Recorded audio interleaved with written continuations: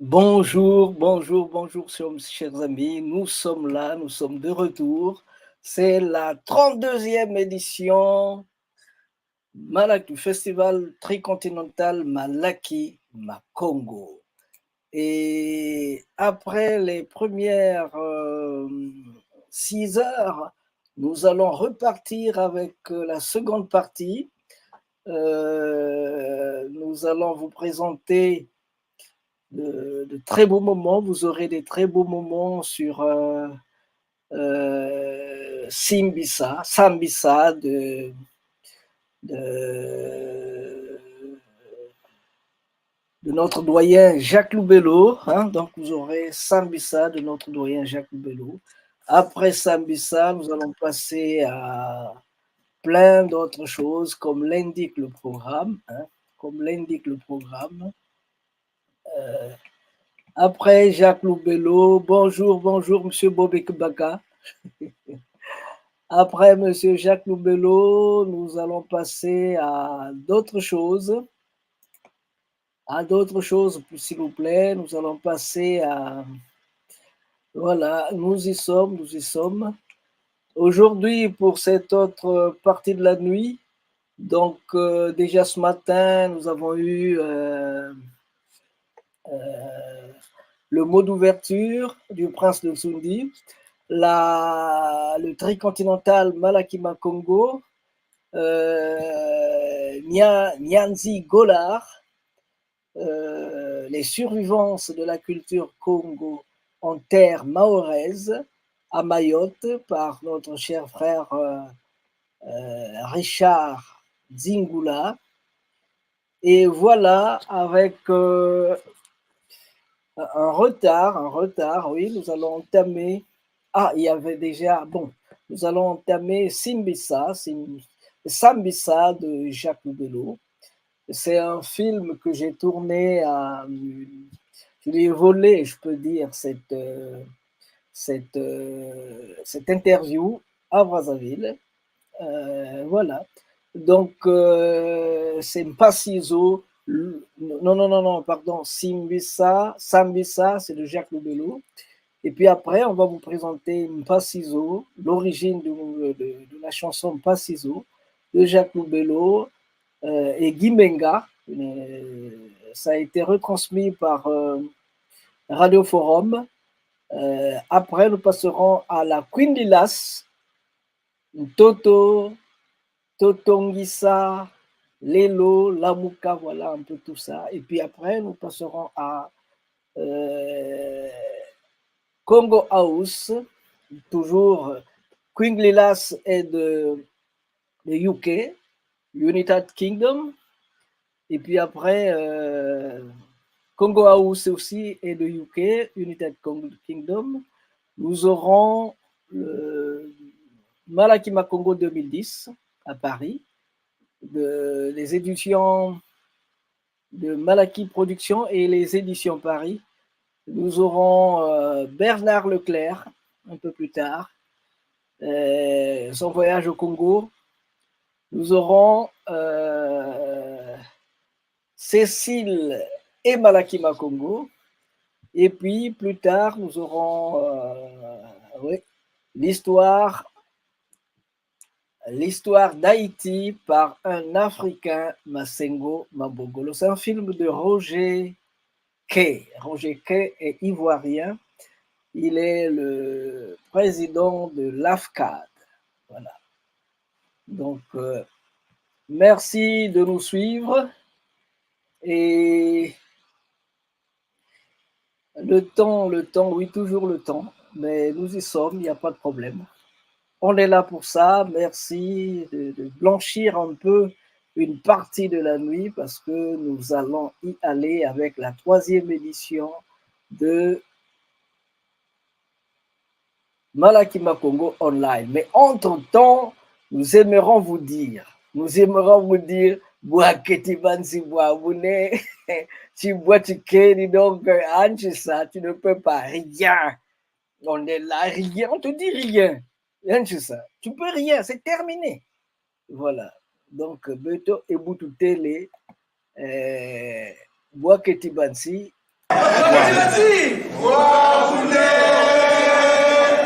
Au Venezuela, on a dit ça plus fort que vous. À Cuba, on a dit ça plus fort que tout le monde. Allez, reprenez là. Pourquoi vous faites comme ça? Bon. Fois ici. Toi qui tu vas dire.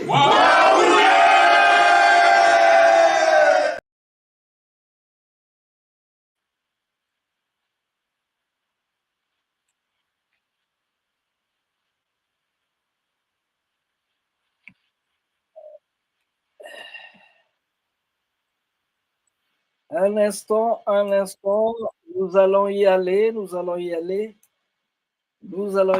s'il vous plaît. Un instant.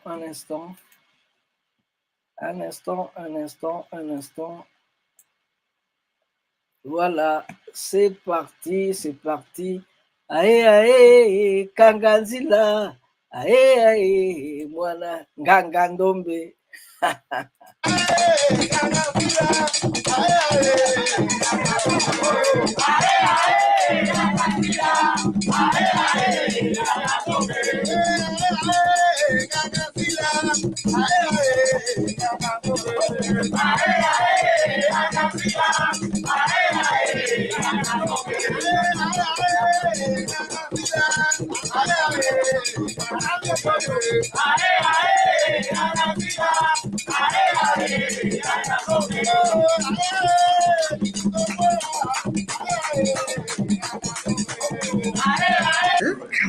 Ambuka ncha zote meno chanda te meno samo onita kuna na babu na ndamu kabuli te ogobantu kabukumburikina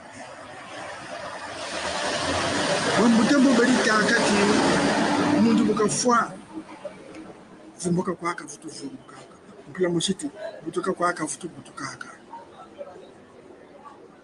meno kuma naba nanta muna kanzebya mwanzi ushuku mpuishila kabirita kumita kumbanza ko ngutaba ape mvula nana navwa za banana matanga mawidi mundeko kwanza mtoyi batola kumbanza kongwe kwanza bushini tsa butecha kabutotela kuna ni bwate butakuziyishi banzenza kento moshina bakala diande kento una nashimi bijiri zuka tetela zaba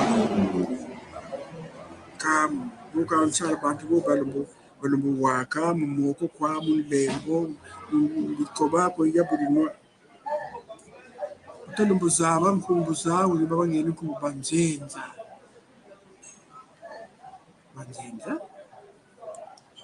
bayukunu tuyukunu nawo takabu tuyukunu nawo mwana unabutuka nunga landa yana muntu ka ufutukuisha walanda kapegere mpaka shati kishike kangu mataba mwana bukuriri ikambe mwana wabishiri atakakwela kanzenza kwandili amwana nabukwelisa akariri mwana nabukwelisa gwe bagimina yali mzenza eka mwana wuna kutumbura babana mayela mawo toko msheke mwana kende bari bwana ne mwana kende tura ukana jimi bata mwana ka kwa bunsuza ka sidi nzenze usa bunsuza ka tajeto samuwambi tu mwana ka tumkweli sawo tatara mwana wuna chani yana ntite yando butiri mwana ndi wallombere akani bene banzenza kwenu mpashe baba kumini osiri tungu bamfumba zonde lemyo fumuterti mbuka luzolo muntu bakutsala boloko babikeni kama bela mwana kuti abutuka ko bela mvula mosi zole tatu ya tano samba ando waba kutele mvula samba no mwana butuka pele machuna yukuta mwana kecho batiri mekambe na chara kutima atikire mumuna wata kutele mvula makumone jifweni bani boshi mbakani bahaka mvula makumone jifweni mwana kecho shibaka fu sana mbini fasukiti tata kuzibuta mwana meso kano wata kuterele mama koko kwelandi nzenza wasatungu tala mpungu kupinini eka mpungu mpeka mputu wako mwana ukula mfula tatu yate alusamu nsambwari nana mwanka shandi bukati shiki changoma mwana ukalonga sangoma mweso kani kashima ngoma njanko erita kirishika kantabu za yerete kwa sambio akento nawo sambisa sambio sambisa akento nawo sambisa babakala nawo sambio batata nawo sambisa akento nawo sambisa sambio sambisa akento nawo sambisa babakala nawo batata nawo sambisa akento nawo sambisa akento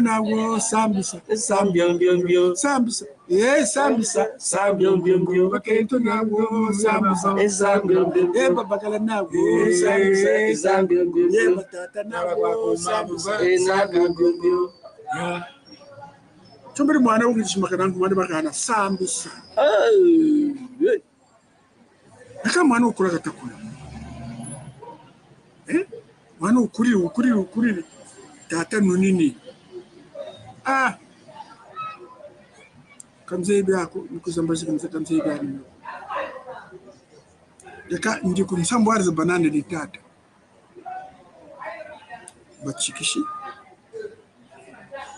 sakaliwaro tete beno mwana umwe walo seko umeshomafa mwana mpeni wukwa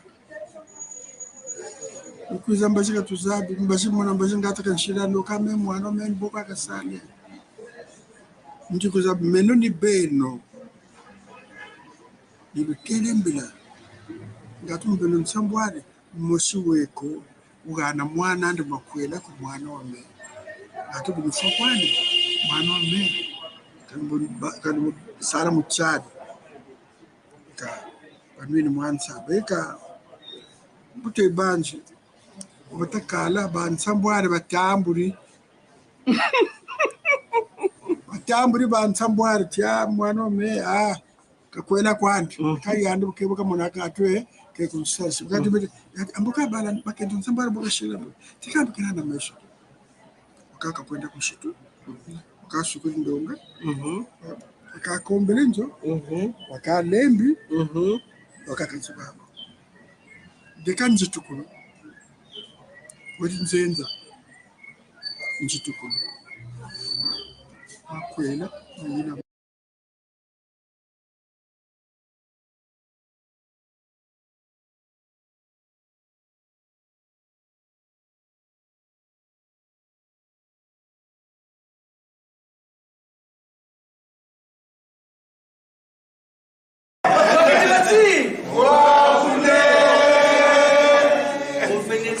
On a dit ça plus fort que vous. À Cuba, on a dit ça plus fort. Tout le monde, hein? Allez, reprenez là. Pourquoi vous faites comme ça? Bon.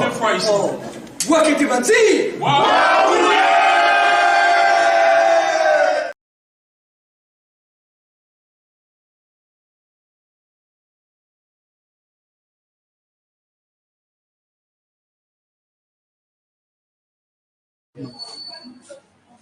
Bidumu bitakuja. Tatara sambisa fuili. Tatara sambisa budi fuili. Ngamba matanga. Kambe sambu kunti tishi mbaka. Tata baka avanka fwa tata bakendi bansambwari beka babakiri mavumo na mavumo. Oh. Bansambwari. Mavumo na mavumo. Kasambisa. Como se buire kasika. Tata banjiki ngwanga se banjiki kasika. Terki hadi kabonje de ngume. Anzo fina ule kote mwana ule. Batari. Ai kasambisa kai ntanta ngwaga vumbuke. Kento ka wele ko mata ko. Asambisa. Sambisa sakatavumbuka. Kikela mponanda. Onzole wele sambisa kataje wele mjoko katavumbuka ko. Abatatu. Wele sambisa katande vumbuka ko. Nzobono kakengi. Bakentu bansambwari. Wele konko ta sambisa katavumbuka ko. Kataje wele mjoko. Bekan mokti di muga kote leke kengi mukati. Matanga mamonso ni. Mene zunga tu mkomte. Sambisa. Kabweka sana. Kakweka yenda. Kelumbu cha uchi kumbanza Kongo kabazaba kako. Kasambisa kweka yende. Akuntela kambu magana kanzeidi yako nchiba kuna gana kambu nsanda we gana baka kumbanza Kongo bashimba kana kinsamucho kochi nalo kuna naba na Kumbanza ko mkango wa ngola kinsamucho no kwacho buni jinga aka nachoneka cho umazuma kaka bantu bakaka matanga bazaba wala tukucha tela muzuri yetu mbuta lojia tela mazuma kaka baba tsone kaka mazuma au baba vuto tsone kaka muzuri betu kela petangu kaka ka kela eshiki mpya Satu sati tabanda rumpampani uzura beto rumpampani lo nilolo kutunata malla bala beto pe nabate kulo beto boba zanguka boba zabati beto pe chima cha baneto ambongo tamuntu ngeta zonza ngano kunkumbuni nani meno biantona Badin Bernard mwana tamasengo mambemba tata batuka mu Kinshasa Samuel Chombe bajoka bibaiza ni tata basengo oza muna kuzisaruche ya ninsaba nikaiza kukombe tidu mchiba kwenda bayura masengo baminugunza abasu kame no mu Jacques wa bitayura nsam nzambo wateti bantu bore baye yiriki meno enseignant donc enseignant ko longese na zakarana yika retraite bobu taba tata ti retraite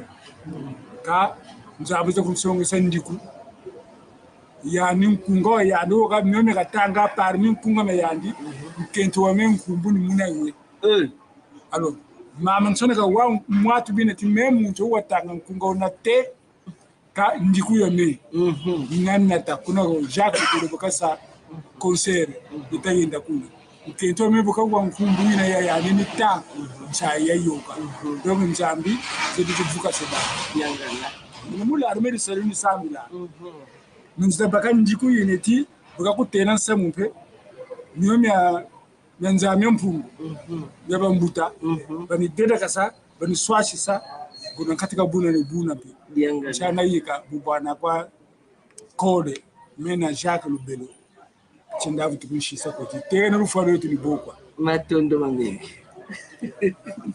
Sambisa, sambisa, sambiombiombi. Makento nawo sambisa, Sambiombiombi. sambisa, sambisa, Sambiombiombi. makento nawo sambisa, Sambiombiombi. babagala nawo sambisa, Sambiombiombi. batata nawo sambisa, Sambiombiombi. sambisa, sambisa, sambiombiombi. Makento nawo sambisa, Sambiombiombi. sambisa, sambisa, Sambiombiombi. makento nawo sambisa, Sambiombiombi. babagala nawo sambisa, Sambiombiombi. batata nawo sambisa, Sambiombiombi. sambisa, sambisa, sambiombiombi. Makento nawo sambisa, Sambiombiombi. sambisa, sambisa, Sambiombiombi. makento nawo sambisa, Sambiombiombi. babagala nawo sambisa, Sambiombiombi. batata nawo sambisa, Sambiombiombi. sambisa, sambisa, sambiombiombi. Makento nawo sambisa, Sambiombiombi. sambisa, sambisa, Sambiombiombi. makento nawo sambisa, Sambiombiombi. babagala nawo sambisa, Sambiombiombi. batata nawo sambisa.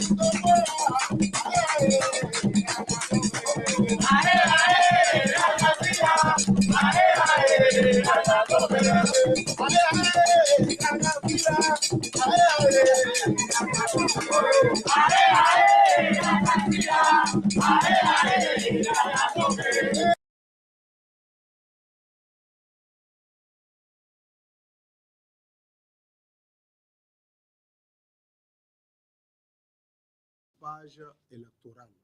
Nous avons foi.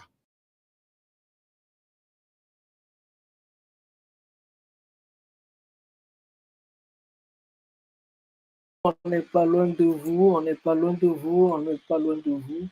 Nous sommes là, nous sommes là, nous sommes là pour vous présenter cette dernière partie de la journée. Nous avons eu Sambisa. Ça nous prendra un peu de temps pour vous redonner la partie de Mpassizo, mais quand même, on essaie de relancer avec Sambisa, s'il vous plaît. On essaie de relancer avec Sambisa en vous donnant la dernière partie de Sambisa, s'il vous plaît. La dernière partie de Sambisa avant de passer à là, Sambisa, avant de passer à Queen Lilias. On y va une fois de plus avec la dernière partie de Sambisa. Ah ouais. Sambisa katavuka zikela mponanda onzole ngwele sambisa katazi wile mjoko katavumbuka ko abatatu ngwele sambisa katandi vumbuka ko nzobono kakengi bakentu bantsambwani wale kongo ta sambisa katavumbuka ko katazi wile mjoko bekani makoti di muga kote leke kengi mukati matanga mamonso ni mele zunga tumukomto Sambisa kabweka sana kakweka yenda kelumbu chaku chikumbanza kongo kabazaba kabo kasambisa kweka yende akuntela kambu umagana kamzeidi yako nchiba kunagana kambu nsanda wegana bakakumbanza kongo bashimba kana kinsamucho katinsamucho kochi meno kuna naba na Mbanza Kongo. mbanza kongo mkango wa ngola katinsamucho kochi muni dingaka nachoneka cho umazuma kaka bantu bakaka batanda baza Wacha tukuchatela muzuri yetu. Mbuta lojatela mumazuma kaka. Baba tsone kaka mumazuma au. Loba vuto tsone kaka muzuri betu. ekwe betu kera petanguza kaka ka kera eshiki Mpya. Satu sati tabanda rumpampani uzura betu rumpampani lo ni lo tunata malla bala betu pe na batekelo betu boba zambuka boba zabati betu pe chima cha banetu Ambombuta muntu ngeta zonza ngano kunkumbuni nani.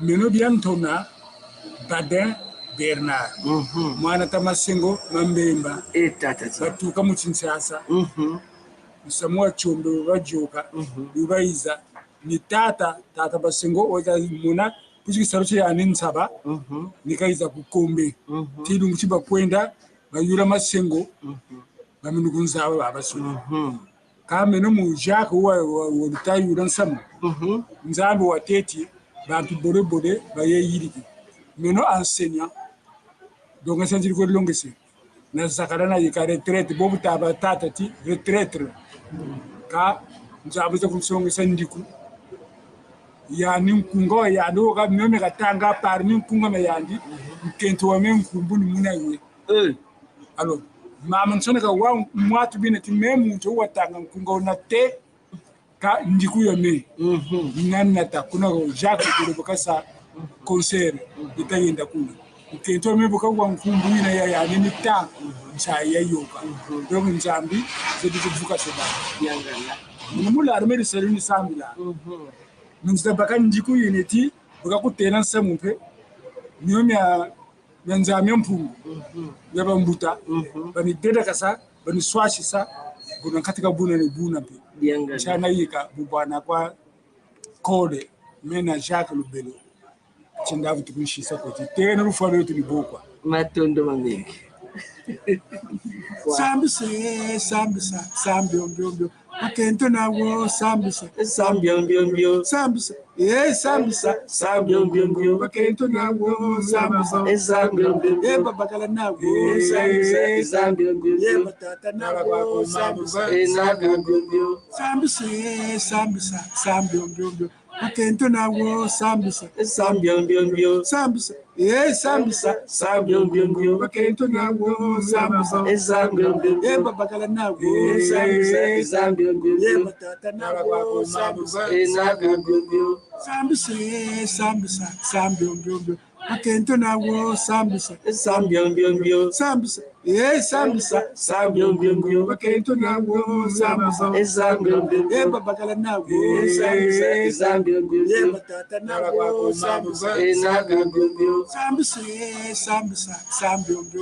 akento nawo sambisa sambisa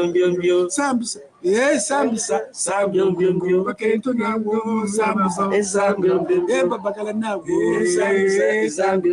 batata nawo sambisa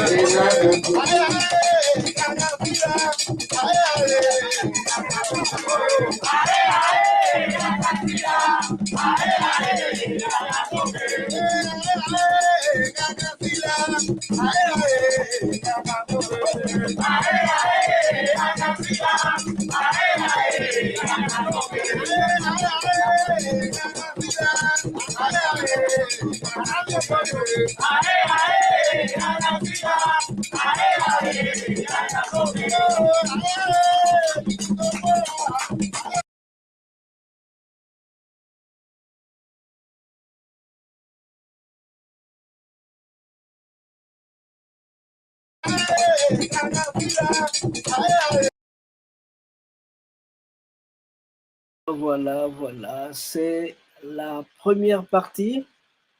C'était donc la première partie de cette nuit, c'était Sambisa. J'ai presque volé cette interview à Jacques Loubello, excusez-moi. J'ai presque volé cette interview à Jacques Loubello. Voilà. Nous allons présenter une autre facette des contes de Jacques Loubello quand il veut plaisanter. Ça, c'est pas un conte, il va nous parler de l'uposomie. L'uposomie, vous allez voir ce que c'est. On va vous en dire deux mots. Sinon, que pour la première vidéo, il avait 8 ans, il était à Mbanza Congo, la capitale du royaume Congo. Et là-bas, on lui avait raconté une histoire d'un certain Sambisa qui était venu, qui ne voyait pas, qui ne parlait pas, mais quand il jouait du tam-tam, il était exceptionnel. Et après, il s'est enfermé dans la maison et plus personne n'a su où est-ce qu'il était parti. Voilà, donc on va passer au deuxième message, le deuxième conte de Jacques Loubello, l'uposomie. Vous allez entendre, s'il vous plaît.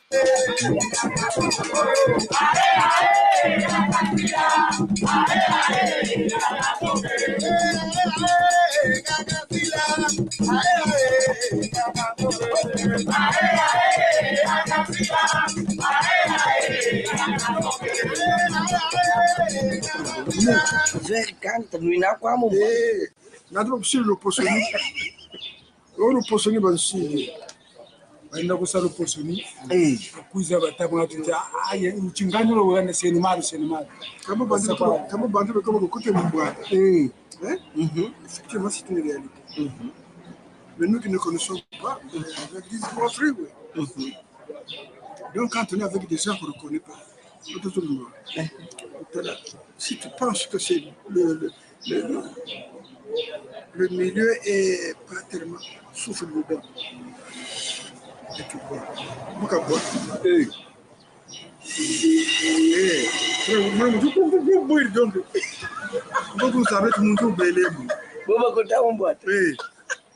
Tu souffles seulement. Et puis. Comment on souffle là, ce moment? Beau quoi. Ça suffit. Des petits trucs de rien. Oui. Et d'autre part, si on vous sert des verres, tu es droitier, avant de boire, tu prends le verre, tu passes à la main gauche, tu bois. Comment? Tu prends le verre si tu es droitier? Tu prends le verre, oui. Tu passes à la main gauche, oui. Et tu bois. C'est-à-dire pourquoi? Quel que soit le poison qu'il y a dedans, le passage de la main droite à la main gauche est limite. J'ai appris ça chez les Asiatiques. Quand j'ai appris à être un thérapeute en bioénergie. Oui, tu ne me l'as jamais dit. Et Kubuka Bukambe? Non.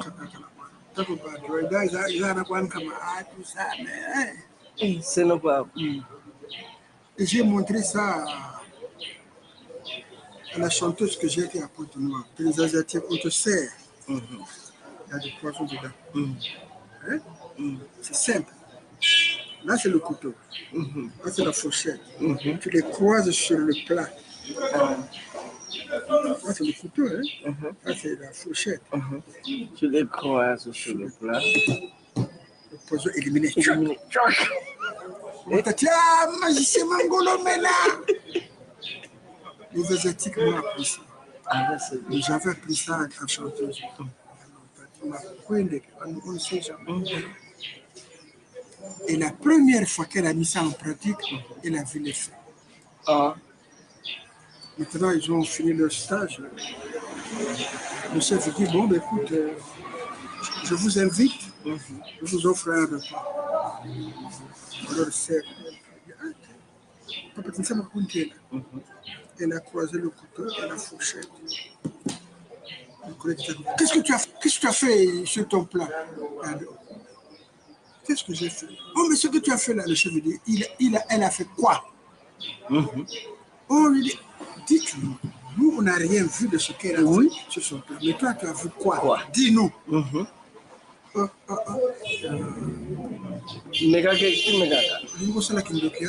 Et après, c'est moi qui vous invite, moi, votre chef responsable. Allez, tu me tournes le dos contre le mur. Regarde, contre le mur. Et il a mangé. Le visage tourné au mur.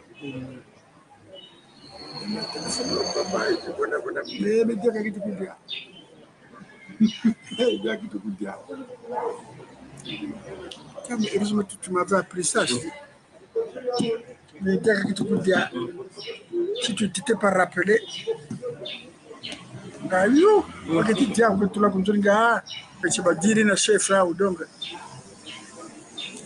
c'est le petit truc. Ça, souvent, je ne dis pas. Parce que je veux paraître de ridicule. Non. Ou bien, quelquefois, le plat est là. Hein. Le couteau, la fourchette. Tu fais les mains comme ça. Mais le mot de passe, pense à ceux qui n'ont pas mangé. Le plat est là. Tu te dis, ah, il y a des gens qui n'ont pas mangé. C'est tout. Non, c'est la prière. Pense seulement à ceux qui n'ont pas mangé. C'est tout. Moi, actuellement, je mange. Avant de manger. Moi, actuellement, je veux manger. Il y a ceux qui n'ont pas mangé. Oui. Donc, je pense à... Tu penses seulement à ça. Avant de prendre, prendre la fourchette, tu fais seulement comme ça. Et en 3 secondes, tu penses à ceux qui n'ont pas mangé. En 3 secondes, oui. Oui. Pensez à ceux qui n'ont pas mangé. S'il y avait le poison dedans, 0. Ah, bah, tout le monde, poison est mon angolo.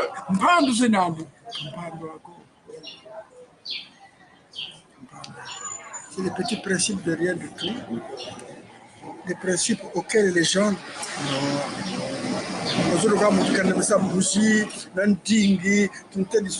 C'est des. Comme font les prêtres à l'église. Non.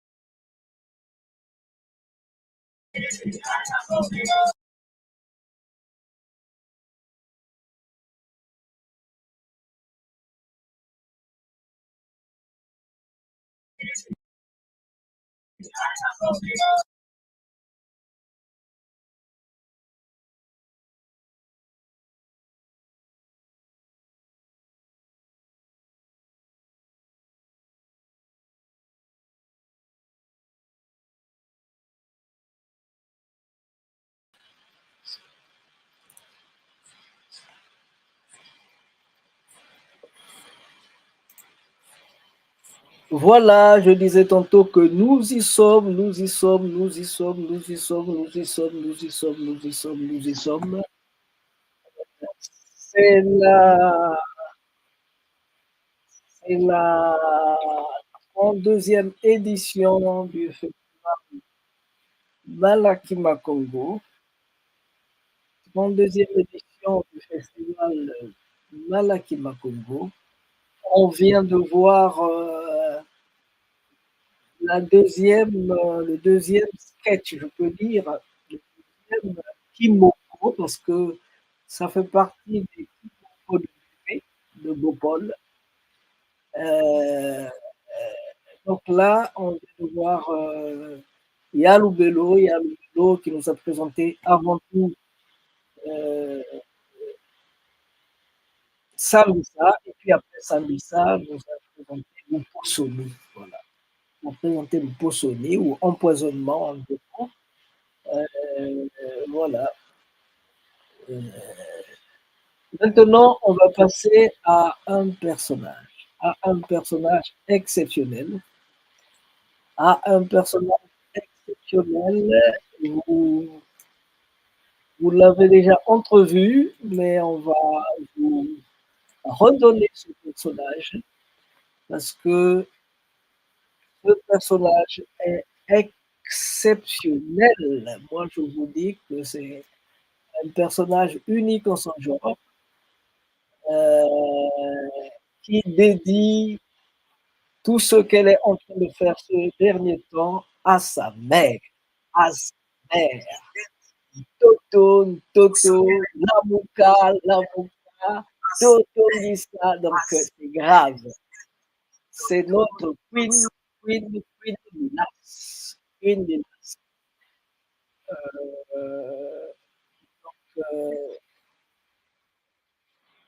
Notre Queen Lilas, s'il vous plaît, notre Queen Lilas.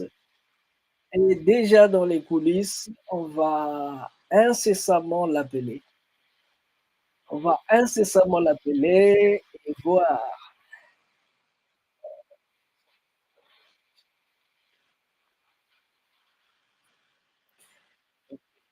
Voilà. Excusez-moi, j'avais des petits problèmes techniques à mettre au point. Alors, elle est là, Queen Lilas? Non, je ne la vois pas, Queen Lilas. Par où est-elle passée, Queen Lilas? Je sais qu'elle a la gorge fait mal, mais il n'y a pas seulement que la gorge qui peut parler. Au-delà de la gorge, plein de choses elle peut communiquer avec beaucoup d'autres choses, notre très chère Queen Lilas.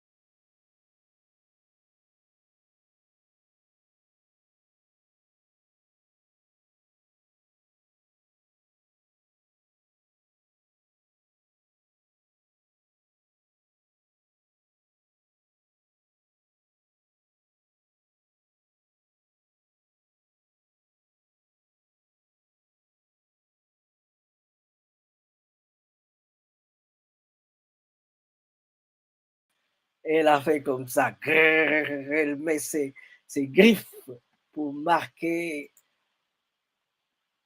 ce qu'elle est, ce qu'elle veut être, ce qu'elle désire. On va écouter Queen Lilas.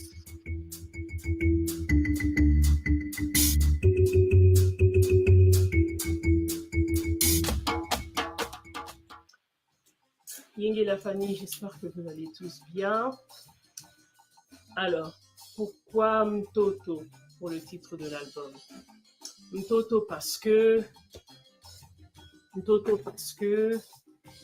veut dire en Kikongo la terre. Donc la terre, quand on parle la terre mère, la maman. Donc le retour. Donc c'est vraiment ça le concept de l'album, c'est le retour. Et j'ai choisi ce titre-là en Kikongo et c'est ce titre-là aussi parce que ma maman était Mukongo et puis je dédie tout l'album à ma mère. Vous verrez qu'il y a une chanson, c'est pour que j'ai... Même femme, je l'ai écrite pour ma mère. Donc l'inspiration de cet album, c'est ma maman. Et ma maman que j'ai perdue il y a 3 ans. Et voilà quoi, j'ai voulu lui dédier cet album. Je me suis construit mon petit studio à la maison et j'ai tout fait à la maison. Et même mes voix, la production de mes voix, c'est moi qui ai tout fait à la maison toute seule. Bon, c'est bien d'enregistrer quand il y a un ingénieur et tout ça, mais des fois, je suis un peu mal à l'aise quand il y a du monde en studio avec moi, surtout pour mes voix. Mais alors là, comment j'ai enregistré cet album, je me suis lâchée parce que j'étais seule. C'est vraiment, je m'étais enfermée, c'est vraiment je suis rentrée dans mon monde, j'ai pu explorer ma voix, mais quand il y a du monde autour de toi, c'est un peu plus difficile. Bon déjà, moi, je compose et je joue du clavier, de l'instrument depuis que je suis très, très jeune. Mais c'est que maintenant que j'ai pris vraiment ce courage de programmer. Je programme aussi sur les logiciels de musique depuis longtemps, depuis très jeune. Mais c'est vraiment maintenant que j'ai décidé à le faire. Et comme j'expliquais avant, en fait, le déclic, ça a été le décès de ma maman. Je me suis dit, bah, écoute, la vie, elle est courte. Je ne sais pas combien de temps il me reste sur cette terre. Il faut que j'avance, il faut que je fasse ce que je suis appelée à faire. Il faut que j'arrête d'avoir peur, de jouer du clavier sur scène, de composer mes propres chansons, d'arranger mes propres chansons. Et en fait, voilà ce que j'ai fait depuis ma grossesse. Donc pendant ma grossesse, donc j'ai commencé à programmer mes chansons, à écrire, à composer. Et puis, comme je ne voulais pas vraiment sortir de la maison en étant enceinte, c'est une grossesse que voilà, pour moi, être enceinte, c'est quelque chose que tu gardes pour toi-même. Et je ne voulais pas vraiment m'exposer à l'extérieur et tout ça. Et donc, j'ai travaillé, grâce à la notre technologie d'aujourd'hui, j'ai pu envoyer mes chansons à des guitaristes, bassistes, drummers, avec mes idées. Et puis voilà, ils ont fait le truc et puis ils m'ont renvoyé le tout. J'ai tout réarrangé et j'ai envoyé à une autre équipe pour mixer et masteriser.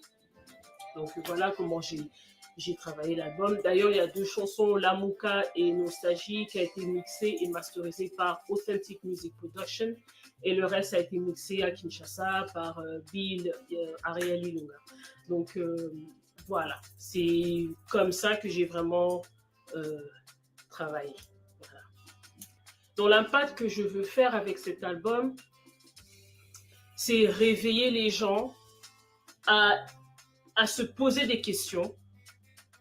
C'est pas parce qu'on est né dans un certain milieu qu'il faut seulement rester dans ça. Donc, il faut un peu s'ouvrir un petit peu, se poser des questions. Parce que nous, nos parents nous ont élevés vraiment comme ça, à ne pas accepter les choses juste facilement comme ça, à se poser des questions. Donc déjà, à se poser des questions.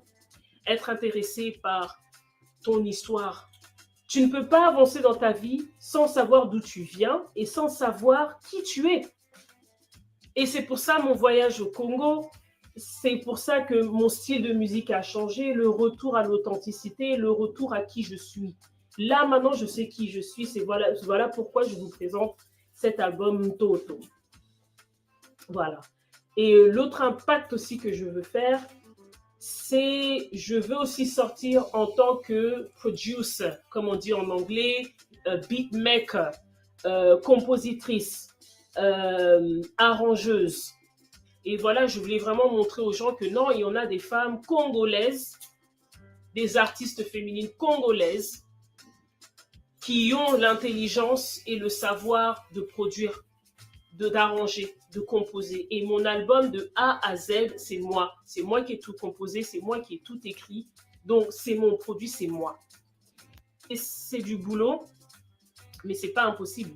C'est pas parce que c'est dur qu'il y a du boulot que ce n'est pas possible à faire. La preuve en est que je l'ai fait. Et je continuerai à le faire. Ça ne m'empêche pas de travailler avec d'autres arrangeurs, d'autres compositeurs. Non. Mais cet album, j'ai vraiment voulu que ce soit Queen Lila, ce soit vraiment moi. Que vous découvriez vraiment mon univers à moi. C'est moi qui vous emmène dans mon univers. Et voilà, donc c'est vraiment ça, Ntoto. C'est ça. Je suis super excitée et super contente de partager cet album. Vous avez une partie de moi avec vous. Et mon album, c'est vraiment ça.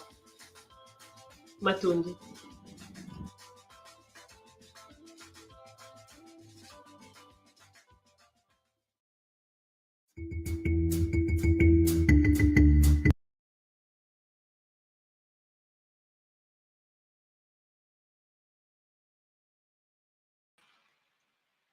Chers amis, vous l'avez entendu, notre chère Queen Lilas. Elle a dit, maintenant vous avez une partie de moi en vous. Travaillons ensemble, donnons-nous la main pour aller de l'avant. C'est ce que vient de nous dire notre chère Queen Lilas. Entre-temps, s'il vous plaît, nous sommes bien. C'était notre cher, nous sommes bien à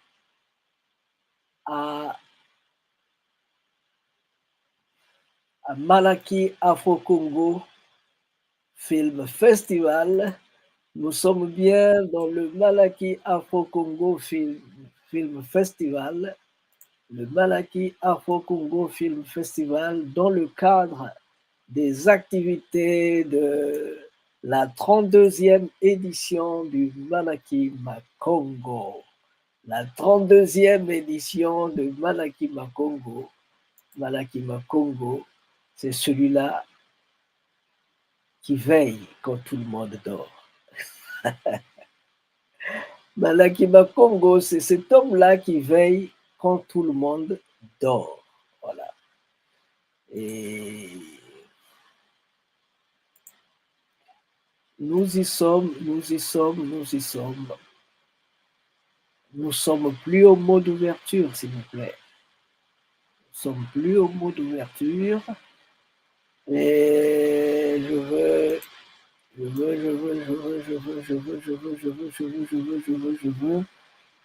suis là. On est en train de mettre les choses en place pour passer à la seconde chose. La seconde chose, vous ne la connaissez peut-être pas. La seconde chose, c'est bien. La seconde chose, c'est Congo House. Congo House, on ne peut pas parler de Queen Lilas sans parler de Congo House. Congo House, c'est Manikanga. Manikanga, l'homme à tout faire. L'homme à tout faire, Manikanga. C'est le queen des queens. Hein? C'est le king des kings, Manikanga. Bon, voilà. Parce que lui, il a créé, à Birmingham, il a créé une maison pour donner la paix à l'Afrique.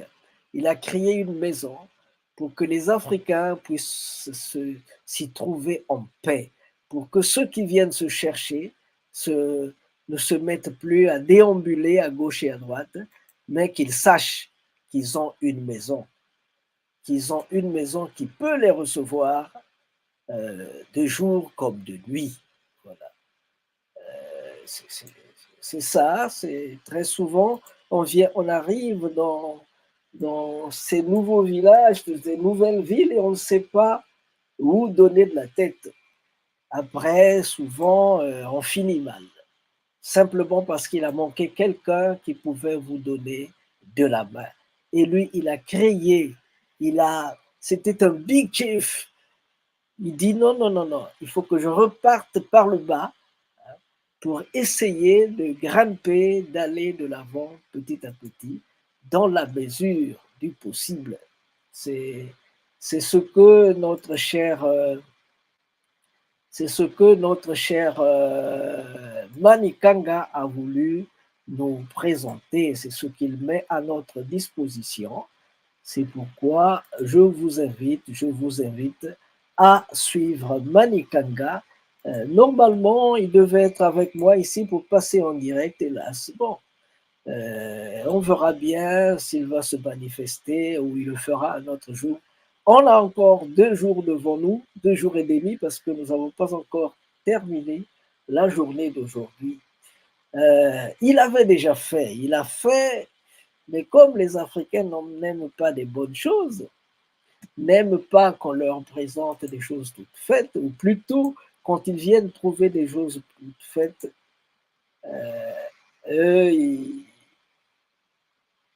ce qui leur plaît, c'est de prendre. Au lieu de participer, ils veulent juste prendre. Bon, ok, pas de problème. Manikanga est là pour donner la main à tous ceux qui veulent avancer, tous ceux qui veulent faire quelque chose. Manikanga est là pour cela. Donc, excusez-moi, voilà. Okay.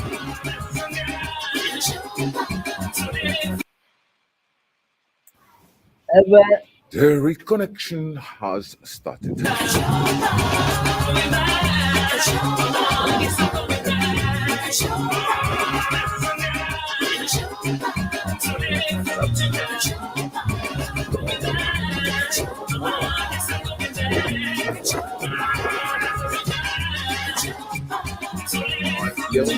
The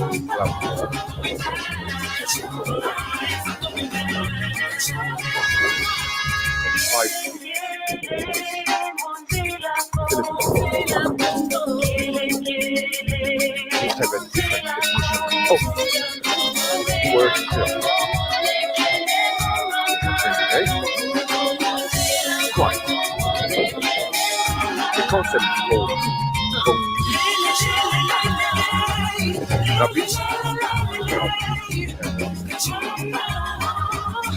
have more experience and the appropriate verb to explain what Mbongi is.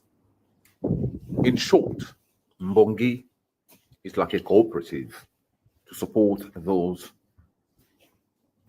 who are in difficulty, but also an opportunity to share the blessing of the day, the week, the month, or the season. What you see here, it's our blessing. We decided instead of buying expensive clothes or cars or other assets, we will invest in this little space.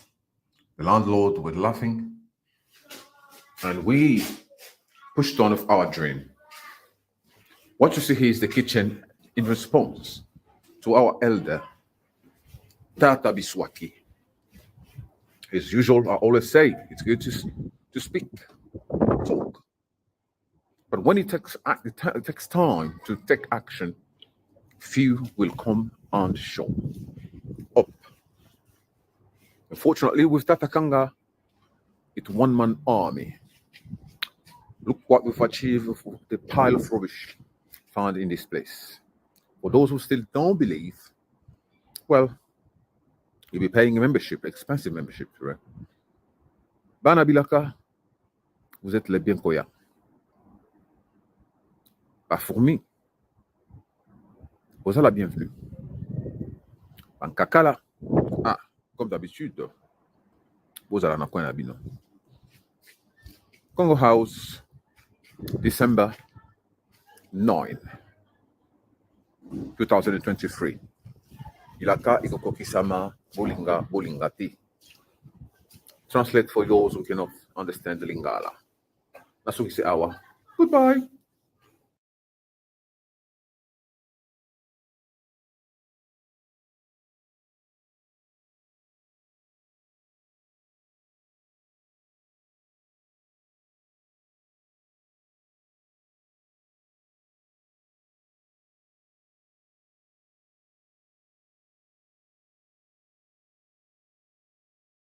C'est parler de la Queen des Queens. Vous avez donc vu le travail qui est en train de se faire à Birmingham, le travail qui est en train de se faire à Birmingham, et là-bas, s'il vous plaît, comme je disais tantôt, à Birmingham, il y a du travail qui se fait, il y a du travail qui est en train de se faire. Les Banabilaka ne dorment pas, ils sont en mouvement. C'est curieux, nous sommes comme des gens comme si avant nous, il n'y avait personne. Comme si avant nous, il n'y avait personne. Et curieux. Comme si vraiment avant nous, c'était un désert. Et je ne sais pas ce que nous avons laissé après nous, mais déjà ici, Manikanga, le King des Kings, est en train de vous dire que les choses sont en train d'aller dans le bon sens. Voilà. Les choses vont dans le bon sens et comment on l'appelle la Queen des Queens. La Queen des Queens.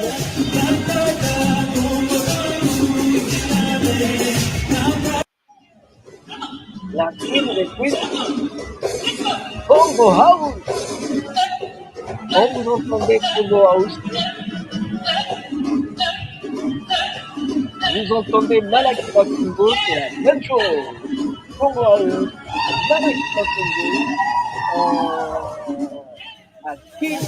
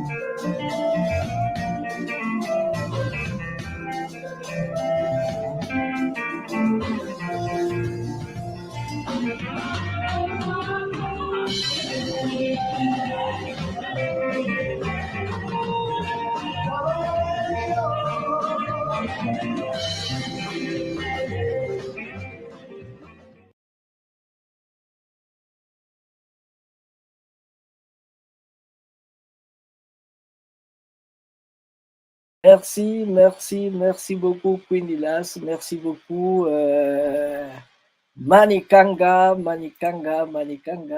Félicitations pour tout le travail qui est en train de se faire à UK. Hein. Félicitations pour tout ce travail qui se fait à UK.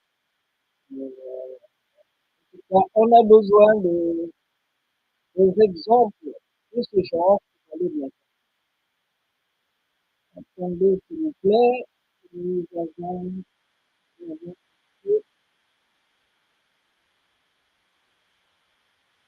attention.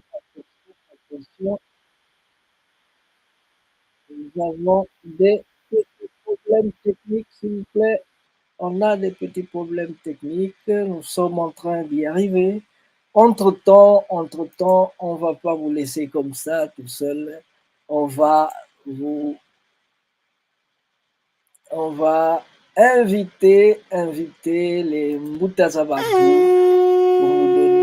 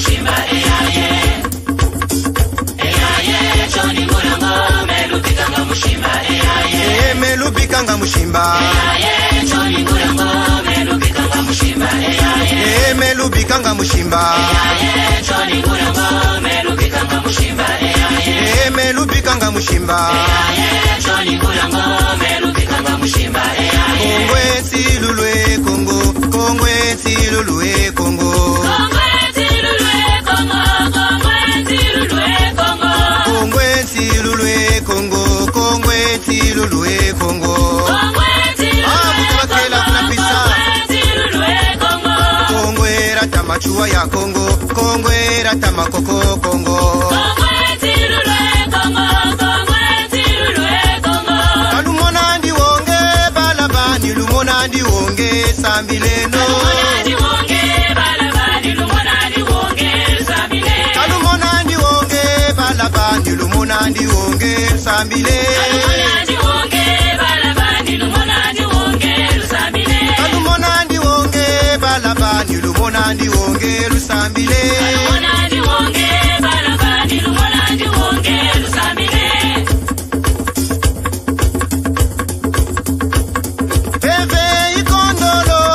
tata mumasese ikwetombe bunsana bebe ikondolo tata mumasese ikwetombe bunsana bebe ikondolo tata mumasese ikwetombe bunsana bebe ikondolo tata mumasese ikwetombe bunsana bebe ikondolo tata mumasese ikwetombe bunsana bebe ikondolo tata mumasese ikwetombe bunsana bebe ikondolo tata mumasese ikwetombe bunsana Bunsana, Bijilube Bunsana, Balabani, Balabani, Twenjenwe, Jatenwe, Twenjenwe, Mekana Sale, Muzila Banzao,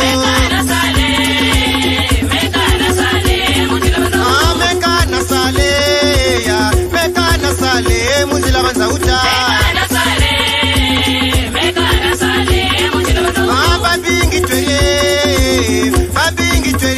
Bamana kwenda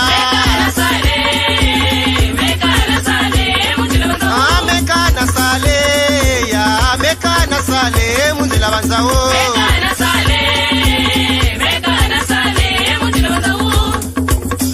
tata lupasa tata lek tata chobagana tata bat na kinkala ya bat kipulu bika pele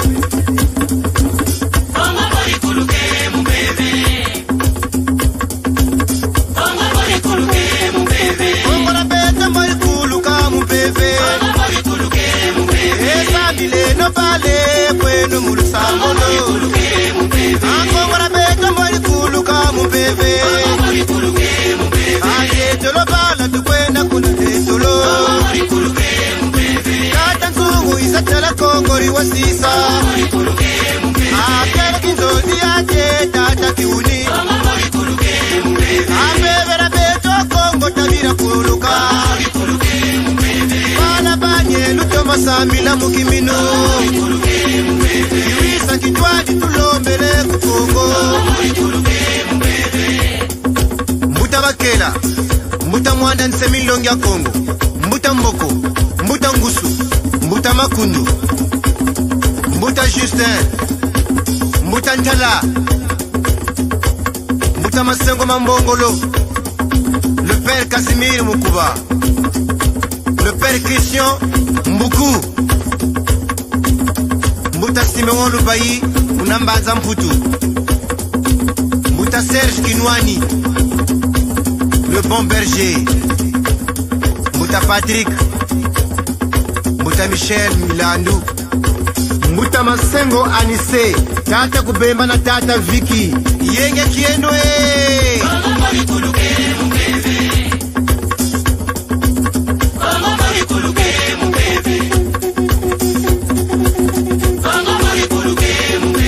Mbuta Makanga kuna Mbanza Mputu Tata Badia na Tata Kevin Tata Ntunta Tata Kabira Mutsompa Jean-Lip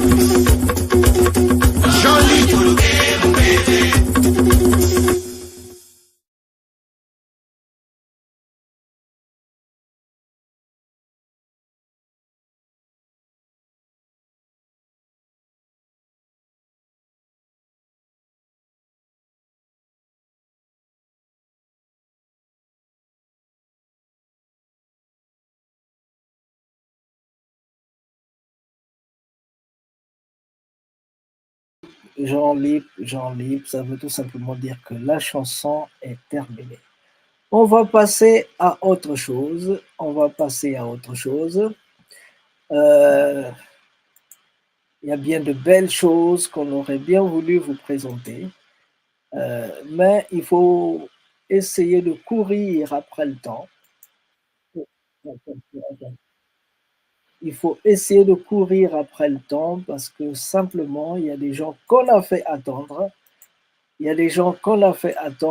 Et ces gens-là qu'on a fait attendre sont fatigués de nous attendre. Ils veulent passer à la vitesse supérieure. Ils veulent passer à la vitesse supérieure. Et cette vitesse supérieure, s'il vous plaît, c'est celle qu'on va vous présenter maintenant. On aura juste quelques minutes, quelques 2 minutes,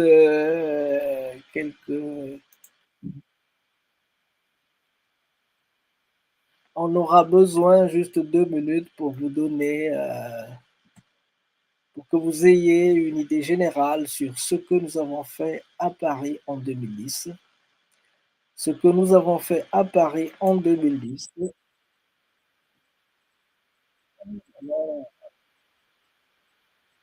Kani, Yanzungu, Kakowe, Yanzungu, Yanzungu. Excusez-nous, nous sommes en train de mettre de l'ordre. Nous sommes en train de mettre de l'ordre pour vous donner du Nzongo Sol. Yanzungu, Yanzungu, Yanzungu wasemo. Yanji wati semo kina kwandi, wasemo kwandi wena.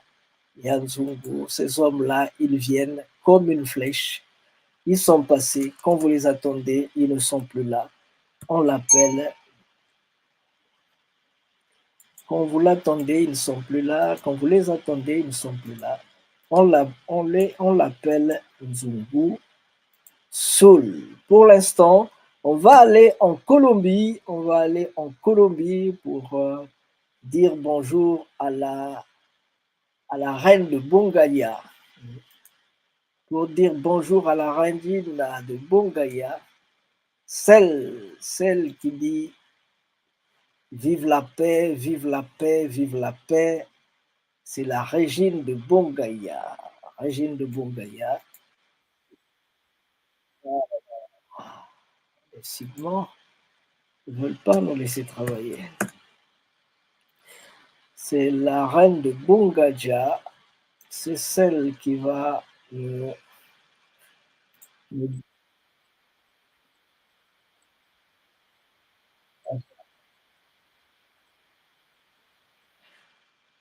y a interférence, Chacun veut dire son mot, il y a interférence, chacun veut dire son mot. Et au milieu de tout ça, des fois, on ne sait plus par où donner de la tête. Nous sommes obligés d'arrêter de ce côté-ci pour vous présenter quelque chose d'autre que nous avions déjà dans les coulisses, dans notre loge.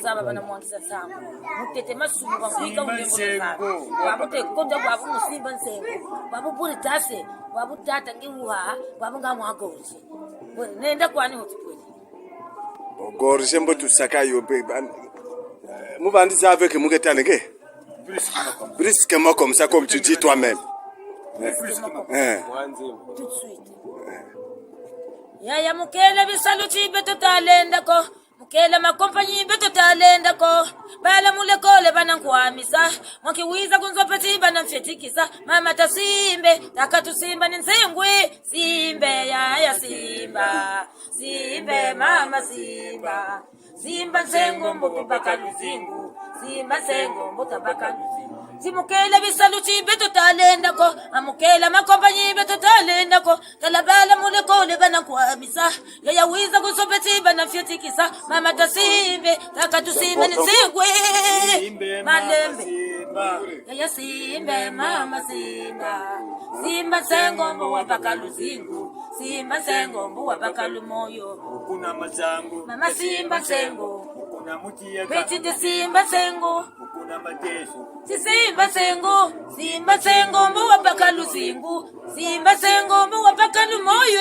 simbe mama simba mama simbe mama simba simba sengo mbo wapaka luzingu simba sengombo wapaka lusingwe kila makompani eya na bisalume ndeko iboyo kana malembe tekisaluke to amatasimbe takatusimba ni waluke simbe mama simba simbe la tite simba mwake simba sengombo wapakalumo simba sengombo wapakalu zingwe Simba mukunge Simba wona kekete tamutumbi Simba wona hinini Simba wona kekete mama Simba wona hinini c'est tout makini nangongo naka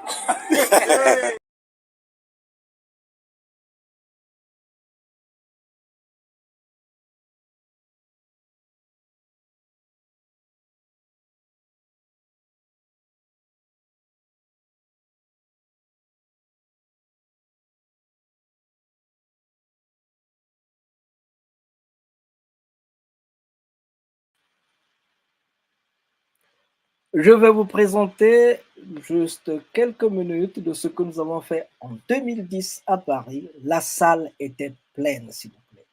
La salle était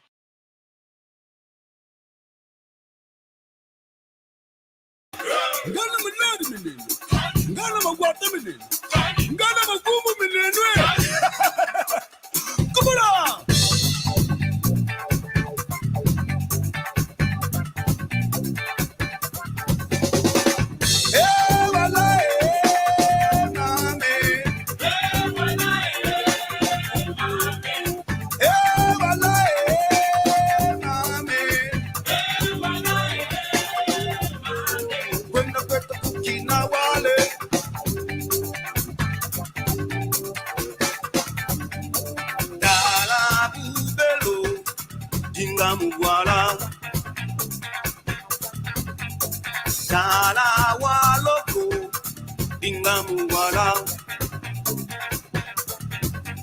Sala walunga zibita kondo Ambisi ya bola kwa yekudolo kolo Shadia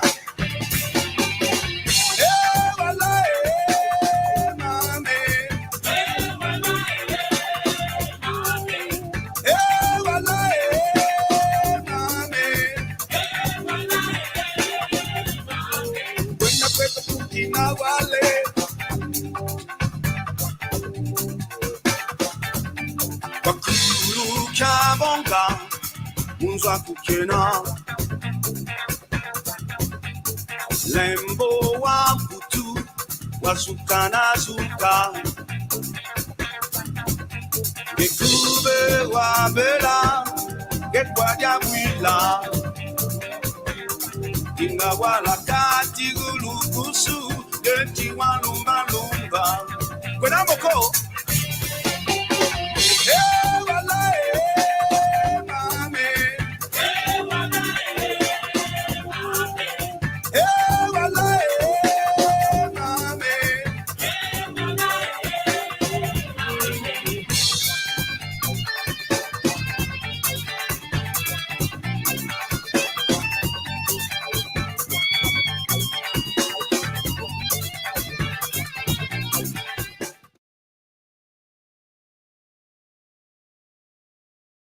Basta ascoltare chi ti dice compra merce.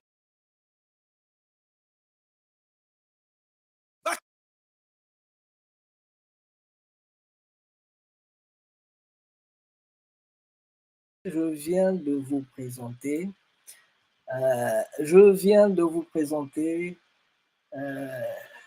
2 minutes 28 secondes de ce que nous avons fait à Paris en 2010.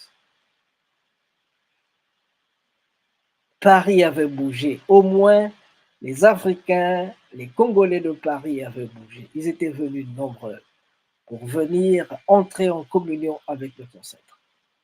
Ils étaient là tous. Gabriel Kinsa, Mawawa Makiese, Nzungu Sul, Yus Banda, ils étaient là tous.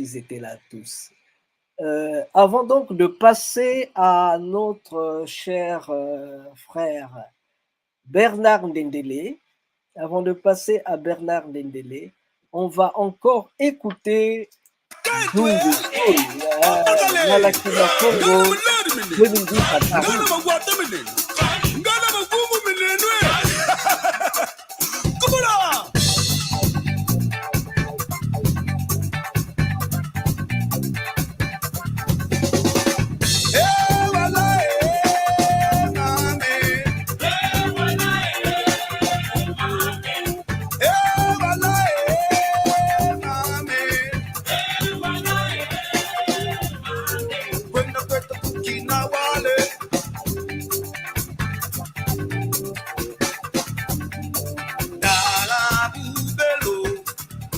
dinga mugwala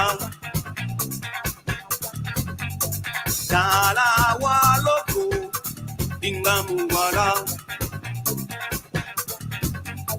Tala walunga zibita kondo Ambisi ya bola kwa yekudo lokolo Chadia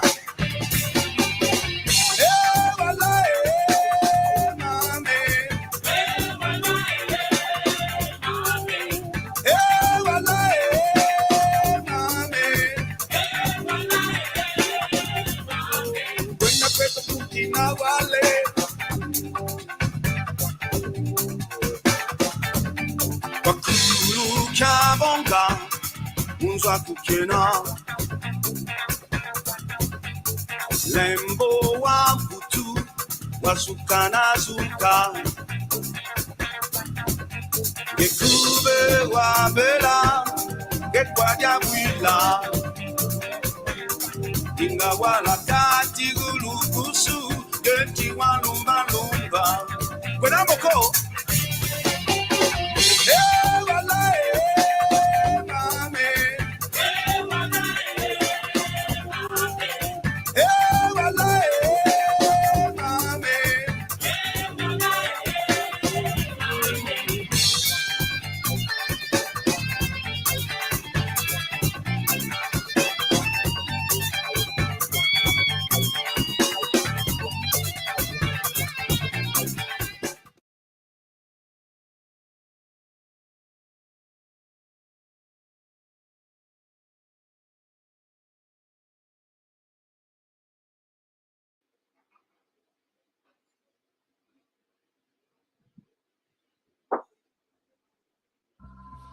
Recommence.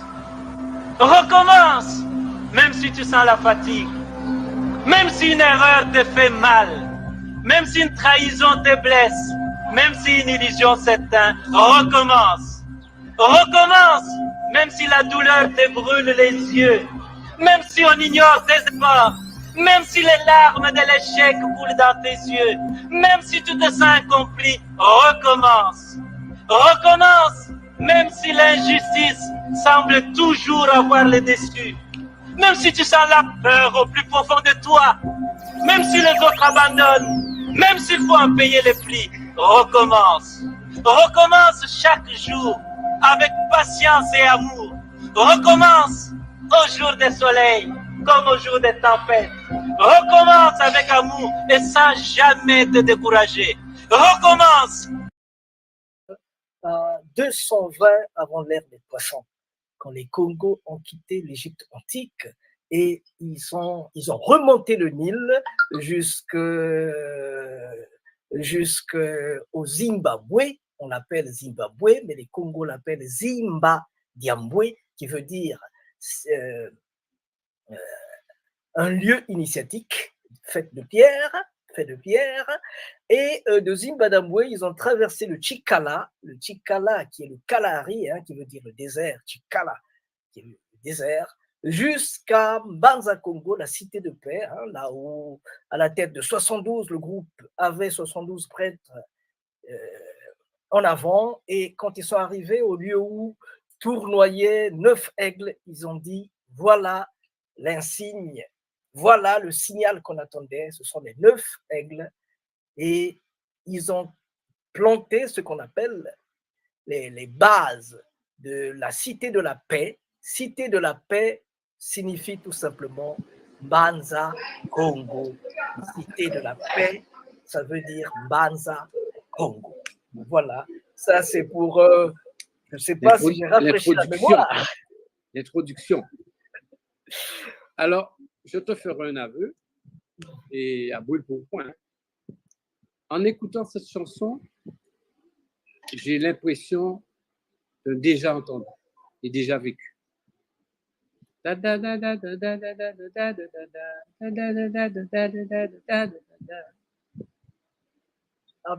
J'ai l'impression de ne pas découvrir quelque chose et d'avoir entendu ça quelque part dans une vie.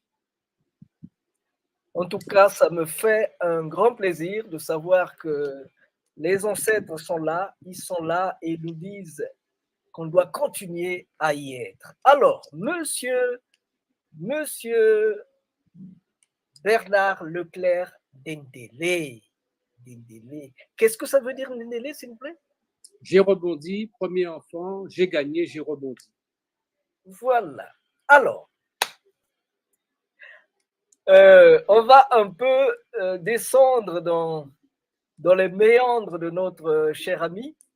Nous allons faire défiler quelques images et vous allez nous donner des explications à propos. Avec plaisir. Ah, ça c'est le tout le monde. C'est ma mère. Là. Ah. Ouais. Et comment elle s'appelle? Bernadette, et moi je m'appelle Bernard. Et beau, je te ferai encore un aveu. Oui. Ma mère, donc, qui s'est mise très jeune avec Blanc, parce que c'était quelque chose aussi de rarissime. Le nom Leclerc, évidemment, c'est français. Et ça ne se faisait pas du tout que des Blancs épousent une négresse. Ils faisaient des enfants, certes, avec des négresses, mais n'épousaient pas. Alors, mon père, donc, en tant que Blanc, s'est mis donc avec ma maman. Et je suis donc le 7e enfant de cette dame. Et donc, quand elle s'est mariée, elle était enceinte de moi. Et donc, en 58, et je suis né en 59. Donc, je suis le premier enfant né Leclerc, n'ayant pas porté dans de lait, alors que tous les autres ont porté dans de lait. Et elle s'appelle Bernadette, et moi, je m'appelle Bernard. Je suis le 7e enfant. Toi qui as fait de la numérologie, toi qui as fait l'Égypte, le chiffre 7, tu sais très bien que c'est le chiffre, je dirais, de l'excellence, au-delà du 666, qui signifie bien des choses que nous n'allons pas définir ici, mais le 7, c'est le chiffre divin par excellence et de la protection divine. Donc, je suis le 7e enfant et je suis celui aujourd'hui qui réconcilie l'Afrique avec la Guadeloupe, avec la famille et qui me suis réapproprié donc, le patronyme Ndendélé de ma mère parce qu'elle est directement issue de Congolais sortis sous contrat de travail en 1890, arrivés à Marie-Galante, à une période post-esclavagiste où il fallait quand même aller retourner chercher des nègres pour faire le travail de couper de la canne et il fallait aller à Loango pour demander à 6 000 Congolais de venir, 12 000 en Martinique et 10 000 en Guadeloupe. Et à Marie-Galante, où est arrivé donc Loazi et Joseph Ndendélé, donc ils se sont donc établis à Marie-Galante, on leur a donné l'open terre où ils ont travaillé la canne et ils ont eu des enfants. Et mon grand-père direct, c'est Louis Ndendélé, donc les parents décédés. Il reste Louis, donc le père de ma mère, qui aura 32 enfants. Je répète, 32 enfants avec 4 femmes différentes sous le même champ. Et ma mère, c'est le dernier bout de boyau, le dernier enfant né de ce Congolais, donc arrivé donc, à Marie-Galante, en ligne directe. Et c'est donc en 59 que ma mère va se marier à M. Leclerc. Et moi, je vais naître en 59. Ah. Et voilà mon père, exactement. Un révolutionnaire en la matière, parce que au-delà, je dirais, de tous ces amis blancs de l'époque, parce qu'il était contremaître d'usine, il a été mis en quarantaine, ce blanc, ce vieux blanc, comme on dit, parce qu'il avait osé faire des enfants avec une négresse, mais en plus, il avait osé épouser, donner le nom. Et quand il a eu des enfants avec la négresse, les autres blancs de l'époque lui ont dit Leclerc, parce qu'on appelait les blancs par leur nom de famille, tu es en train de salir la race, en train de proférer, de faire des enfants avec une négresse qui seront à même demain peut-être de charroyer, c'est-à-dire de transporter des caisses sur les quais et qui seront peut-être des bonariens. Eh bien, la vie, la force maîtresse et divine a prouvé le contraire. Et voilà donc cette femme, cette maîtresse femme, donc ma mère qui a eu 8 enfants, à genoux à l'africaine, n'a jamais mis les pieds en Afrique, mais qui a toujours, je dirais, et de manière ésotérique et de manière viscérale, prôné son africanité, mais avec un universalisme, puisqu'elle a épousé un blanc et qui a, ma foi, mon père n'a jamais eu un regard de racisme ou de méchanceté vis-à-vis de nous. C'est quelqu'un qui avait un grand cœur, ce qui fait que l'homme est l'homme par essence bon, mais c'est vrai qu'il y a beaucoup de cons, peut-être même trop de cons.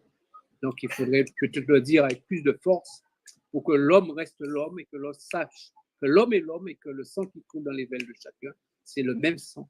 Nous avons le même maître qui est Dieu en Christ et que nous devons respecter ce souffle divin que Dieu nous a donné en nous respectant nous-mêmes, en sachant que nous sommes tous des bipèdes vaniteux et que nous devons donc avoir une fraternité universelle entre nous. Le jour où l'humanité comprendra ça, l'homme aura fait un grand pas. Et malheureusement, on en est encore très loin de cette sagesse, de cette quintessence divine. Et je dirais malheur à tous ceux qui n'ont rien compris, parce que c'est vrai qu'ils seront châtiés par Dieu. Dieu n'admettra pas autour de lui ceux qui n'ont pas compris que l'homme était un grand homme avec un grand H. On continue. Ah, ben ça c'est ma photo quand j'étais un petit garçon. Avec quel âge là? C'était le jour de ma première communion. Voilà, beau petit garçon, voilà, fait avec beaucoup d'amour. J'ai eu beaucoup de chance. J'ai eu un père aimant, affectueux, ma mère pareil. Ce que je souhaite à tout individu, d'avoir une jeunesse, une enfance, une petite enfance pleine d'amour. Je dirais que c'est l'homme qui m'a guéri, les relations humaines, parce que l'imbécilité me supporte. Je dirais l'autoritarisme, le manque de tolérance, tout ce qui est inintelligent, inhumain, tout ce qui est de la catégorie de l'animalité pure, je dirais même primaire, primate. Ça me débecte, comme on dit. Et je pense qu'il est temps que certains sortent de la caverne. Certains sont devenus des bipèdes, mais ils sont encore à quatre pattes réellement. Ils n'ont rien compris à la vie. Et il serait temps, justement, peut-être qu'une loi divine puisse venir nous nettoyer cette terre par, je dirais, un ramassis d'individus qui, malheureusement, qui n'ont rien compris à la vie, qui n'ont rien compris à l'humanité. Et moi, je pense que c'est important pour nous de porter cette part d'humanité, d'affection collective l'un vis-à-vis de l'autre, afin que chacun puisse manger à sa faim et que le monde soit monde, à l'image, je dirais, de l'éternel. Alors, on aimerait savoir quel genre d'activité Monsieur Leclerc faisait en Guadeloupe. Alors, mon père a été donc contremaître d'usine et donc il a travaillé, donc bien sûr, je dirais, il connaissait très bien le domaine de la canne et tout. Et quand il a connu donc ma maman et tout, il est devenu commerçant. Ma mère avait un petit commerce, donc il est venu, il a grandi. Et mes parents donc sont nés dans une boutique, donc la relation humaine avec beaucoup de fraternité avec les gens. Les gens qui travaillaient à la maison, c'était pratiquement des grandes sœurs, des grands frères. Quand ces gens-là se mariaient, ils avaient droit à un lopin de terre, ils avaient droit à une prise en charge générale de mes parents sur le mariage. C'est des gens qu'on respectait. C'était pas des bonnes ou des servantes ou des trucs comme ça. J'ai eu une enfance avec des parents commerçants, je dirais, une enfance heureuse. Mes parents étaient profondément croyants. Je revois encore mon père en train de trembler, en train de parler. Pas de réciter un autre père archaïque et spontané, mais en train de parler avec Dieu parce que c'est quelqu'un qui avait une peur de Dieu et qui une foi aussi en Dieu, parce que qui ne craint pas Dieu, n'a pas peur de Dieu, n'a pas peur de la justice divine, ne peut pas être un être de sagesse.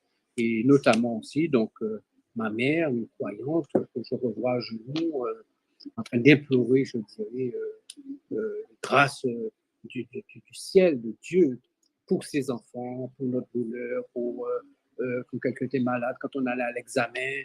J'ai vu ma mère faire des pèlerinages, marcher à genoux, ne pas manger, viscéralement être mal, parce que tout simplement, les huit enfants, une maman mais extraordinaire, une maman congolaise, une maman africaine, une maman qui ne mangeait pas si nous n'avions pas mangé, et si on voulait d'autres qui nous donnaient et restaient sans manger. C'est du genre, ça n'existe plus. Ça n'existe plus. Une maman qui vous appelle parce qu'elle ressent à milieu que vous avez mal et qu'il y a quelque chose qui ne va pas. Je veux dire, un monde que nous avons oublié, que nous avons mis de côté, qui est tout juste à côté de nous, mais où il y avait une transmission ésotérique, une transmission dans l'âme et du non-dit, de l'intangible qui faisait que nous étions en communication. Et cette humanité maternelle, paternelle, du clan, de la famille que nous avions. Malheureusement, quand je parle avec beaucoup de jeunes aujourd'hui, que je vois beaucoup de monde, eh bien, ils n'ont pas connu ça. Ils n'ont pas eu cette affection, cet amour que ta mère, ton père puisse te prendre dans les bras et te dire « Tu es mon fils, je t'aime ». Je veux dire, ça t'empêche de faire des conneries, ça t'empêche d'être n'importe qui, ça t'empêche aussi de t'égarer. L'amour qu'on te porte, tu as envie de traduire ça, tu as envie de donner ça à quelqu'un. Et aucun être ne peut subsister, ne peut survivre de lui-même s'il n'y a pas ça. Et je pense que notre vie d'aujourd'hui, si on a perdu quelque chose, eh bien, c'est ce lien familial, cet amour de la transmission. Parce que si on n'a pas eu de l'amour, on ne peut pas inventer ça et le donner à quelqu'un d'autre. Et je pense que si nous voulons recréer notre monde, recréer le Congo d'origine, recréer le royaume, recréer la solidarité africaine. Quand je parle de l'Afrique, je parle de toute l'Afrique. Je ne parle pas du Bénin, je ne parle pas, même si je suis originaire du Congo-Brazzaville et de Kimbélé, mais pour moi, j'entends l'Afrique, c'est-à-dire cette Afrique de la genèse, du premier homme, du premier arbre, de cette première terre, de ce premier fleuve, de cette première goutte d'eau qui va tomber, du souffle divin qui fera que nous existons par-delà le monde et au-delà du monde. C'est pour ça qu'on nous déteste, qu'on nous hait.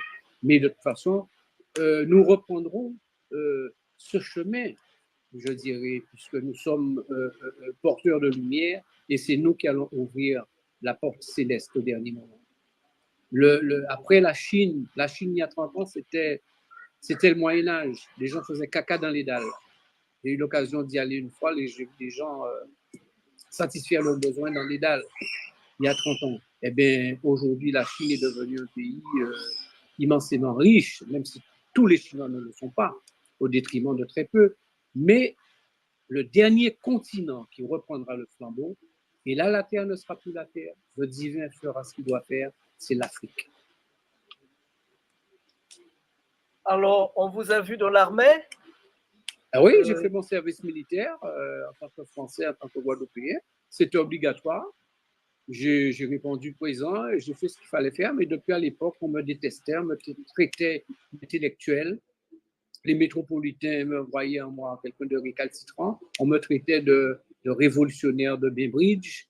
Donc, quand il y avait des marches et tout, des corvées, le gars systématiquement voulait me mettre. Je faisais tout ce qu'il fallait faire. Et lorsqu'il y avait une marche de 200, 300 bornes, je le regardais dans les yeux et j'avançais, j'étais devant lui. Parce que j'avais quelque chose d'autre qui m'animait. J'ai eu un dénommé sergent Carr, un métro. Je ne vais pas te dire pourquoi, le gars me détestait. Il m'avait pris parce que je suis petit, je ne suis pas grand, je ne suis pas comme nos amis congolais qui ont une corpulence et tout. Donc le gars, il pensait donc pouvoir m'écraser, me matcher.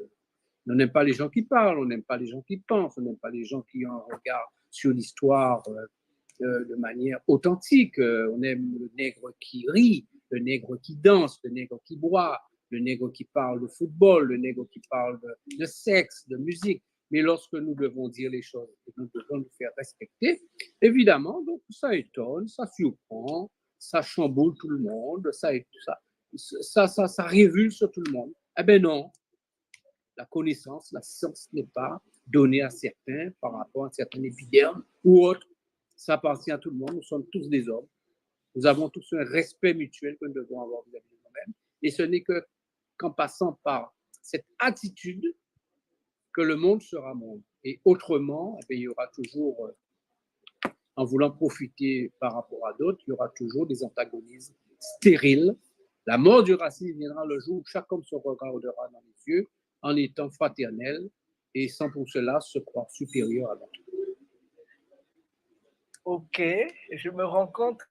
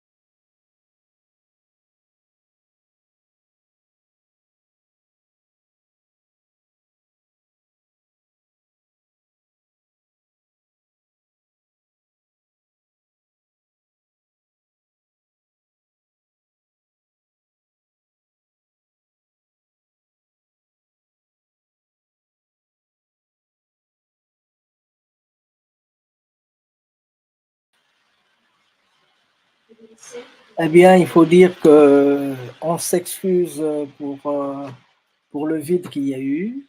On s'excuse, nous avons eu une interruption d'Internet. Nous ne sommes pas dans notre cabine habituelle. Nous ne sommes pas dans notre cabine habituelle. Nous sommes en mouvement et certaines choses peuvent arriver.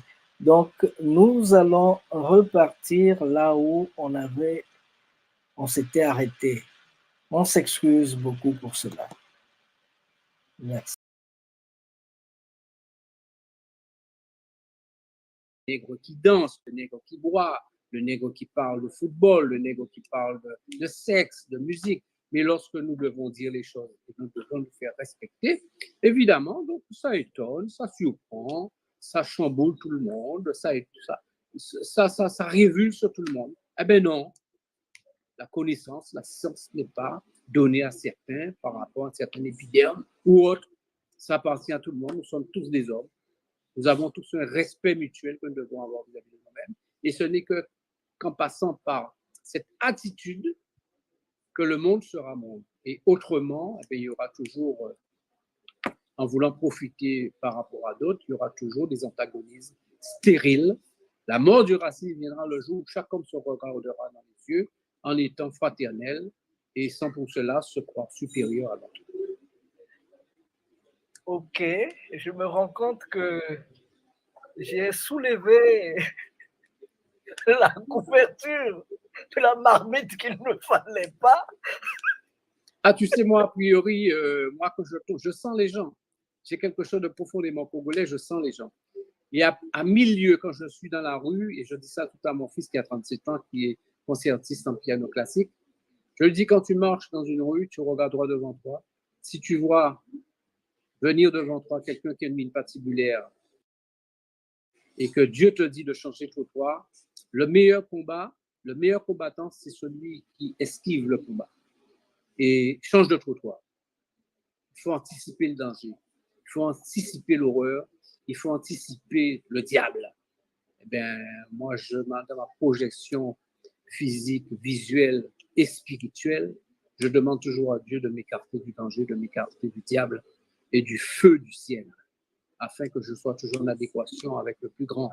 Et le jour où nous allons rencontrer, que je sois quand même suffisamment, tout en étant humble, pas fier de moi, mais puisque je commets forcément des péchés comme tout le monde, je suis humain, je suis de chair, mais que je sois quand même rassuré par moi-même. Et je vais travailler pour polir ma pierre afin que de ne pas être torturé de peur de le voir parce que tout simplement mon âme serait sale.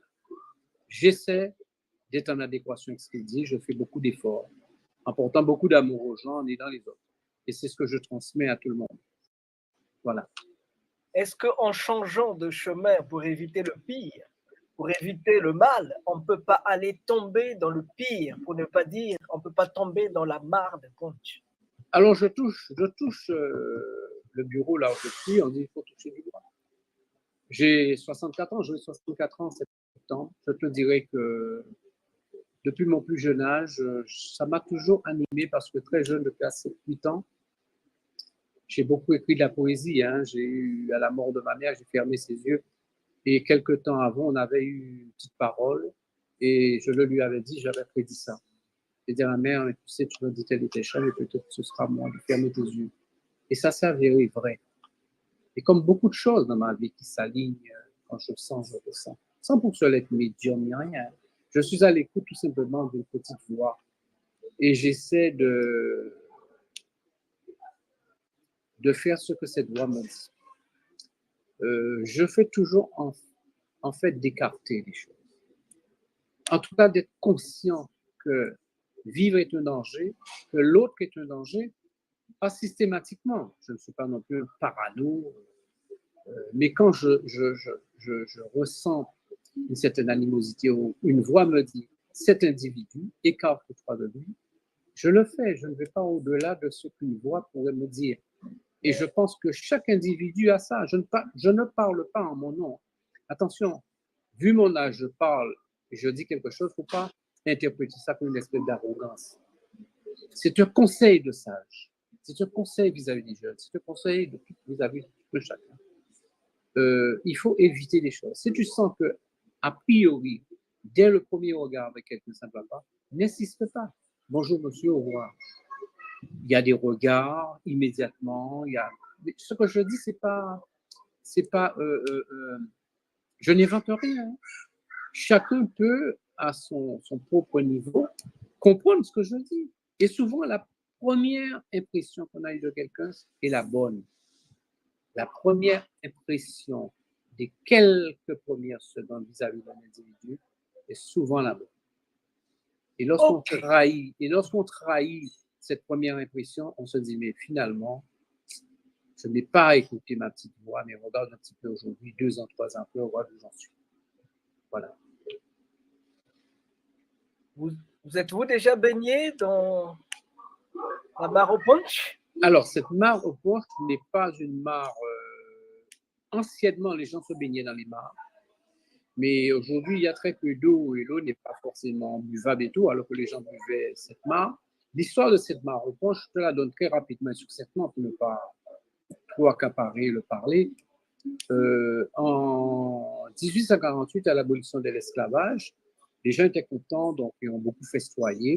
Et il y a une légende qui dit à Marie-Galante que ce jour-là, puisqu'il y avait une distillerie, une usine non loin à côté de cette mare, sur un lieu dit qui s'appelle Pirogue, que les gens ont été tellement contents d'être libérés après 3 siècles d'esclavage, qu'ils ont déversé donc dans la mare tout le contingent de robes qui étaient dans l'usine, et ils ont flambé la mare, ils ont mis le feu, comme pour exorciser, je dirais, quelque chose qui avait été un poids du passé, de l'histoire.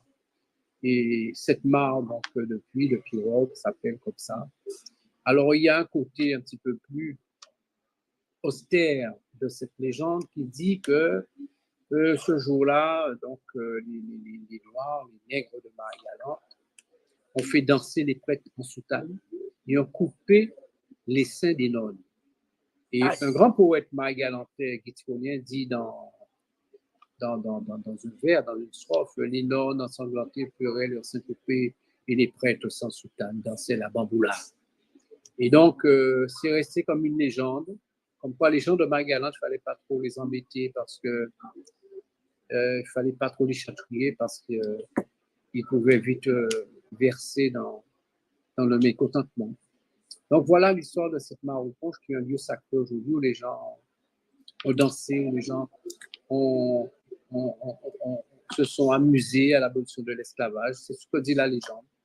Et c'est pour ça que justement à la fin du mois, pour la commémoration de l'esclavage, de l'abolition de l'esclavage, pardon, j'irai donc dire quelques mots en souvenir. C'est pour ça que sous le roman, vous avez l'île de Marie-Galante, la forme arrondie, le pont qui traverse la mare, et vous avez des nonnes par-dessus.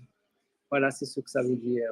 Donc voilà un petit peu donc, cette mare enflammée, comme pour brûler, comme pour annihiler définitivement un passé. Et le rhum déversé, c'est la sueur, c'est le sang des esclaves, le travail jamais payé de ces 3 siècles d'esclavage. Et bien voilà ce qu'on en fait. On déverse ça dans la mare. Et les gens dansaient. Donc, comme quoi, il y a quelque chose de profondément ésotérique. On voit le feu, on voit l'air, on voit la terre s'unifier dans une triangulaire pyramidale pour dire que nous devons toujours regarder vers le haut et que nous sommes des Congos, nous sommes des Africains. Et même quand on l'ignore, dans notre imaginaire, dans notre ésotérisme, dans notre atavisme, ce que nous disons, ce que nous faisons, ce que nous pensons, nous transmettons encore l'Afrique. Ah ça. Alors, on va se reposer un moment, le temps de passer à autre chose. Il n'y a pas de souci. Mais là, nous y sommes, nous y sommes, nous y sommes, nous y sommes, nous y sommes, nous y sommes, nous y sommes. Ouais.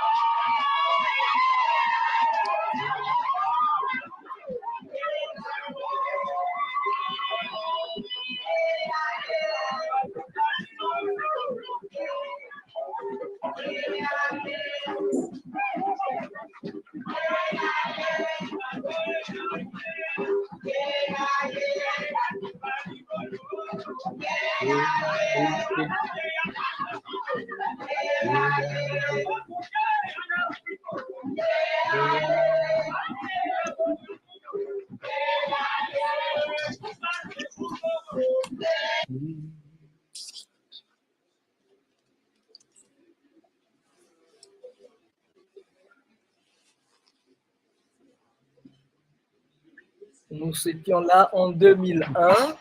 Est-ce que vous pouvez nous aider un peu sur tout ce que nous venons de voir là? Alors, c'est extrêmement simple. Hein. Ce qui se passe là, c'est que l'Afrique n'a jamais quitté donc, les Antillais qui sont partis pendant l'esclavage sous contrat de travail. Nous avons ici Marie-France Massembo, et par rapport à sa famille, Massembo, et dont les parents ont toujours gardé cette tradition vis-à-vis des ancêtres et vis-à-vis donc, de la mort, et qui chaque année transmet un petit peu donc, cette coutume ancestrale congolaise de faire péter un coup de fusil, et je dirais, il y a tout un cérémonial autour pendant la Toussaint. Donc, j'ai eu l'occasion d'aller aussi. Marie-France est une sœur, est une personne qui a fait le voyage avant moi, qui a toujours réclamé son africanité, sa congolité. Même à un moment où c'était très difficile, où nos propres congénères rejetaient. Il y avait une animosité vis-à-vis du Congo, parce qu'il faut bien comprendre que l'histoire entre les fils qui ont été esclaves, qui ont attribué des patronymes, et ceux qui sont jusqu'en 1848 avec l'esclavage, et entre 1860 et 1890, on est retourné sous les comptoirs pour faire venir ce qu'on appelle l'engagisme, des Congolais sous contrat de travail, parce que dorénavant, il fallait payer les Noirs qui travaillaient sur les champs, ils étaient devenus des salariés. Et on a voulu trafiquer de façon faire venir encore des Congos pour les payer moins cher. Donc, tu viendras pendant 4 ans, tu repartiras, on va te payer. Et comme d'habitude, rien n'était respecté. Ces gens-là sont venus dans de mauvaises conditions. On n'a jamais payé le billet de retour. Alors, je pense justement essayer d'acquérir donc la nationalité congolaise, puisque je suis Congo aussi, et que ma mère l'a été. Donc, il n'y aura pas de problème que je puisse l'avoir. Et voir juridiquement ce qu'on peut faire avec ça en réclamant à la France dommage d'intérêt pour ces Congolais qui sont arrivés sur contrat de travail, à qui on n'a jamais respecté le retour et qui ont dû abandonner, laisser la famille lointaine. Alors moi, je suis un vibrant témoin de cela, puisque j'ai retrouvé toute la famille, le lieu de départ de Kimbélé. Et donc, je sais aujourd'hui ce que ça nous a coûté symboliquement, ésotériquement et spirituellement d'être coupé, trafiqué, exporté ici même sous contrat de travail, sans savoir exactement. Donc, j'ai dû faire beaucoup d'efforts depuis une bonne vingtaine d'années pour retrouver un petit peu le lien. Ma mère a eu l'occasion de mourir en 99 sans jamais savoir. C'est dommage. Aujourd'hui, beaucoup d'Antillais font cet effort parce qu'il y a un besoin, il y a un appel. Ce n'est même pas quelque chose de rationnel qu'on met en place. Moi, je dirais, ma reconnaissance, ma connaissance, mon lien, mon relien avec l'Afrique s'est imposé en moi et les choses se sont alignées. Joseph Ndiaye, que j'ai retrouvé au Sénégal en 1992, j'ai gagné un prix commercial à la mondiale et je me suis retrouvé au Sénégal gratuitement et j'ai rencontré Joseph Ndiaye. Et c'est à partir de ce moment, je me suis dit, je suis qui? Qui suis-je réellement? Voilà. Voilà, j'étais jeune, j'avais une trentaine d'années.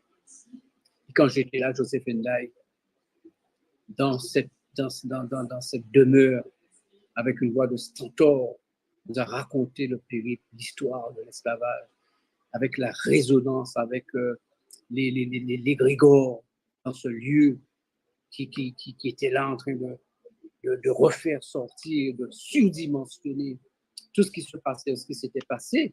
J'ai revu, j'ai schématisé, j'ai senti, j'ai reniflé l'odeur du sang et de l'excrément et de tout ce qui s'était passé. Quand il a fait passer un livre d'or pour dire fils des anciens esclaves, je ne sais quoi, laissé sur le livre d'or un mot, j'étais incapable d'écrire, j'étais là, mais j'étais incapable, je n'ai pas pu écrire un mot. Incapable d'écrire quoi que ce soit. J'ai subi un choc psychologique, émotionnel inimaginable, alors que je n'étais pas prévu, je ne connaissais même pas. Dendélé, je sais que ma mère s'appelle Dendélé, c'était francisé, mais jamais ça partit de ce moment-là. Il y a eu un souffle, il y a eu un vent, il y a eu quelque chose qui m'a emmené là et qui m'a fait prendre conscience de quelque chose en 92. Et la deuxième fois maintenant, mon dernier retour à l'Afrique, c'est un petit peu plus long puisque c'est récent. Ben, c'est une rencontre avec Ajupa Congo, puisque j'ai voulu pendant le Covid rassembler la famille Dandelé pour créer une espèce de fusion avec tout le monde. On a pu le faire en plein Covid. Personne n'est mort, personne n'a attrapé le Covid. J'avais eu connaissance d'Ajupa Congo par rapport à Marie-France, par rapport à Mireille, donc Kimoya, et qui était là en même temps, qui est venu pour ce rassemblement, qui a chanté, qui a invoqué donc, les ancêtres. On a déjeuné ensemble, on a été sous la tombe de Joseph Ndendele Loazi et Louis Dendele. On a prié autour et depuis, les choses sont en train d'exploser dans le bon sens du terme. Peu de temps après, récemment, en janvier, je reçois un coup de fil, M. Leclerc, pour un tournage FR3, TF1. Vous êtes conviés, on part avec vous au Congo-Brazzaville, puisqu'on sait que vous avez retrouvé votre lien de parenté avec Akimbélé. Alors je dis à mon épouse, je viens d'avoir un coup de fil. J'objectais, je prévoyais éventuellement en Afrique, mais comment, avec qui, dans le cadre de la JOPA, associatif et tout. Et voilà, une fille que j'ai rencontrée 4 ans avant, où j'ai parlé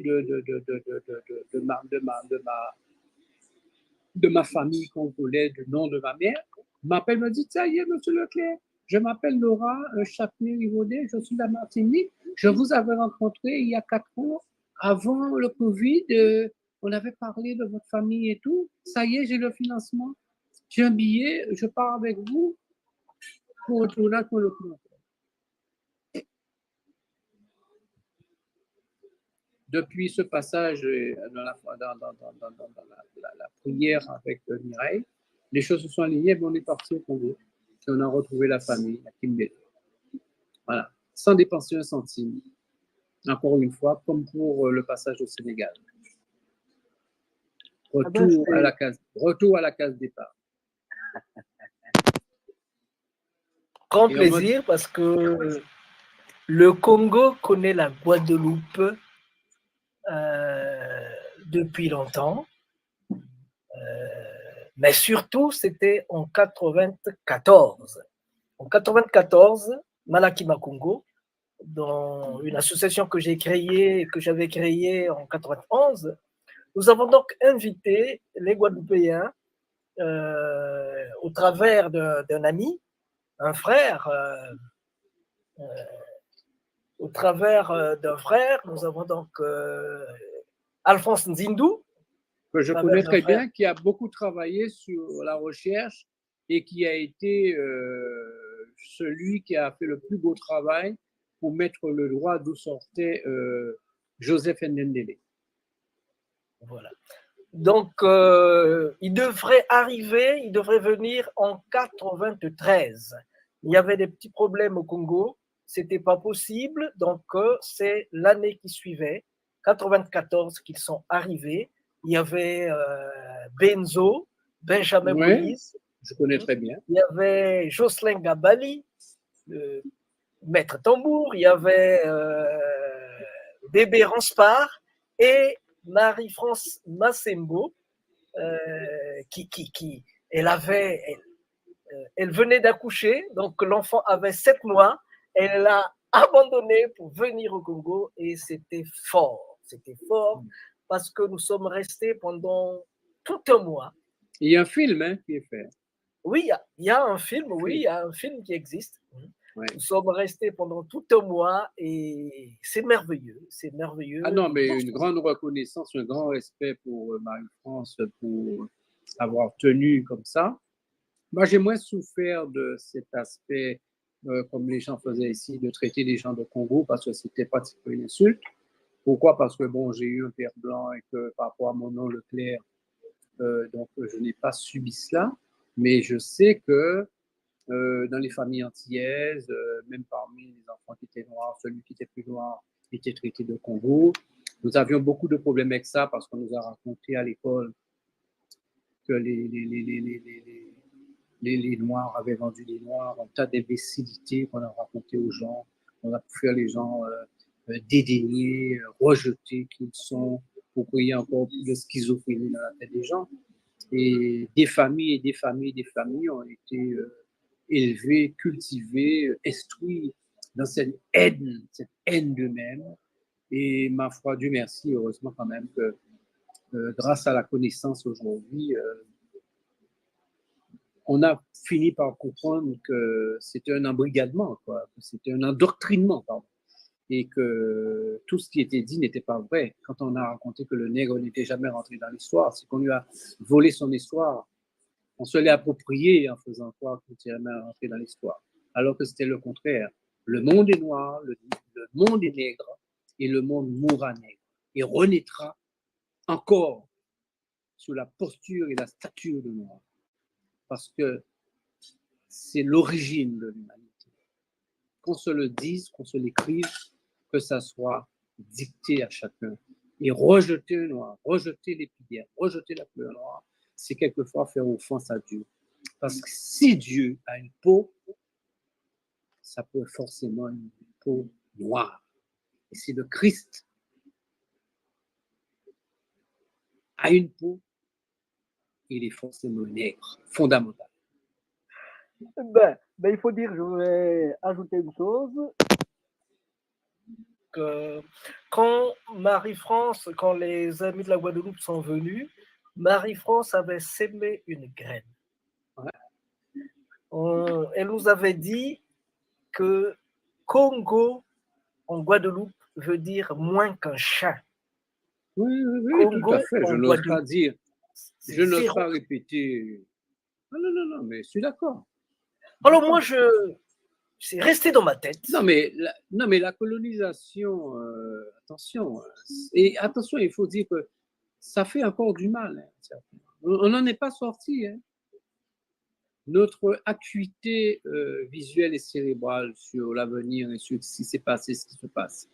Tout le monde n'a pas cette acuité-là encore. Il y en a qui sont encore, peau noire masque blanc, qui sont encore, qui devraient encore lire Frantz Fanon, hein, parce que sans pour cela sombrer dans le négrisme. Moi, j'aime bien ce que Césaire dit. Le nègre, il t'emmerde. Je ne suis pas contre toi. Je loue Matisse, Braque et Picasso, comme disait notre ami tyrolien. Je suis un homme de l'universel. Je n'ai rien. Je ne veux pas sombrer dans le négrisme. J'aime tous les hommes sont des hommes. Mais respecte-moi. Aujourd'hui, ce que je demande, c'est du respect. Je ne demande pas qu'on me porte à manger, qu'on puisse m'aimer plus que l'autre. Mais mon Dieu, s'il y a quelqu'un qui doit baisser la tête et demander pardon, je ne pense pas que ce sera l'Africain qui va devoir se mettre à genoux et demander pardon pour avoir profité de quiconque, d'aucun peuple, d'aucun pays, d'aucune nationalité, d'aucun chat, d'aucune poule, d'aucun lion, d'aucun léopard.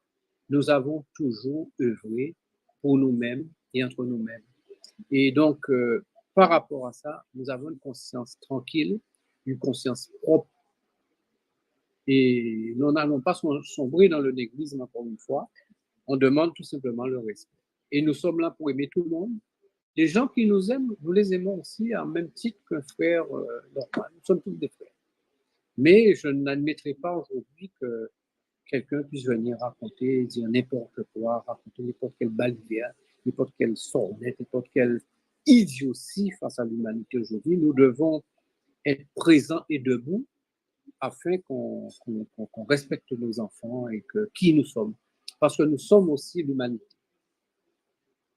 Alors, je voulais juste ajouter un peu de sel dans ce que je viens d'entendre, parce que les mots de Marie-France Massembo ont fait déchaîner en moi un torrent, tout un océan, toute une force qui m'a poussé à traverser l'Atlantique pendant 15 fois. Je comprends ça. Hein? Aller-retour, ça fait quand même 30 voyages. C'est pas vrai. En Atlantique. Dont un voyage en Guadeloupe et 10 en Haïti, sans compter l'Équateur, le Venezuela 2 fois, Cuba, et plein. Ben, je dis alors que Dieu te bénisse pour ce travail, mon frère. Que Dieu te cela bénisse. Parce que je n'arrivais pas à comprendre que voilà ce que c'est que Mbanza Congo, la capitale du royaume Congo en 1510. 1510.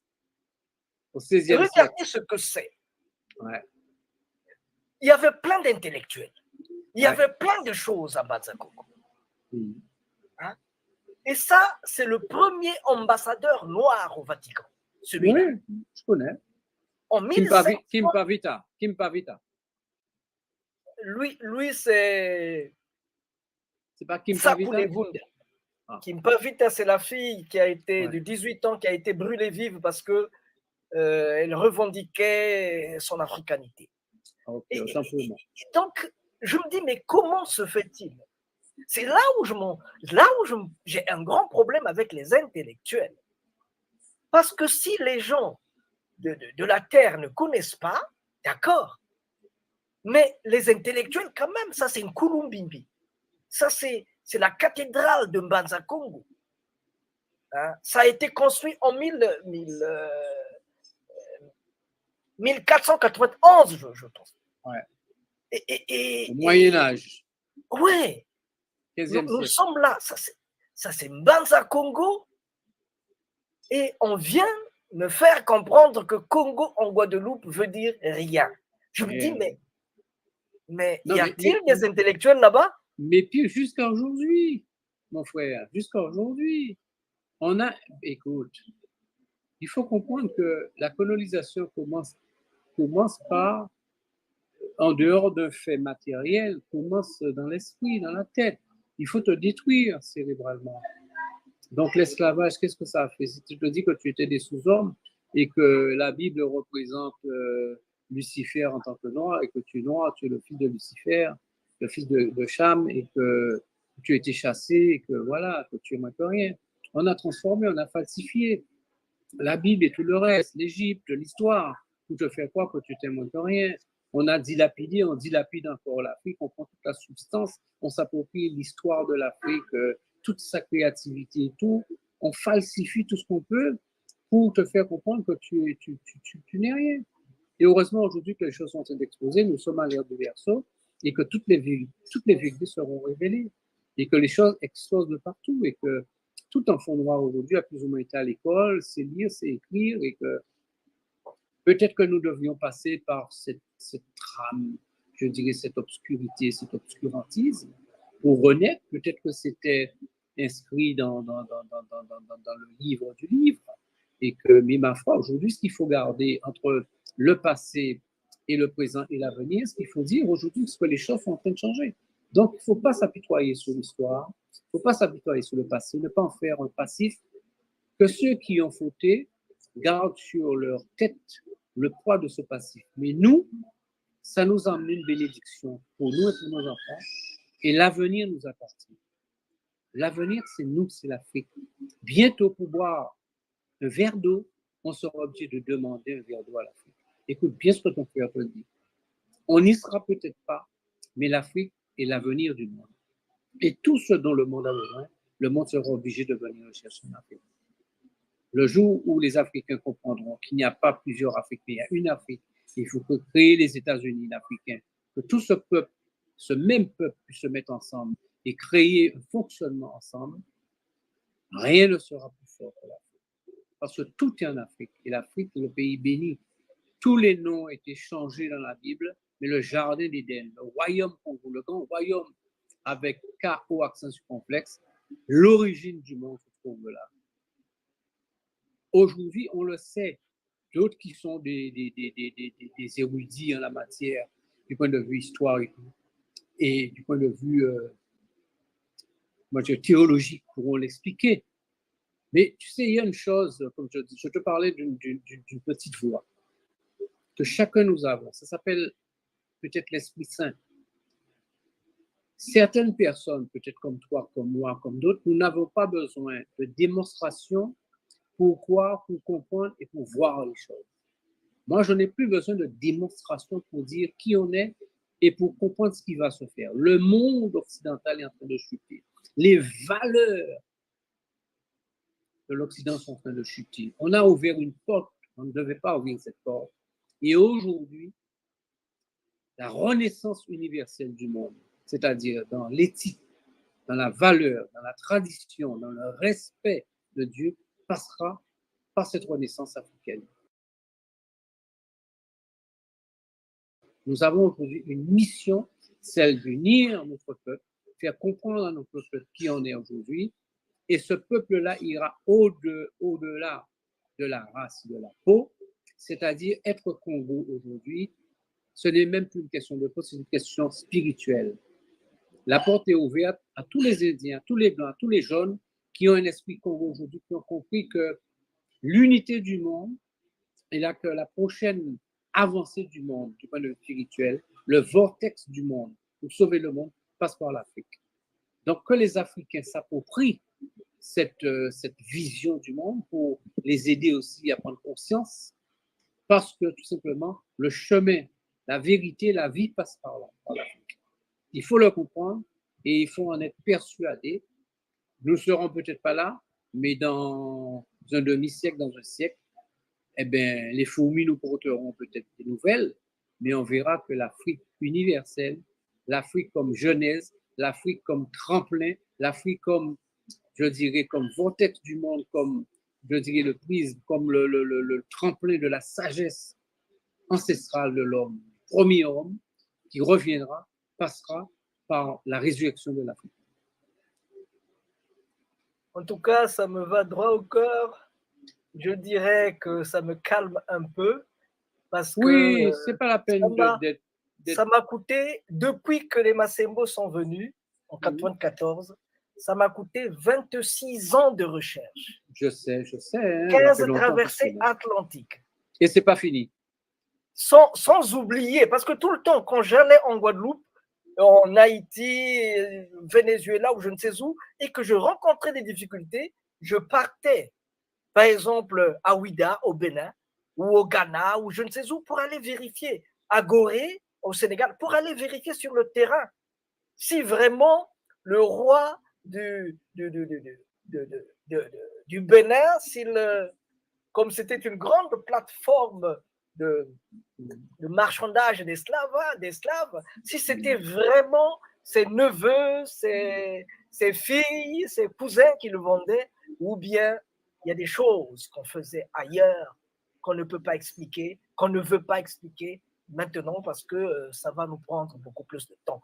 Donc, c'est pour dire que quand je me suis retrouvé là, quand je me suis retrouvé à la citadelle La Ferrière, ici, le plus grand fort africain dans les Caraïbes, Haïti. Quand je me suis retrouvé en Haïti, au-dessus de ce fort, je me suis dit, mais pourquoi on ne ferait pas de cet espace-là le fer de lance de l'Afrique, le fer de lance du développement de l'Afrique.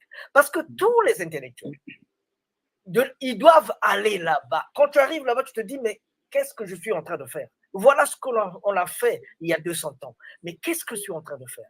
Pour que les gens essaient un peu d'ouvrir les yeux, parce que nous les avons fermés.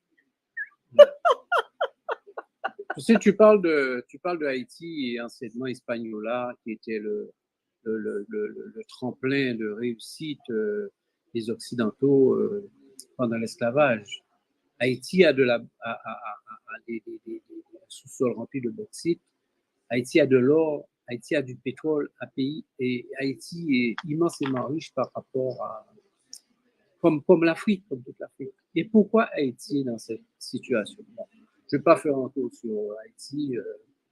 Je veux dire, tout le monde a compris ce que je veux dire.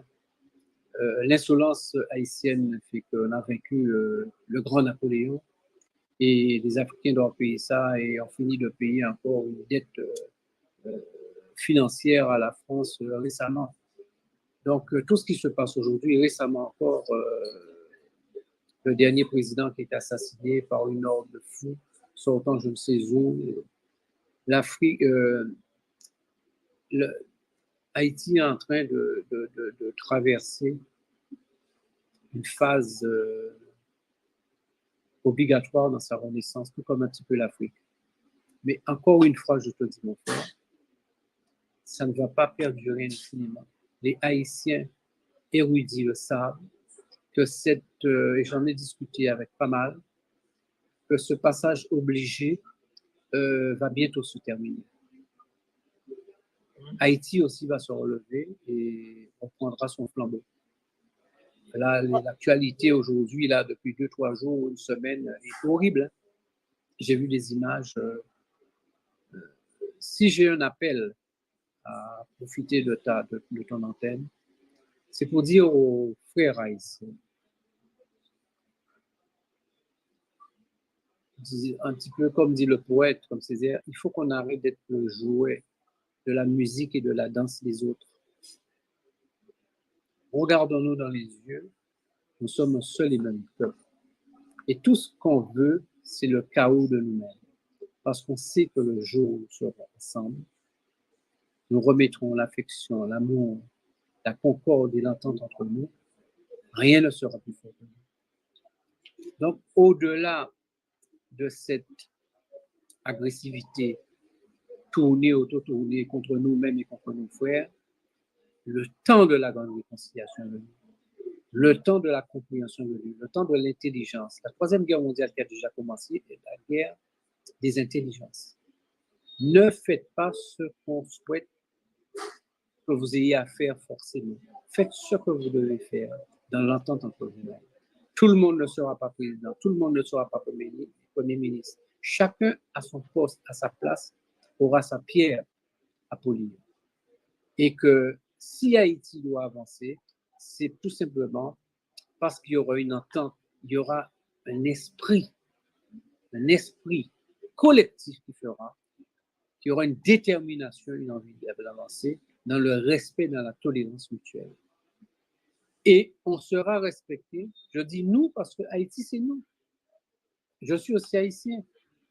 Partout, partout où il y a un nègre, il y a un noir qui souffre, qui respire, mon sang y est. Donc, cette part de négroïde qui est en moi, eh bien, fait que je suis présent avec eux partout, même sans y être. Et leur réussite, ma réussite. Et dans le malheur, je ressens ce même malheur-là. Je n'ai pas besoin d'être en Haïti. Lorsque je vois des gens brûlés avec des pneus autour de leur corps, et c'est fait, c'est érigé, c'est fait par nous-mêmes, je dis que nous ralentissons notre mise en marche, nous ralentissons notre perfectionnement, nous ralentissons notre élévation et nous régressons. Il faut avoir la volonté d'envoyer paître le mal. Il faut être plus fort que le mal. Il faut être plus fort que le malin. Il faut être plus fort que l'esprit, je dirais, de négativité. Si nous n'avons pas cette motivation, cette détermination en nous, chacun, personnellement, chaque fils, chaque Congo vivant, pour nous dire que nous devons faire notre auto-nettoyage de nous-mêmes, pour acquérir cette sagesse qui va rejaillir sur le collectif, nous n'arrivons pas. Nous devons, nous, d'abord faire une révolution de la pensée, une révolution dans l'âme, une révolution dans nos cœurs, afin de nous accepter nous-mêmes, nous entre nous, quand je dis nous, noirs, avec notre histoire, avec nos difficultés, nos limites aussi, nos limites. Nos limites, nous ne serons pas tous des dieux, nous ne sommes pas tous bons.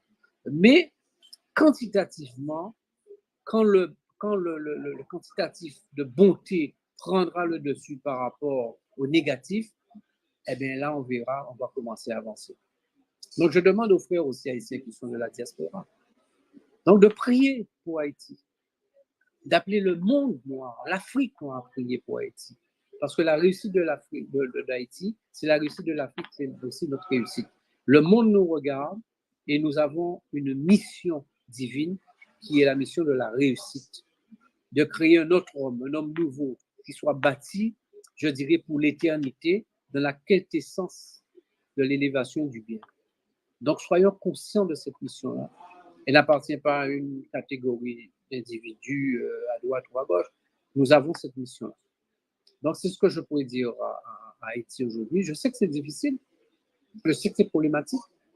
On peut se mettre ensemble et demander à la France de restituer le vol de cette dette soi-disant de guerre qui a été donnée. Juridiquement, il y a des choses à mettre en place aujourd'hui.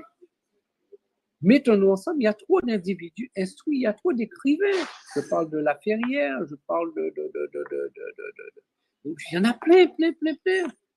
Aujourd'hui, la littérature française aujourd'hui ne passe pas sans la littérature haïtienne.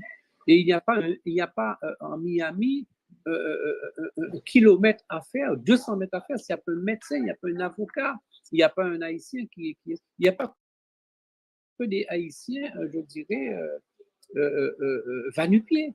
Ce n'est pas vrai. C'est un peuple intelligent, c'est un peuple fort, c'est un peuple fier, c'est un peuple de réussite.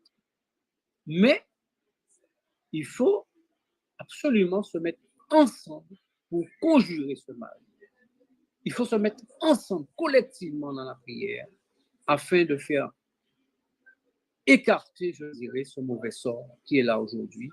Mais je sais qu'il ne tardera pas à partir parce qu'il est inscrit dans certaines lectures que j'ai eues par certaines personnes que le temps des temps n'est pas loin et que Haïti va devoir retrouver sa verticalité. Waouh! Haïti doit devoir retrouver sa verticalité. C'est ce que ce monsieur-là est en train de me dire à Port-au-Prince. Nous sommes là en 2014. Ce monsieur-ci, c'est Ati Max Beauvois, l'un des plus grands maîtres le pape du vaudou haïtien, si on peut dire, des années écoulées. Alors, il est en train de me dire, en parlant de Congo, il est en train de me dire que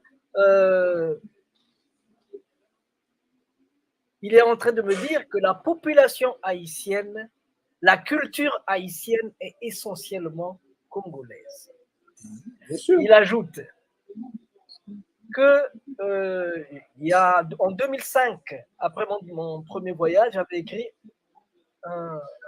mon deuxième voyage en Haïti, j'avais écrit un livre intitulé Le vaudou haïtien vu avec les yeux d'un Congo d'Afrique. Là-dedans, j'avais dit que, suivant les archives de Haïti, 75% de la population haïtienne est originaire des terres Congo, suivant les archives nationales de Haïti. Et là, il est en train de me dire, mon frère, ceux qui ont écrit ça, ils sont dans leur tour d'ivoire. C'est des intellectuels qui sont dans leur tour d'ivoire. Moi, je suis aussi intellectuel parce que c'est un grand chimiste. Il a travaillé à Harvard, dans les grandes universités du monde. Il dit, moi qui suis dans les bas-fonds, je vais dans les bas-fonds, je vous dis, il faut voir ce chiffre à la hausse. Donc, je me suis dit, 75%, je pensais que c'était trop. Lui me dit, il faut voir ce chiffre-là à la hausse. Et il ne s'arrête pas là. Il dit, le modèle de guerre d'indépendance de Haïti, c'est un modèle Congo. Coupé tête, brûlé caille. Alors là, j'ai compris pourquoi est-ce que les Congos de Haïti et les Congos du Congo sont-ils logés à la même enseigne? Bon, c'est un autre débat. Oui, il n'est pas d'aujourd'hui.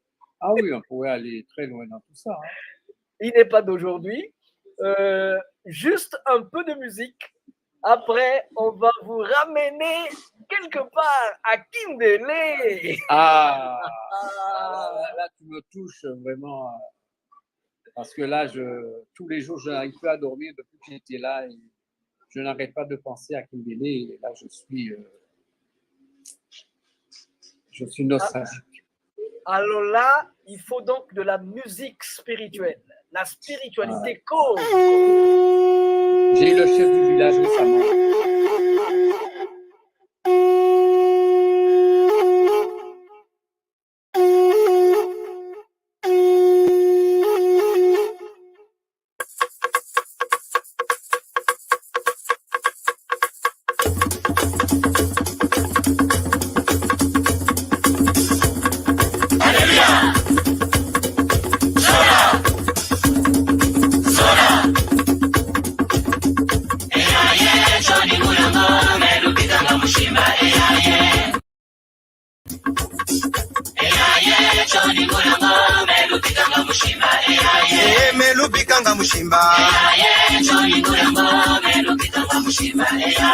melubikanga mushimba melubikanga mushimba melubikanga mushimba kongwe silulwe kongo kongwe silulwe kongo kongwe silulwe kongo kongwe silulwe kongo kongwe rata machua ya kongo kongwe rata makoko kongo kalumona ndi wonge balabandi lumona ndi wonge sambileno kalumona ndi wonge balabandi lumona ndi wonge sambile kalumona ndi wonge balabandi lumona ndi wonge lusambile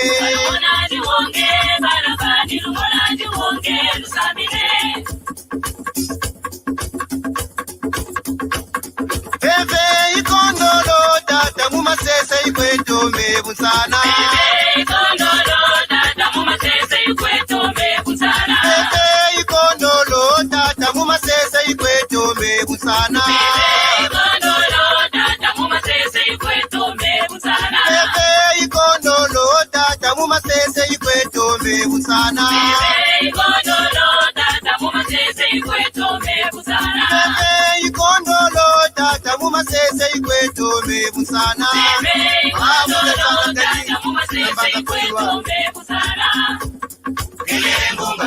Bijulube Mutsana, Bijulube Mutsana, Balabani, Balabani, Twendenwe, Jatenwe, Twendenwe, Mekana Sale, Muzila Banzao,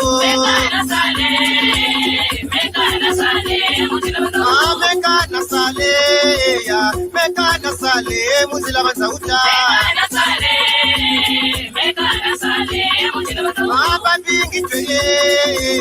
Babingi Tweri, Bamana Kwela, Mekana Sale, Muzila Banzao,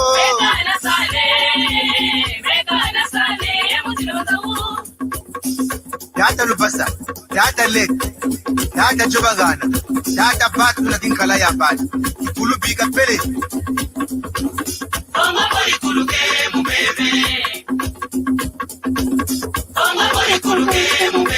Ongora beta mai kuluka mubebe, esa bile no bale kwenu mulusangolo. Ongora beta mai kuluka mubebe, ate tolo bala tukwena kuluke tolo. Kata kungu isatela kongori wasisa, akela kindozi ate tata kiuni. Abebera beto kongo tabira kuluka, bana banye luto masambila mukimino. Isa kitwadi tulombele kukongo. Mbuta bakela, mbuta mwanda nsemilongi ya Kongo, mbuta mboko, mbuta ngusu, mbuta makundu, mbuta Justin, mbuta Ntala, mbuta Masengo Mambongolo, le père Casimir Mukuba, le père Christian Mbuku, mbuta Simeon Lubayi, Unambaza Mputu, mbuta Serge Kinwani, le bon berger, mbuta Patrick.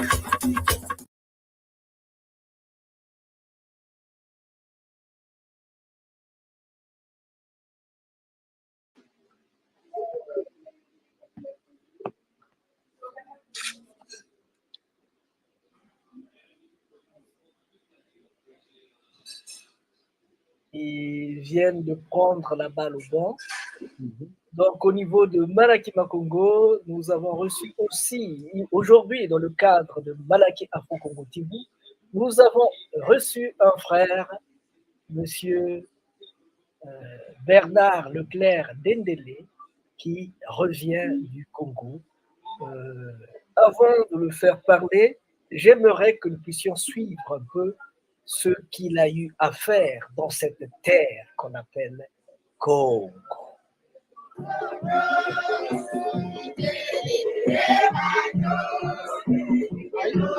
Allez embrasser les gens avec eux. Allez chanter avec eux.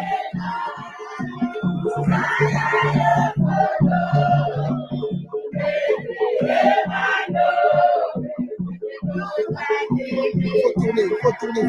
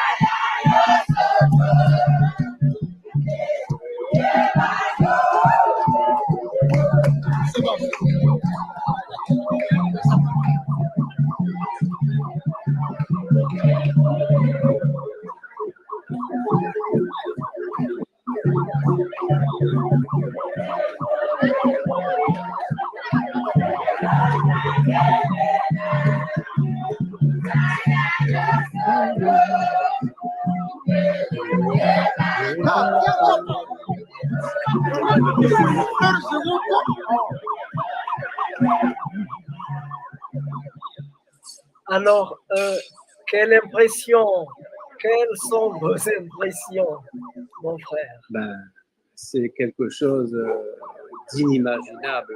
Là, c'est pas le vivant qui parle, hein, c'est pas la réalité qui parle. Au-delà de ce qui se passe, mais il y a quelque chose d'autre qui se manifeste. Forcément, c'est pour ça que je dis que au-delà de nous, il y a quelque chose d'autre, il y a un autre cercle qui fait son travail.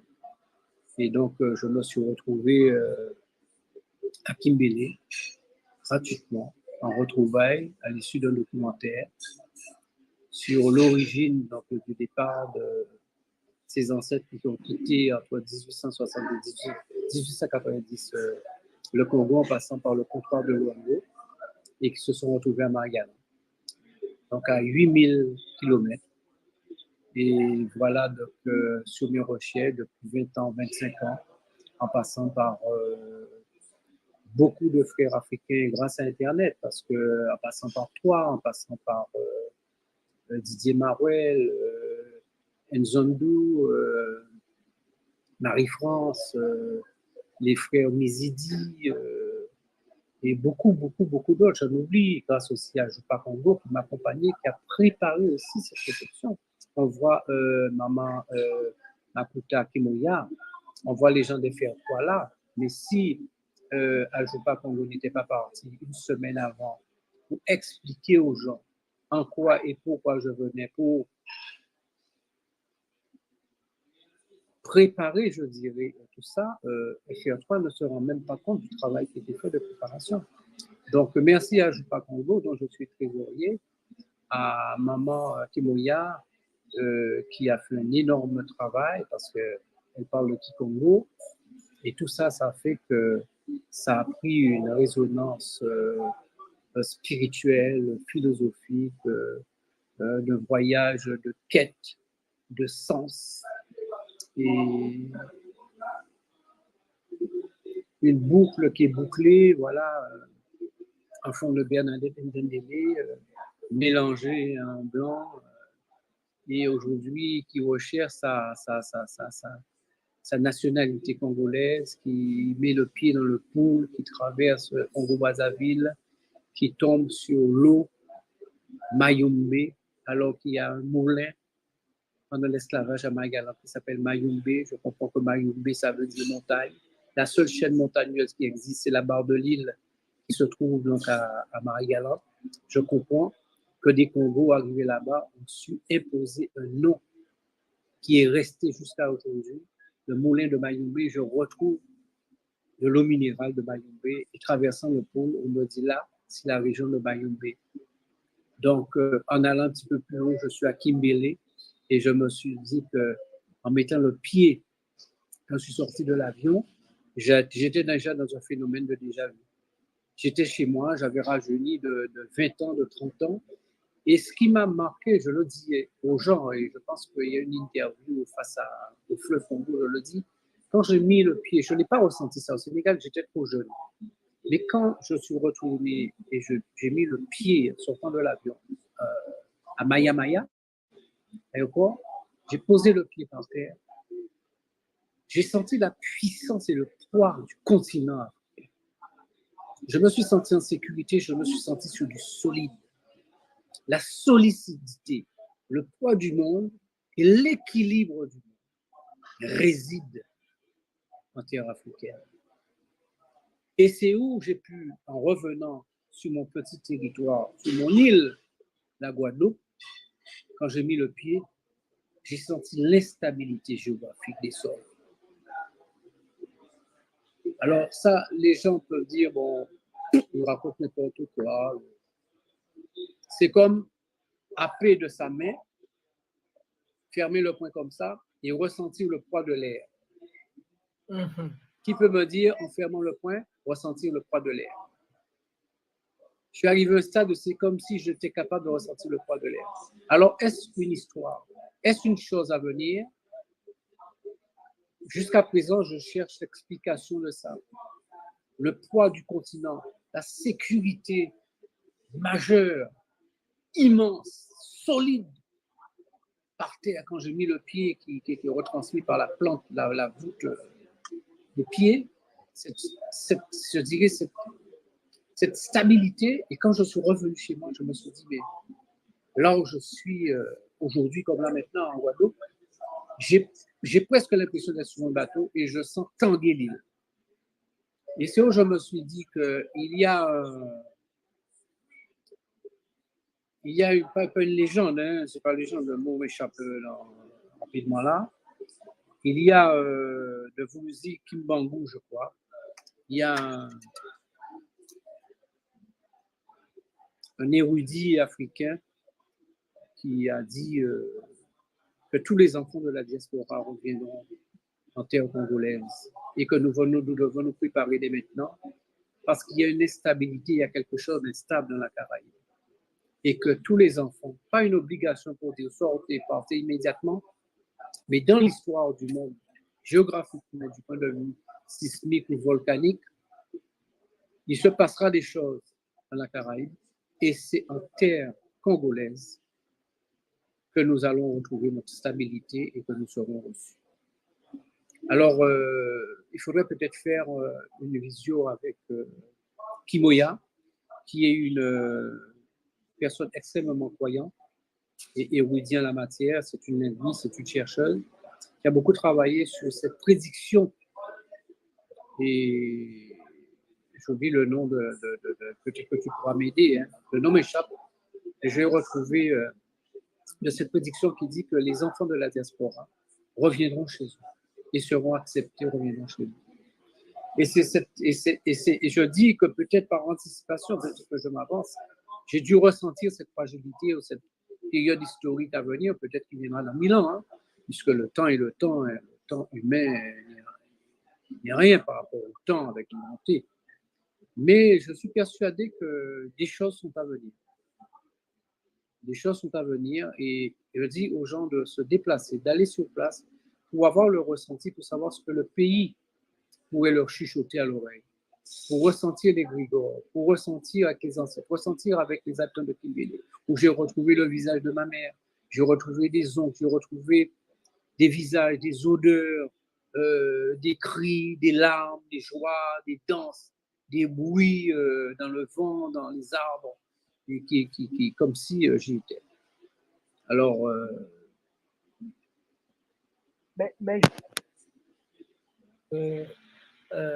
Benjamin Moïse Benzo est en train de t'écouter.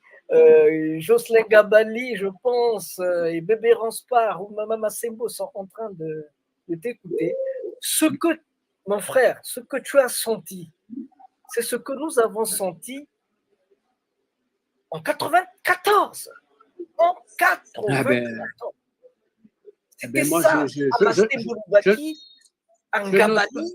je n'ose pas dire plus pour ne pas créer de frayeur, parce que depuis mon retour, je parle avec mon épouse et tout, et je ressens de plus en plus le besoin de retour et de faire des choses là-bas. J'ai le chef du village de Kimbélé qui m'appelle. Les gens attendent beaucoup de choses. Il y a tellement de choses à faire en Afrique, mais avec des terres. C'est-à-dire ce que nous appelons pays ici. Les gens des Guadeloupéens, mon Dieu, mais j'aimerais qu'ils comprennent qu'ils sont sur une capsule de limonade et que le pays, le pays, c'est l'Afrique. Le véritable pays, c'est l'Afrique. Notre tremplin, notre avenir, notre verticalité, on parlait de verticalité, c'est là-bas. Et tu as vu comment j'ai été reçu. Il ne faut pas prendre le fait que je sois porté comme une symbolique personnelle. Hein. Attention, je dis ça aux gens. Ce qui s'est passé là, rien n'était prévu que ça se fasse comme ça. C'est la symbolique du retour. C'est cette magie du pays retrouvé. C'est cette joie immense où les gens m'ont accepté, où j'ai accepté les gens, où on a pleuré, on a dansé entre nous. Moi, je ne sais pas danser, je suis un anti-danse d'ailleurs. J'adore la musique, mais la danse et tout, je trouve ça un côté festif et c'est personnel, mais inutile. Eh bien là, j'ai été obligé. Et tu vois, au départ, quand je descends dans la voiture, il y a un frère africain qui m'a dit, mais il faut danser avec eux. Parce que ça, quelque part, il faut danser avec eux. Tu es africain. Et les gens m'ont accepté. Il y a une dame dans l'assistance. Parce que là, vous n'avez pas les échanges, les pleurs, les grimaces, les cris, les cris réels. Il y a une dame qui disait qu'il fallait faire un test ADN pour voir qui est vraiment parent avec toi. Et il y a une autre qui s'est mise à crier, à pleurer, dit non, parce que si tu fais ça, tu vas créer des problèmes dans le village. Ça voudra dire qu'il n'est plus mon frère et il sera ton frère. Donc, s'il vous plaît, ne faites pas ça. Et j'ai dû prendre la parole et dire non, je ne ferai pas de test ADN. Vous êtes tous mes soeurs et mes frères. C'est tout. Non, mais je veux te dire, il y a aussi ce que l'esprit efface, parce que je ne peux pas tout raconter, tout dire. Je suis même incapable d'écrire sur ça. C'est encore trop vivace. C'est comme une plaie ouverte où tu ouvres et c'est encore une plaie ouverte où le sang est encore en train de gicler. Et ça a besoin de s'atténuer. Et comme je suis quelqu'un de profondément mystique et spirituel et que je mets tout sur une explication divine, je n'ai pas fini donc d'explorer, je dirais, toute la quintessence de la compréhension de tout ça. J'aurais peut-être besoin encore, mais je travaille déjà sur mon retour. Et je peux te dire aujourd'hui, avec Ajupa Congo, avec et mon frère Nzendou, avec tous les frères africains, je ne fais aucune différence. C'est l'unité, united of Africa, all African is this earth. Unification of all African. I am an African, you're an African, we are all African. And we have to have respect for African people. OK? C'est ça le principal. Si nous n'avons pas ça, c'est ce qui est primordial. Donc, je les accepte tous avec leurs limites. Toi, tu dois m'accepter avec mes limites. Je ne suis pas un être parfait. Et tu ne l'es pas non plus, mais je ne dois pas pour autant te sabrer à cause de ça. Tu as tes limites. Mais si je t'aime et je te reconnais, je dois accepter tes limites.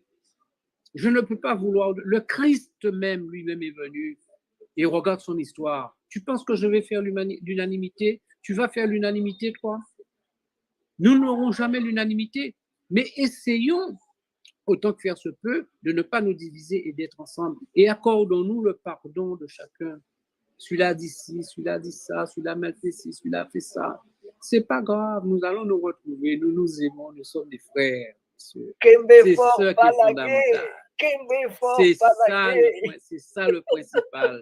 Lorsque nous aurons compris ça, les Blancs entre eux se partagent leurs femmes, ils se fâchent jamais, ils se battent jamais. Tu n'as jamais entendu que l'un a donné un coup de machette à l'autre. Et nous, pour un regard, nous voulons nous tuer, pour un morceau de pain, pour un verre de vin.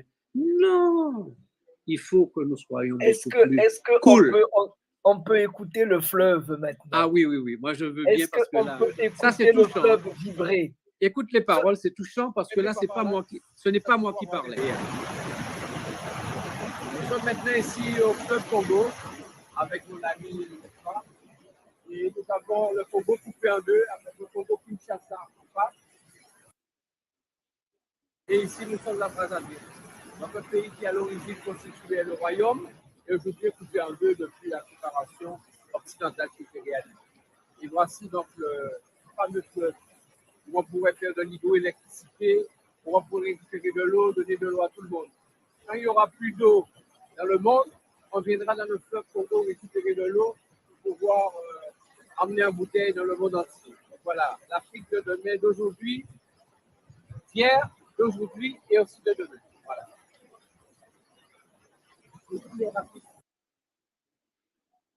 Non, mais c'est la suite qui est intéressante. Écoute la suite. Super. Un mot à dire.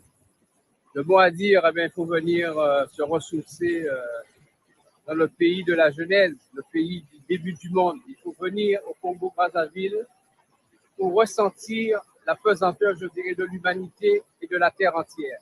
Parce que là se situe le centre du monde. C'est là réellement, quand on est debout, on sent la force créatrice, la force divine du plus grand. Et Oh, voilà.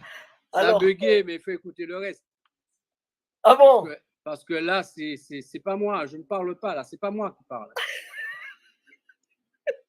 Non. C'est sérieux ce que je te dis. Là, c'est pas moi. Hein. Ça, c'est bien. Mais alors, le retour, c'est pour quand?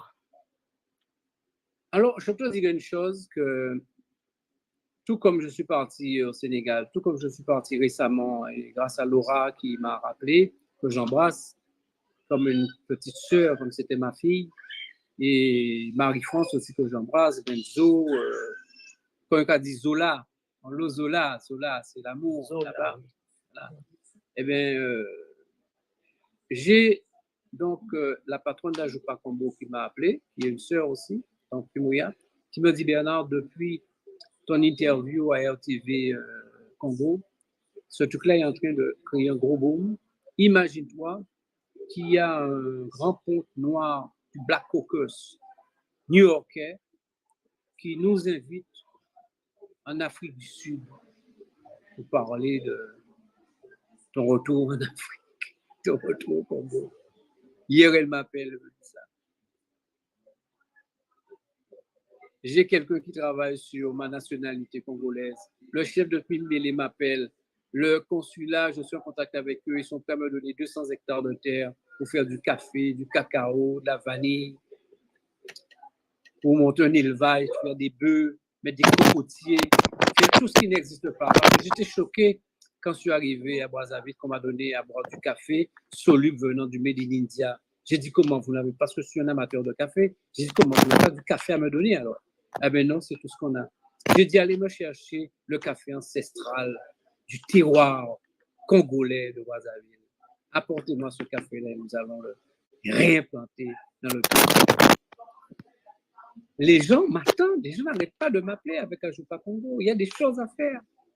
Ou en Guadeloupe, on a l'impression que tout est mort, il y a pas un cri. Voir une femme enceinte, il faut faire un vœu. Parce que tu vois ça tous les 10 ans maintenant, en Guadeloupe. Les gens ne font plus d'enfants. On dirait que ça grésille là, non? On dirait que ça...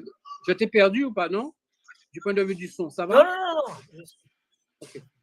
Donc, je disais, quand j'ai été dans les écoles, parce que là, tu n'as pas tout, mais le pétillement, la vie, le battement cardiaque, les émotions, les femmes, la démarche, chalouper des femmes, les coups de peule, les regards, je veux te dire, cette joie des enfants. Il y a comme une espèce de vie, une espèce de on ressuscite au Congo-Brazzaville. C'est-à-dire qu'il y a quelque chose d'ancien, mais même de nouveau que nous avons perdu ici, parce que nous sommes en pleine schizophrénie dans un pays colonisé, où nous nous sommes haïs nous-mêmes par rapport à nous-mêmes, par rapport à notre race. On nous a appris à aimer l'autre. Je ne dis pas ça avec haine, c'est un constat. Donc, nous avons une espèce d'ambivalence en nous qui fait que nous avons une haine de nous-mêmes. Et c'est quand tu reviens là que tu es réellement sur les deux pieds et que tu es en réconciliation avec toi-même, avec tes ancêtres, et les choses s'alignent, où tu finis par voir, mais c'est-à-dire pas voir le tangible, un tel qui est devant toi, mais tu respires quelque chose qui te parle et qui te dit des choses. Et c'est là que tu te sens vivre en toi quelque chose de au-delà de l'humanité, que tu es un être vieux, tu es un être ancestral, et que la tradition et que les ancêtres sont là, et que tout ce monde est vivant autour de toi. Tu es 1000 fois plus vivant que dans un pays aujourd'hui. Quand j'entends, par exemple, qu'il y a, depuis janvier à aujourd'hui, il y a 35 décès par arme à feu entre les jeunes dans mon pays, Guadeloupe, je me pose des questions. Je m'investis en politique et tout, mais je finis par me dire, je me pose beaucoup de questions là, en ce moment. Et je pense de plus en plus au Congo-Brazzaville, je pense de plus en plus à l'Afrique et de cette quête spirituelle. Alors, avec Ajupa Congo, il faut en parler, puisque je vois qu'il est déjà à moins de quart. Depuis, j'ai fait un sacerdoce, j'ai fait un vœu avec Kimoya et avec Marie-France, avec tous les frères qui veulent bien m'aider, qui sont avec nous. Parce que je ne m'approprie pas les choses. Hein. Le jeu, moi, je m'en fous. Hein. Mais on va essayer d'organiser le charter pour amener les frères à connaître. Créer un charter qui puisse partir de Paul Caraïbe aux Abîmes et faire Maya Maya directement. Ça fera déjà moins de trajet que de faire Paris 8000 km et de faire Maya Maya. Ça fait 16 000 km. J'ai fait 32 000 km en avion pour aller et revenir. Donc, moi, ce que j'essaie de voir là avec Air Caraïbes et autres, Air Canada et Air France, de voir comment on peut faire une ligne directe, ce qui ferait déjà donc moitié d'énergie, de temps et d'argent, et de voir comment on pourrait passer 7 jours là-bas. Pas dans le but de tourisme à l'occidental. Hein. Je n'apprécie pas ce terme. Ce serait un voyage spirituel. C'est-à-dire ce que j'ai vécu, je ne peux pas le raconter. C'est une affaire personnelle. Les gens qui vont m'écouter vont même croire que je suis fou. Et donc, je préfère dire aux gens, pour que nous ayons une discussion d'homme à homme, de cœur à cœur, fais ce que j'ai fait, nous allons parler après.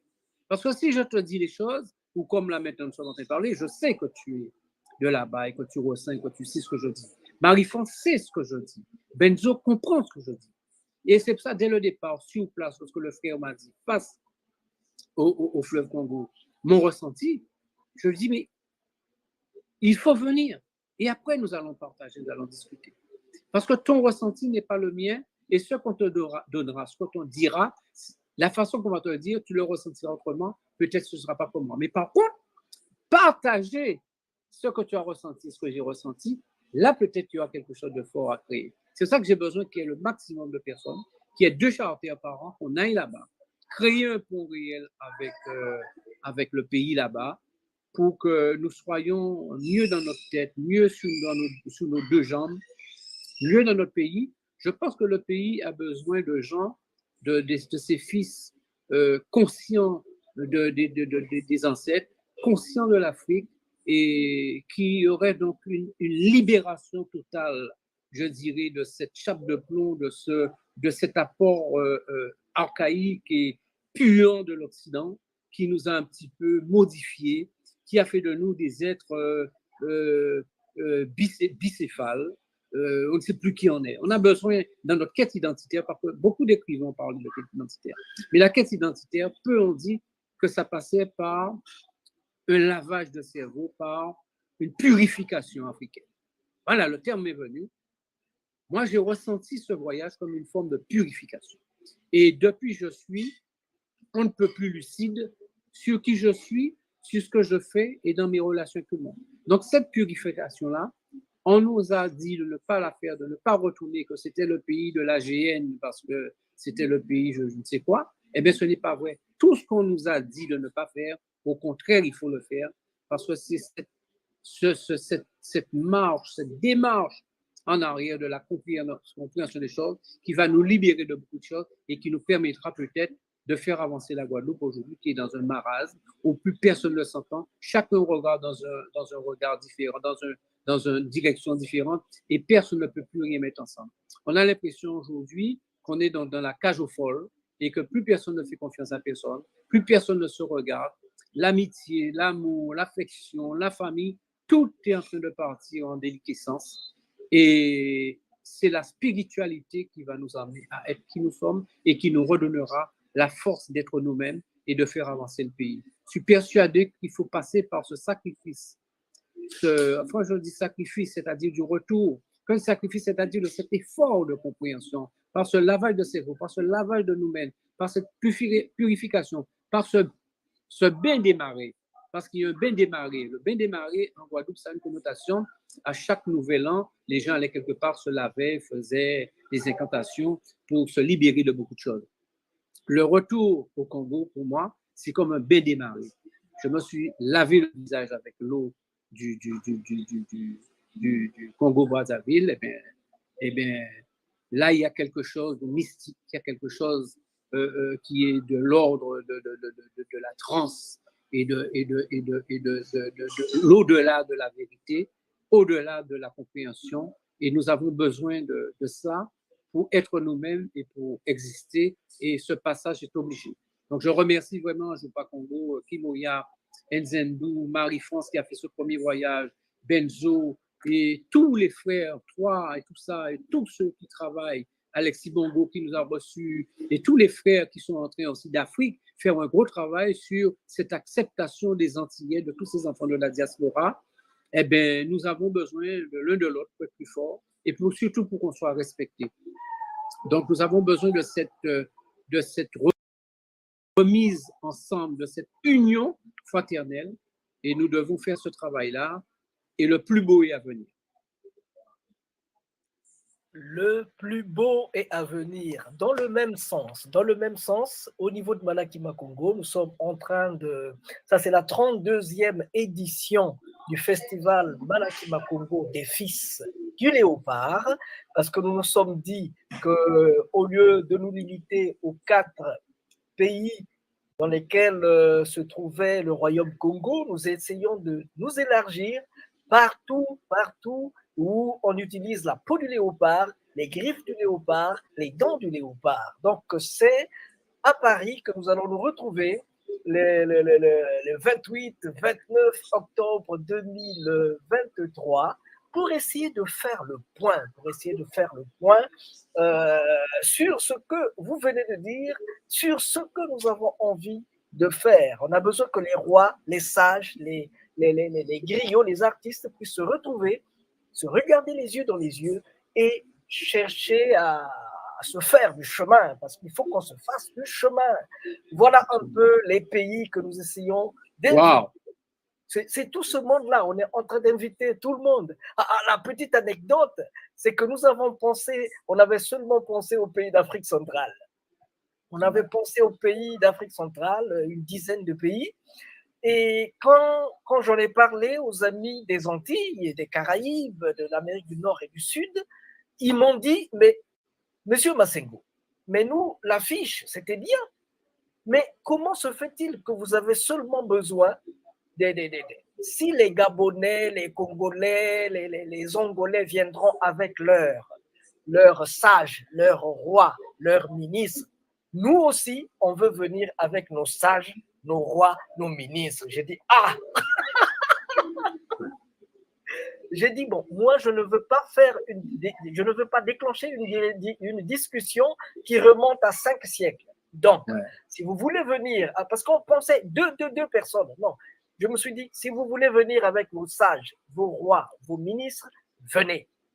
Même si vous voulez venir avec le président Lula, venez. Moi, j'ouvre les portes. Et c'est dans le même sens que je venais d'inviter mon frère Dendélé. Ce sera une rencontre incroyable. Comme je te dis, donc, j'ai pris acte de ça, donc je verrai un petit peu. Je ne te dis pas de oui affirmatif tout de suite. Il faut quand même organiser. Je ne suis pas seul, j'ai une famille et tout. J'ai fait pas mal de voyages là, donc je vais voir. Donc, c'est une chose intéressante si on peut présenter des bouquins aussi et parler à la communauté, dire un petit peu notre ressenti. Sans haine vis-à-vis des autres, encore une fois, hein, sans agressivité. Hein. Je pense qu'il faut être, comme on dit chez les Anglais, relax et tranquille aujourd'hui. Ce qui est dit avec sérénité a encore plus de force que de le brandir avec un coup de la main. Donc, nous devons être sereins aujourd'hui. On doit être un peu serein, croire en la providence et à l'histoire de l'humanité à venir. Il faut qu'on soit tranquille dans ce que nous avons à dire. De toute façon, la vérité est en train d'éclater. Et donc, nous n'avons plus aucune peur ni de haine à avoir vis-à-vis de quiconque. Il faut qu'on reste serein et faire très attention. Oui. Tout en faisant très attention. On doit être serein et faire beaucoup attention parce que... C'est pour ça qu'il faut une solidarité entre nous. Il faut une grande solidarité, savoir qui est qui fait quoi. Et c'est parce que nous aurons un cercle vertueux suffisamment grand et fort avec une chaîne où chaque maillon sera suffisamment solide, qu'on va nous respecter et que les gens auront peur de nous attaquer. Mais si tu fonctionnes individuellement, tu n'as aucun frère autour de toi, et que l'un est en train de tirer sur l'autre, dit « Ah, mais qu'est-ce qu'il croit? Qu'est-ce qu'il dit, celui-là, n'importe quoi ?» Il faut arrêter avec ça. Autant si tu as un problème avec le frère, tu l'appelles personnellement, tu dis « Telle chose entre nous. » Mais jamais décrier un frère ou une sœur à la barbe du monde, qui veut l'entendre, pour toujours créer une espèce de division entre nous. Ça, c'est quelque chose que nous devons annihiler dans notre concept de vie, c'est de créer encore davantage de division entre nous. Nous devons nous unir et pouvoir nous accepter avec nos limites. Et sans pour cela casser du sucre sur l'autre. Ça, il faut qu'on arrête ça, il faut qu'on apprenne à être solidaire. Alors, on va écouter une petite partition de musique. Et puis après, monsieur... Ben, on est pratiquement l'heure. Je vais quand même te dire rapidement, très rapidement, au lieu d'écouter la musique, parce qu'il ne va pas nous rester trop de temps. Il est déjà -5. Je voulais te dire que pour Ajupa Congo, j'ai fait un petit point quand même pour te dire que l'objectif, c'est de transmettre et valoriser la civilisation Congo pour préparer notre peuple au retour prophétique. Voilà, prophétie de Kimbangu, le 10 septembre 1921 à Mbanza Nsanda, actuelle République démocratique du Congo. Nos actions, pôle recherche et enseignement, langue Congo, Kikongo, Kikami, qui est le créole, histoire, spiritualité par rapport à nos ancêtres, un pôle voyage, retour au Congo, terre ancestrale, expérience pilote avec mon départ à Kimbélé, invitation au Congo du continent à visiter leurs sœurs et leurs frères de la Caraïbe. Et il est prévu donc un pôle édition aussi avec des ouvrages de civilisation Congo qui seront donc édités. Et d'ailleurs, Kimouya a commencé avec ça. Et tout individu de la diaspora qui voudrait écrire, qui ne trouve pas un éditeur, nous sommes là donc pour promouvoir ensemble. Alors, je veux dire que tu rentrais à Ajupa Congo, j'ai porté aussi ma petite note de sagesse. Kimouya m'écoute, elle m'entend, on arrive à travailler, moi j'entends aussi ce qu'elle me dit, mais je parle d'un concept où moi j'ai eu beaucoup de chance dans ma jeune vie avec des parents, beaucoup d'amour, et je pense qu'il est toujours plus facile en touchant les gens, d'amener les gens à faire les choses au lieu de se redresser, de se dresser contre les gens. Surtout nous sommes un peuple de guerriers. Nous sommes des guerriers. Le noir est physiquement quelqu'un de fort et de mentalement. Donc, si tu veux, tu peux tout avoir de lui, mais il faut venir avec amour. Et je dirais, c'est comme ça que tu arriveras à avoir un échange. Et si tu viens sur des quiproquos avec un esprit de supériorité et tout, il te donnera l'impression que tu as la supériorité, mais ce ne sera jamais acquis. Donc, la meilleure façon, c'est d'être authentique avec les gens. Et nous avons besoin de cette nouvelle sociologie, de l'authenticité entre nous, dans nos discours, dans nos conversations, dans notre humanité, dans notre vie et dans nos rapports interindividuels avec l'épouse, avec les enfants, parce que ça ne va pas essentiellement. Nous avons un effort à faire. L'Occident nous a appris à ne plus de voir le sacré dans la famille. Mais si nous avons des enfants aujourd'hui en Guadeloupe aussi en déperdition, c'est parce que nous avons perdu aussi le sacré de la famille.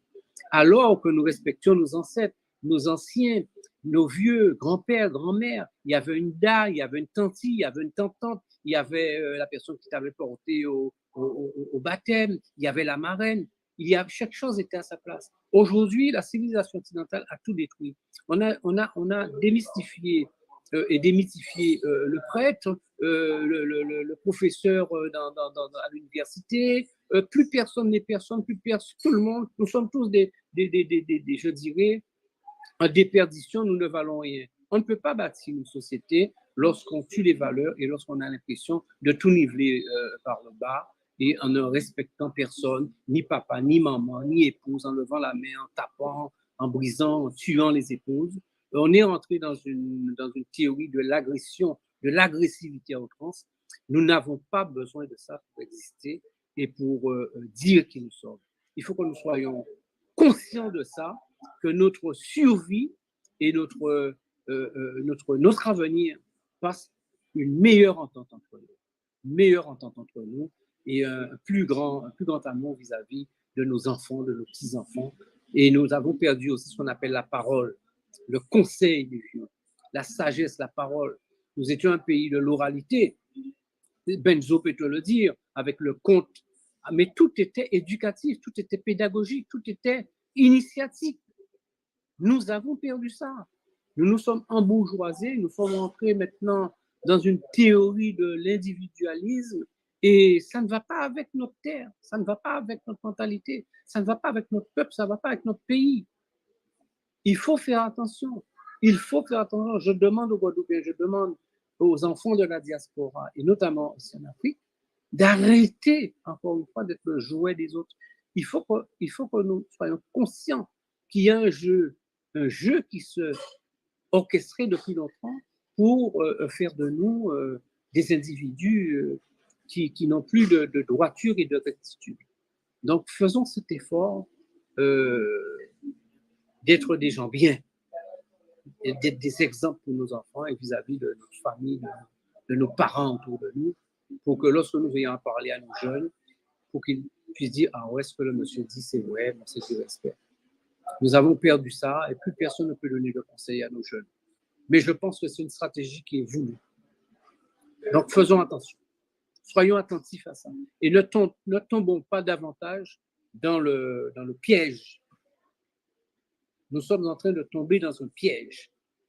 Et il faut être conscient de ça quand on se réveille le matin, pour dire non, je ne dois pas tomber dans le piège. Je suis quelqu'un d'autre. Je suis venu ici pour une mission par rapport à mon passé, qui je suis. Je suis issu de la diaspora, de l'Afrique, tel et tel était chose, ma famille, mon père, ma mère. J'ai du respect à avoir. Et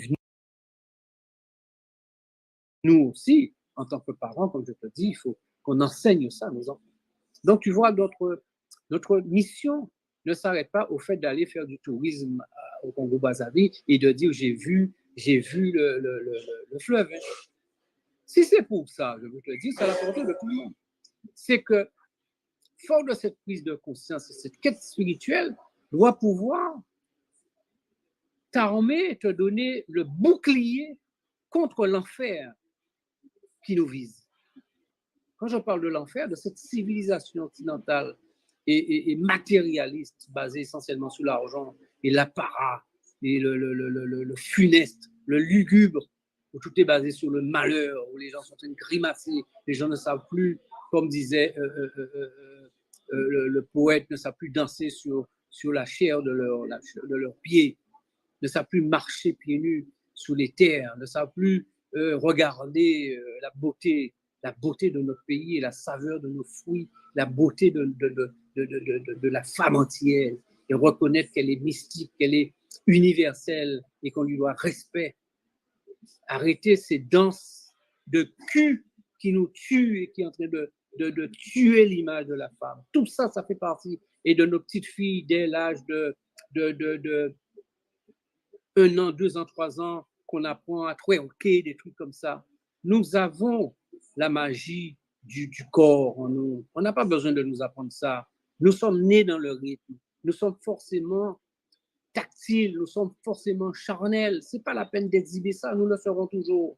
Mais c'est l'aspect spirituel que nous avons perdu qui fait qu'aujourd'hui, n'importe qui se sent plus fort que nous, n'importe qui se sent capable de nous dire n'importe quoi. Il faut retrouver cette spiritualité-là. Il faut inculquer ça aux enfants. Se réveiller le matin dans l'esprit, justement, d'être unis, de fonder une famille, de respecter ses enfants, de faire ce qu'il y a de faire à faire et de ne pas être abordable et méprisable par n'importe qui. Nous avons besoin de sagesse personnelle. Désolé, je ne fais pas la morale. Hein. Ça vient comme ça, je vous le dis. Et malheur à moi si demain moi-même, je n'obéis pas à ce que je dis. J'ai 64 ans aujourd'hui, ça me fait 40 ans de mariage, j'ai 2 enfants. Je m'efforce. Rien n'a été facile. Rien n'est facile tous les jours, il y a des difficultés. Mais je m'efforce d'être en paix avec moi-même et avec ma famille, avec les gens que j'aime. Me réveiller le matin, me regarder dans un miroir, m'accepter et remercier le Père éternel qui m'a fait pour avoir une petite fierté, satisfaction de moi. Savoir que mon âme, mon cœur est propre. Et quand je dis que je m'adresse à lui, je peux lui dire le fond de mon cœur sans pour cela dire que je suis un être sale et vil. Il faut que nous ayons la fierté d'avoir la pureté de notre âme. Nous devons faire attention à ça si nous croyons à l'éternité. Et si nous sommes Congo, nous savons très bien que nous ne croyons pas à la mort. Et au-delà de la mort, l'éternité est là. Mais l'éternité sera due essentiellement si nous faisons ce que nous devons faire sur terre. Et nous devons répondre de nos actes. Nous devons répondre de nos actes. Et c'est ce passage sur terre, c'est dans cette balance-là que nous serons jugés. Donc faisons attention à ce que nous faisons. Eh ben, je pense que tout est dit, qu'il n'y a plus rien à dire. Hein, il y aura toujours à dire et à faire. Nous devons mais pour aujourd'hui, c'était tellement beau, c'était tellement bien dit que ça devrait être le mot de la fin.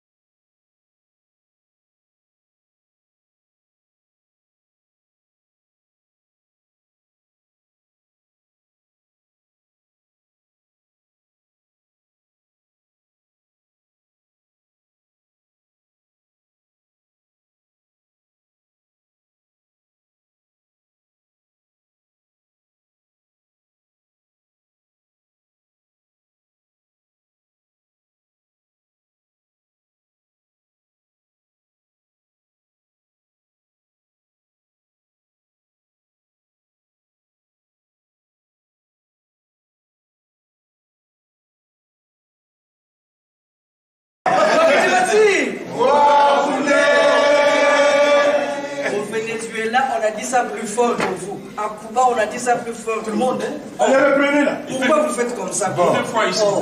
Vous qui tu vas dire?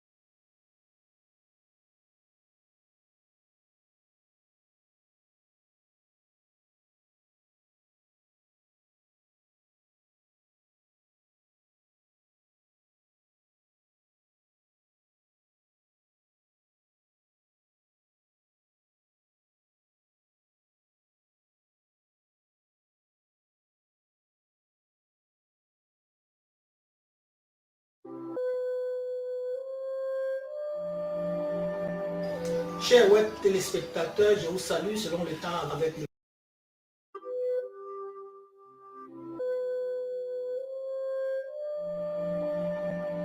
Chers web téléspectateurs, je vous salue selon le temps avec lequel vous me prenez en marche. Rogers Donaket de l'Association des Africains de la diaspora AFCAD. Cet après-midi du 26 mai 2017 à Radio Emilia, je suis avec M. Masengo Mbongolo. Masengo Mbongolo est le président fondateur de l'association Malakima Congo, auteur d'un livre, Le Congo haïtien vu avec les yeux d'un Congo d'Afrique. Masengo Mbongolo œuvre aussi pour la finance éthique alternative. Cet après-midi, il voudrait bien parler d'Haïti. Soyez bienvenue, M. Masengo. Masengo. Bonjour, bonjour, bonjour à tous les téléspectateurs, bonjour à toute l'Afrique, bonjour à Haïti. Vous êtes président de Malakima Congo, vous avez fait plusieurs voyages en Haïti. Aujourd'hui, vous êtes là pour parler d'Haïti. Je voudrais que vous vous présentiez mieux aux téléspectateurs avant que nous entrions dans le vif de notre sujet. Ben, mais évidemment, il faut dire que cela fait depuis 2002, je vais en Haïti.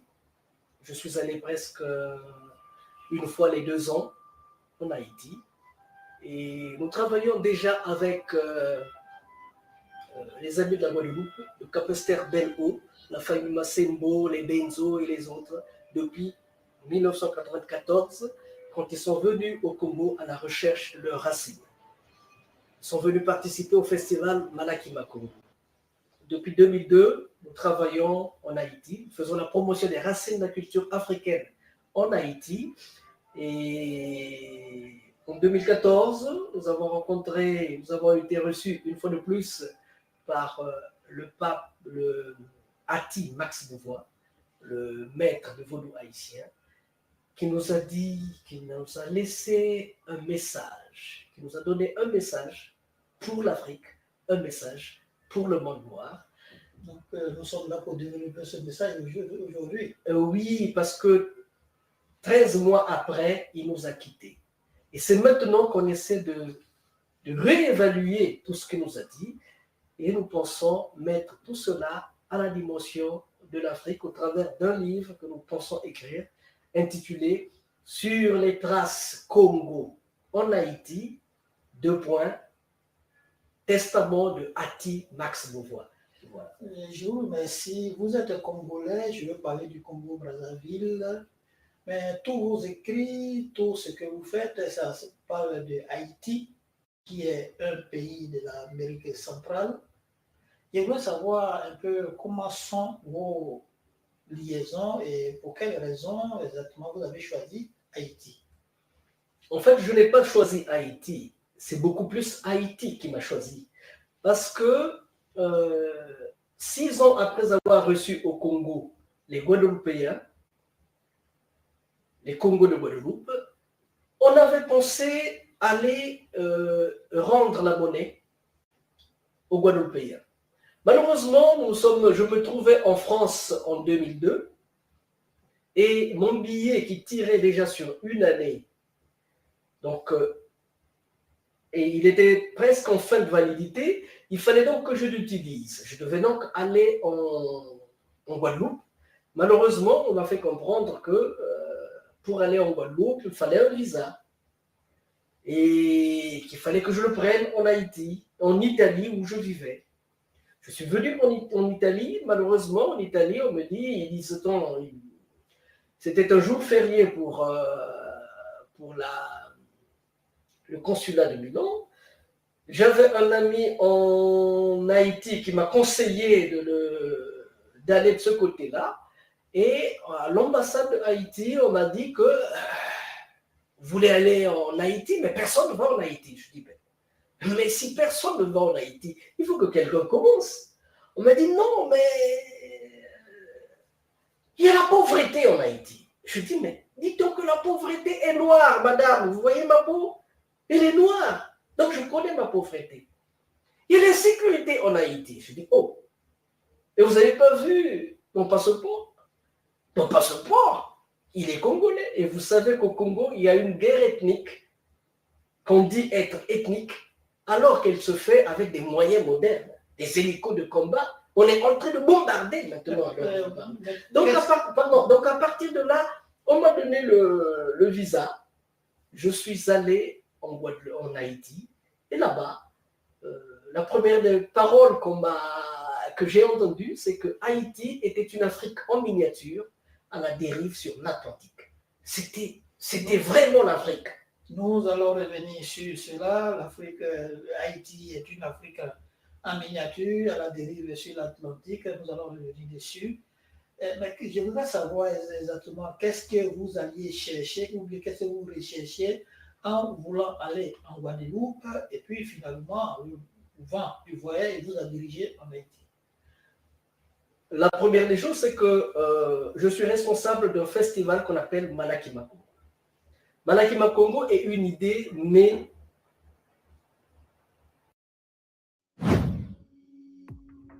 Sei pronto a tirar fuori il meglio dei tuoi talenti? Con Speaks Business Coaching è semplice. Grazie a un metodo certificato, coach selezionati, intelligenza artificiale e analitiche all'avanguardia.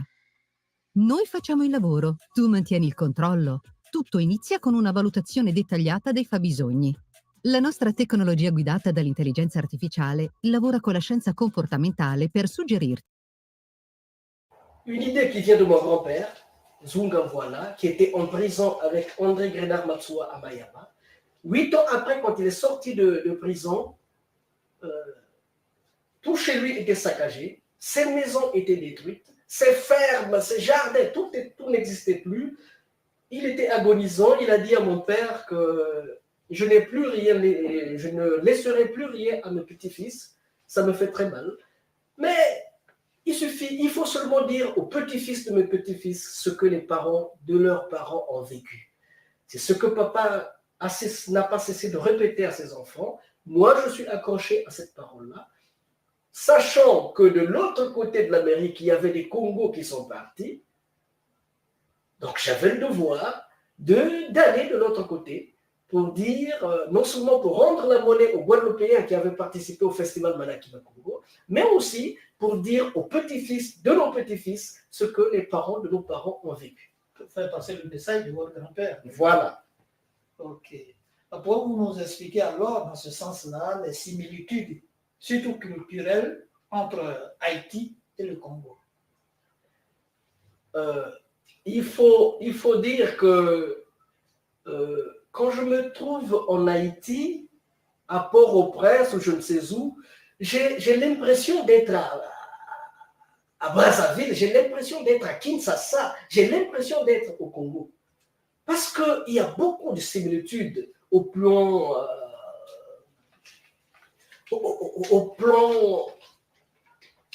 humain.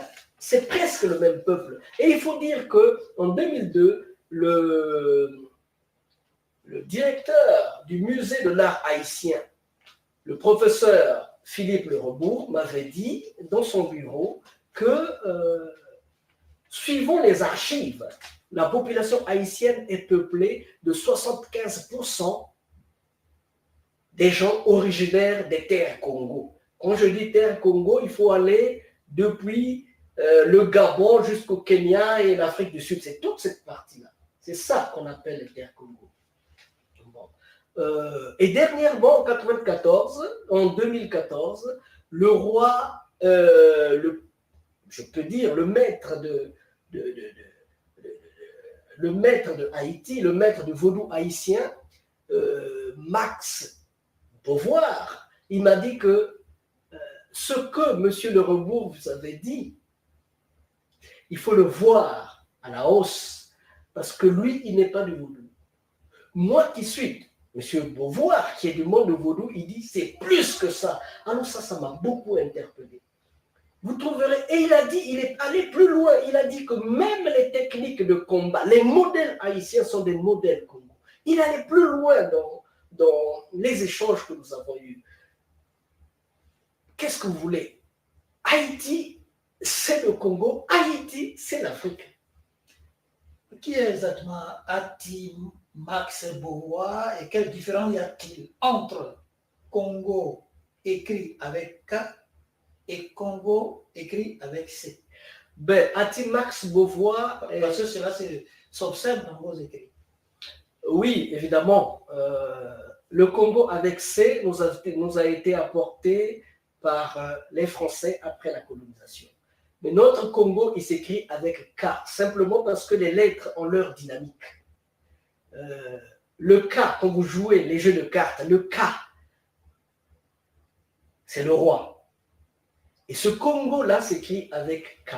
Congo en lui-même veut dire amour, paix, fraternité, unité, loyauté, royauté, divinité. C'est ça la signification du mot Congo. Et nous ne le reconnaissons pas trop dans le Congo avec C, qui semble être un Congo dominé par les colons et le reste. Maintenant, pour revenir à Ati Max Beauvoir, Ati Max Beauvoir est un intellectuel haïtien qui a été choisi par son grand-père. Il est chimiste d'abord, il a étudié en France, étudié aux États-Unis.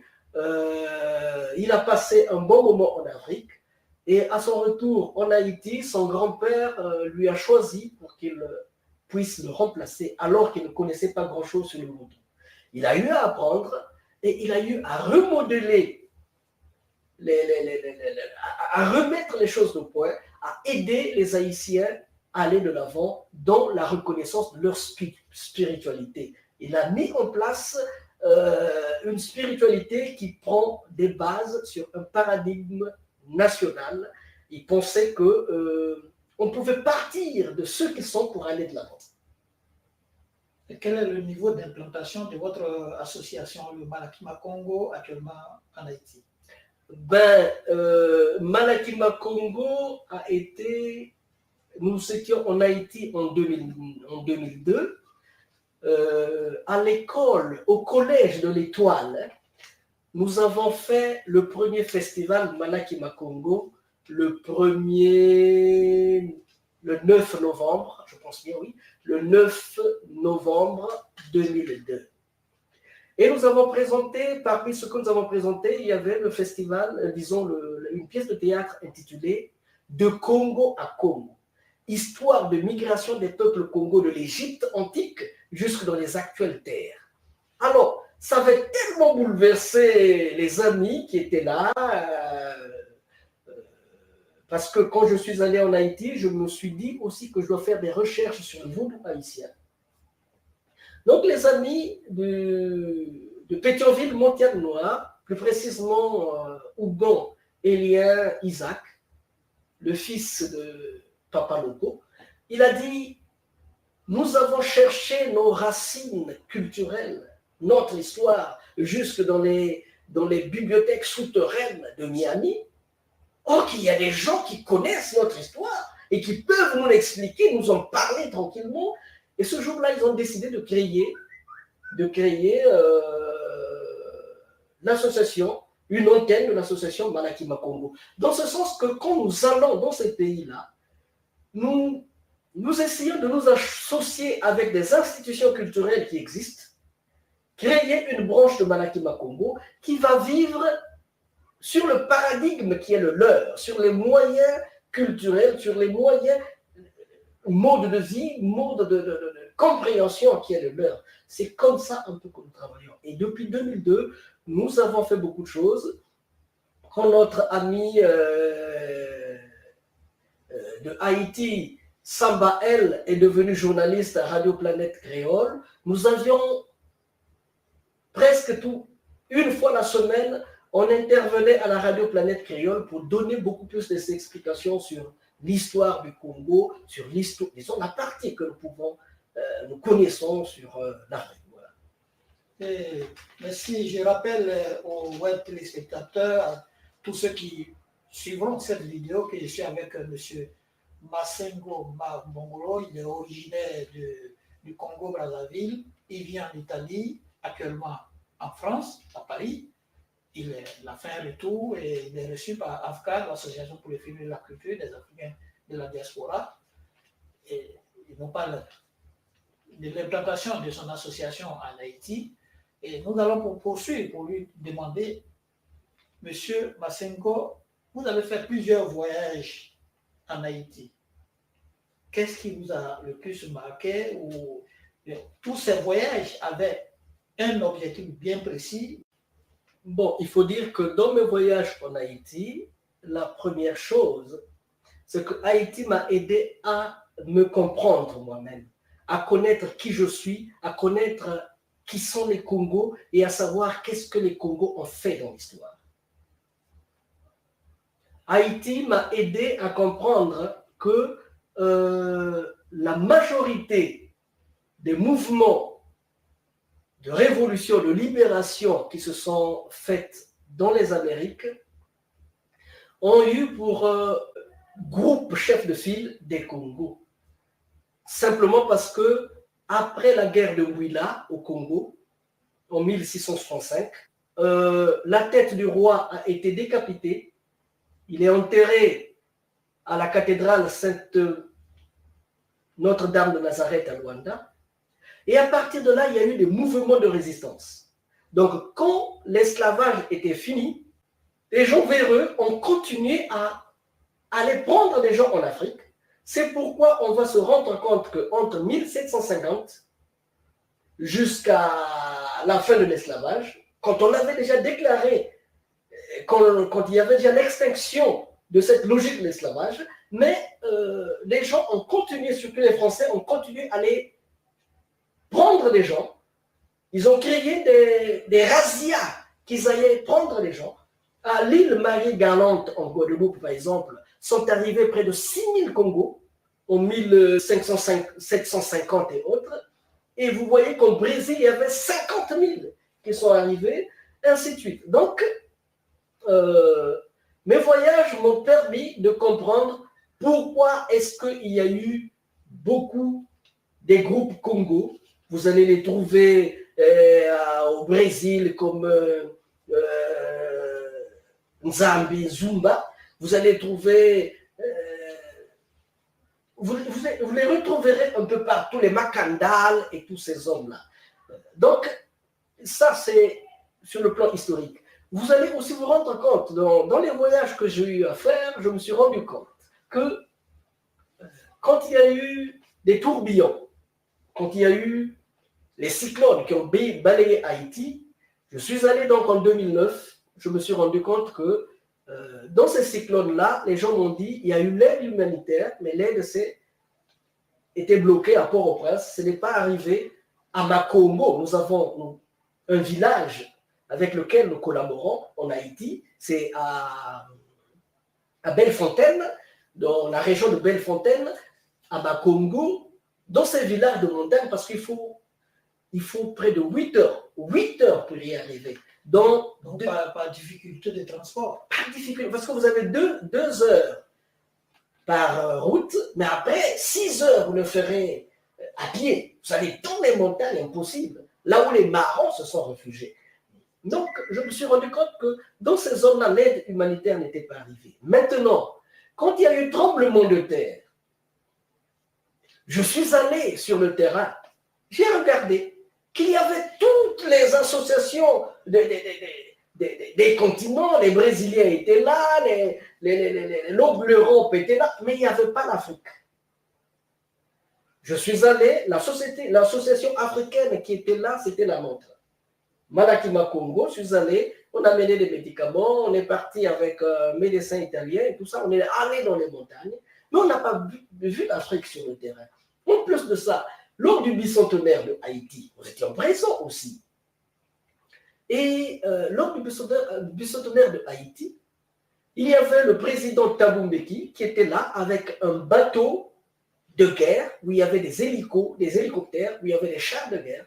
C'est l'Afrique du Sud qui a assuré la sécurité du bicentenaire de Haïti, disons à Port-au-Prince, parce que de l'autre côté, il y avait la guerre, il y avait déjà le détachement de Rochambeau qui était déjà dans le nord, dans le Cap, qui était déjà là. Le détachement de Rochambeau, c'est celui-là qui est basé en Guyane. Et je me suis rendu compte qu'il y avait donc le président Thabo Mbeki, il y avait les gens du Black Caucus, il y avait aussi le roi d'Alada, mais tous les autres rois africains n'étaient pas présents. Depuis 2016, Haïti a accepté, Haïti a été reconnu comme pays africain, pays qui fait partie de l'unité africaine. Malheureusement, quand elle est de l'Union africaine, Haïti fait partie de l'Union africaine. Parce qu'elle a déposé sa demande en 2012 et en 2016, elle a été reconnue comme pays faisant partie de l'unité africaine. Les Haïtiens peuvent aller au Bénin sans visa.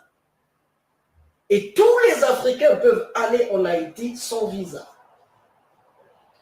Ok, je l'apprends, mais je voudrais revenir dessus pour vous demander pourquoi est-ce que vous regrettez vraiment le fait qu'il n'y ait pas d'institution ou de représentation culturelle africaine en Haïti lors du bicentenaire.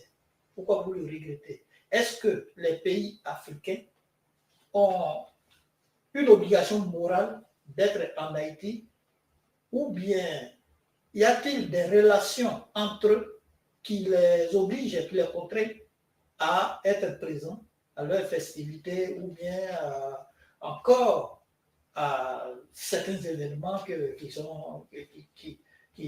regardent l'Haïti. Il faut dire que Haïti est un pays particulier. Particulier parce que ce sont les énergies africaines qui se sont retrouvées en Haïti et qui se sont exprimées, qui ont exprimé leur liberté, le besoin d'être libre. Quand je suis en Haïti, on me pose souvent la question de savoir, vous êtes africain? Parce que quand je vais là-bas, je ne reste pas dans les hôtels. Quand je vais là-bas, je vais dans les montagnes, dans les bas-fonds, là où les gens ne veulent pas aller. Et on me dit souvent, par exemple, à Peigné, en 2003, à Peigné, j'étais dans un taxi, un jeune homme m'a demandé, vous êtes africain? Il avait 18 ans. Vous êtes africain? J'ai dit oui. Alors, que veut dire Mata Matawa?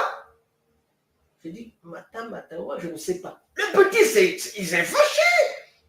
Vous êtes africain, vous ne connaissez pas ce que ça veut dire, Mata Matawa? J'ai dit, mais jeune homme, mais l'Afrique est grande. L'Afrique, ce n'est pas comme Haïti. Au Congo seulement, nous avons près de 300 dialectes. En Afrique, il y a près de 3000, 7000 dialectes.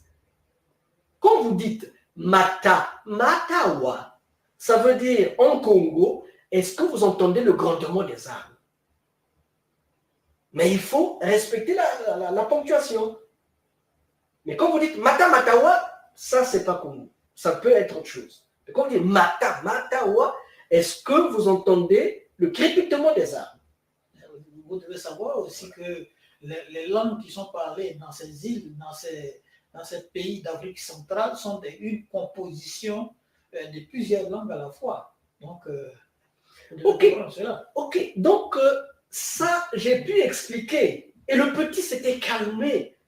Parce que dans sa famille, dans chacune des familles haïtiennes, chaque groupe, chaque famille a un mot qu'il a gardé pour l'Afrique, qu'il a gardé de l'Afrique. Et quand il se retrouve devant un Africain, il a envie d'avoir la réponse.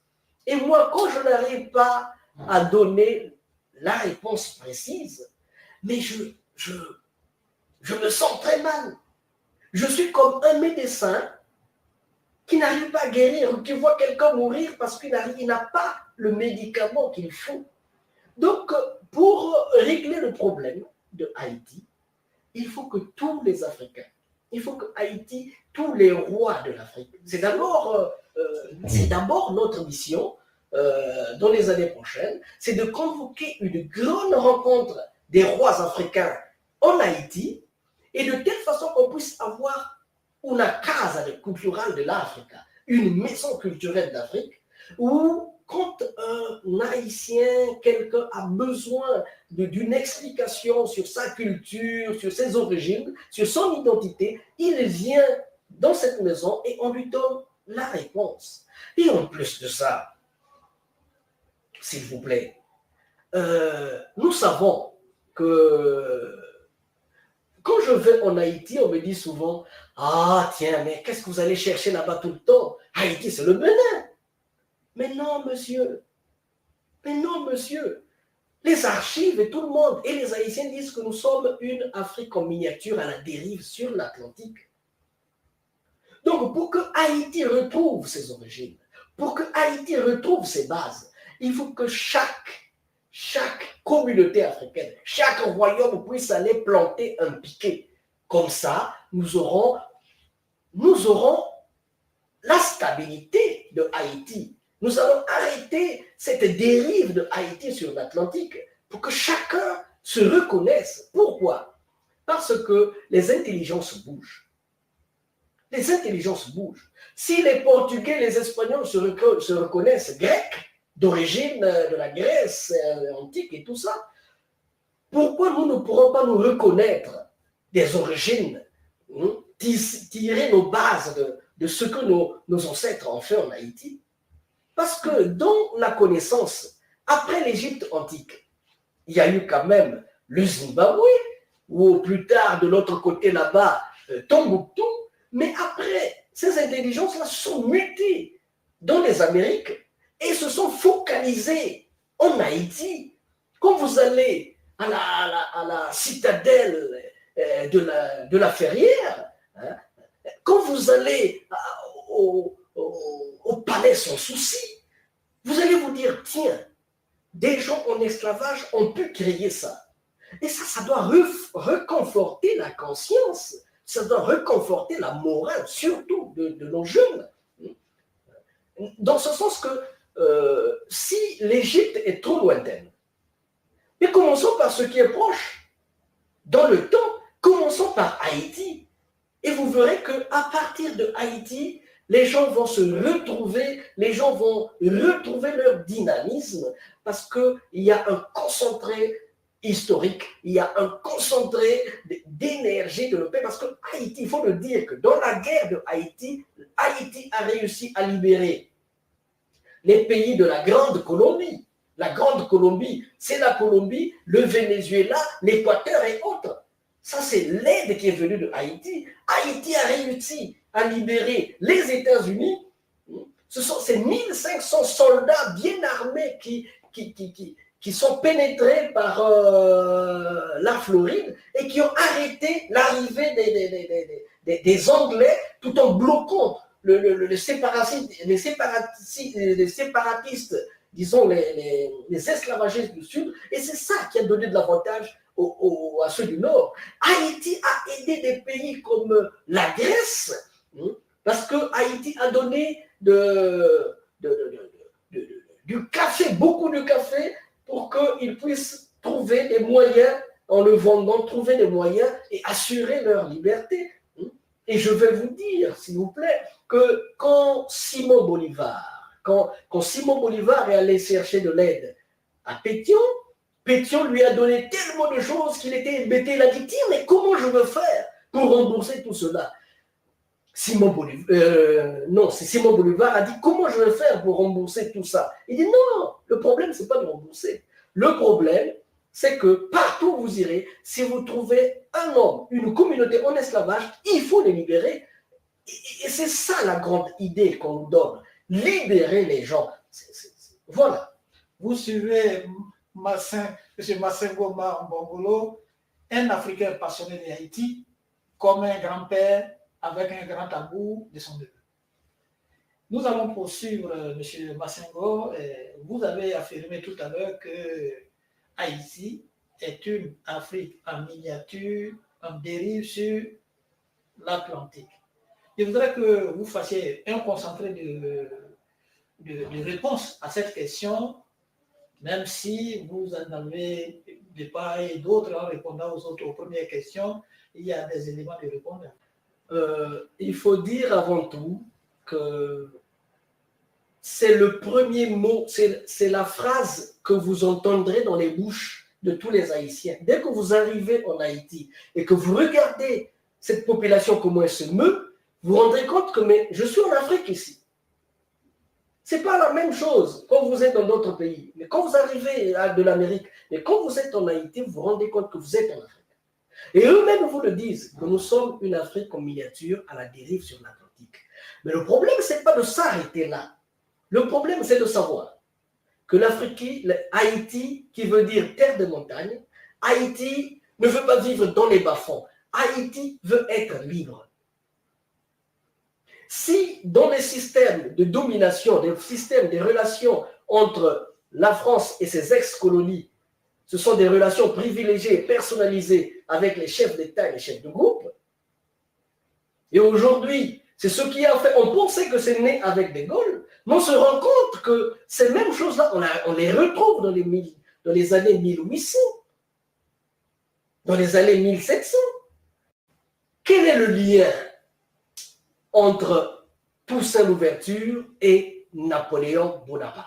Pourquoi dit-on que le roi est mort, vive le roi? Pourquoi, après la mort de Dessalines, pendant 46 ans, le mot de Dessalines et l'œuvre de Dessalines a été effacé? Que voulait Dessalines? Dessalines voulait que l'on puisse distribuer les terres à tout le monde, que chacun ait de la terre.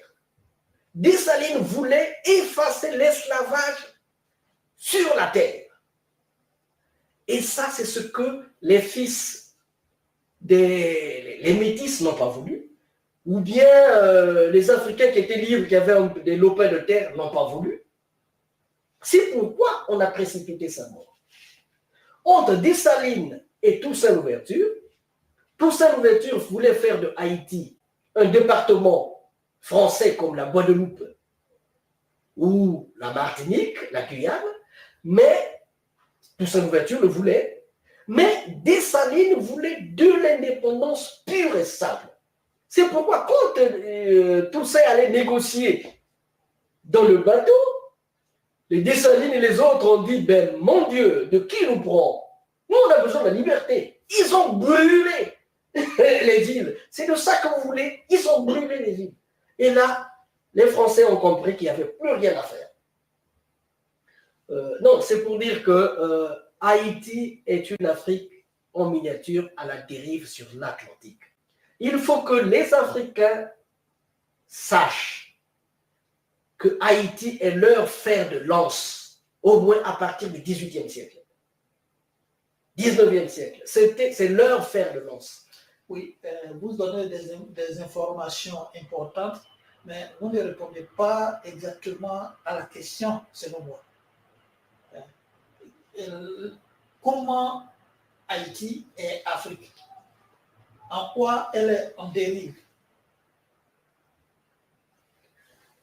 Haïti est l'Afrique parce que avant l'arrivée de Christophe Colomb, il y avait près de 3 millions d'Indiens qui vivaient sur cette terre-là, les Taïnos Arawaks. Quelques années après, il n'en restait plus que 60 000. Et aujourd'hui, quand vous allez en Haïti, c'est difficile de retrouver les Taïnos Arawaks. Et dans la structure, dans la composition de Haïti, ils ont accepté ce don que leur a donné les Indiens, les Taïnos Arawaks. Ils se sont appropriés. C'est pourquoi quand ils prennent l'indépendance en 1804, le père de l'indépendance, Dessalines, rebaptise le nom de Haïti, qui veut dire terre haute. Les Haïtiens, ils ont épousé la logique des Taïnos. Ils ont épousé la conscience de Taïnos. Dans leur spiritualité, vous trouverez la dimension indienne là-dedans. C'est comme si les Indiens leur avaient dit, nous on s'en va, mais gardez ce pays. Ça, ce n'est pas. Quand vous voyez Haïti, il faut savoir que Haïti a battu la première armée du monde, la plus grande armée du monde. Les esclaves de Haïti ont battu la plus grande armée du monde. Quand vous voyez la population, elle est noire à 100%. Quand vous voyez leur spiritualité, quand vous voyez leur identité, quand vous voyez leurs manifestations, ce sont des manifestations africaines. Et ils réclament leur africanité. En plus de ça, quand le Congo a des problèmes, quand Lumumba prend son indépendance et qu'on se met à chasser les Belges qui s'en vont en masse, mais c'est Haïti qui envoie ses intellectuels, ses médecins, ses enseignants pour venir enseigner au Congo. Moi, j'ai été enseigné par des professeurs haïtiens. Monsieur Philippe Le Rebourg a travaillé au Congo. Il y a beaucoup d'Haïtiens qui ont travaillé au Congo. Et quand ils organisent le bicentenaire de Haïti, Mandela s'est rendu compte qu'en 1904, il a été interdit à Haïti de festoyer son indépendance, le centenaire de son indépendance. Et lors du bicentenaire, Mandela n'a pas hésité. Il a mouvementé les gens de Black Caucus et ailleurs et dit on a besoin de l'indépendance de Haïti. On a besoin de festoyer, de fêter les festivités de l'indépendance de Haïti. Ils ont envoyé tout un bateau de guerre, je dis bien tout un bâtiment de guerre, où il y avait des hélicos, où il y avait des hélicos et le reste. Avant de retourner au bicentenaire, qui est vraiment très important, je veux que vous procédiez à expliquer pourquoi l'Haïti aussi est en dérive sur l'Atlantique. Pourquoi elle est en dérive? mais simplement, elle est à la dérive sur l'Atlantique. Simplement parce que quand il y a eu, depuis qu'ils ont pris leur indépendance, la France a exigé que Haïti puisse payer 90 millions de francs or de cette époque, qui équivaut à 21 milliards 700 millions de dollars d'aujourd'hui, pour qu'on reconnaisse leur indépendance. Haïti a payé pendant 25 ans, ils ont payé tout cela. Pour recouvrir leur indépendance. Oui, voilà. Et il faut savoir aussi que pendant tout ce temps, on ne fait qu'envoyer, il y a des invasions des Américains, invasions de ceci, on ne fait que leur mettre des bâtons dans les roues pour que Haïti n'avance pas. Il faut savoir aussi que quand il y a eu tremblement de terre, quand il y a eu le tsunami en Indonésie, le deuxième jour, les aides humanitaires sont arrivées de partout. Mais quand il y a eu tremblement de terre en Haïti, je suis arrivé 2 mois après, c'était le 12 janvier 2010. Moi, je suis arrivé le 10 mars 2010.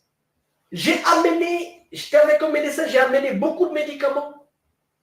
Mais je ne pouvais pas donner des antibiotiques à quelqu'un sans qu'il ait mangé.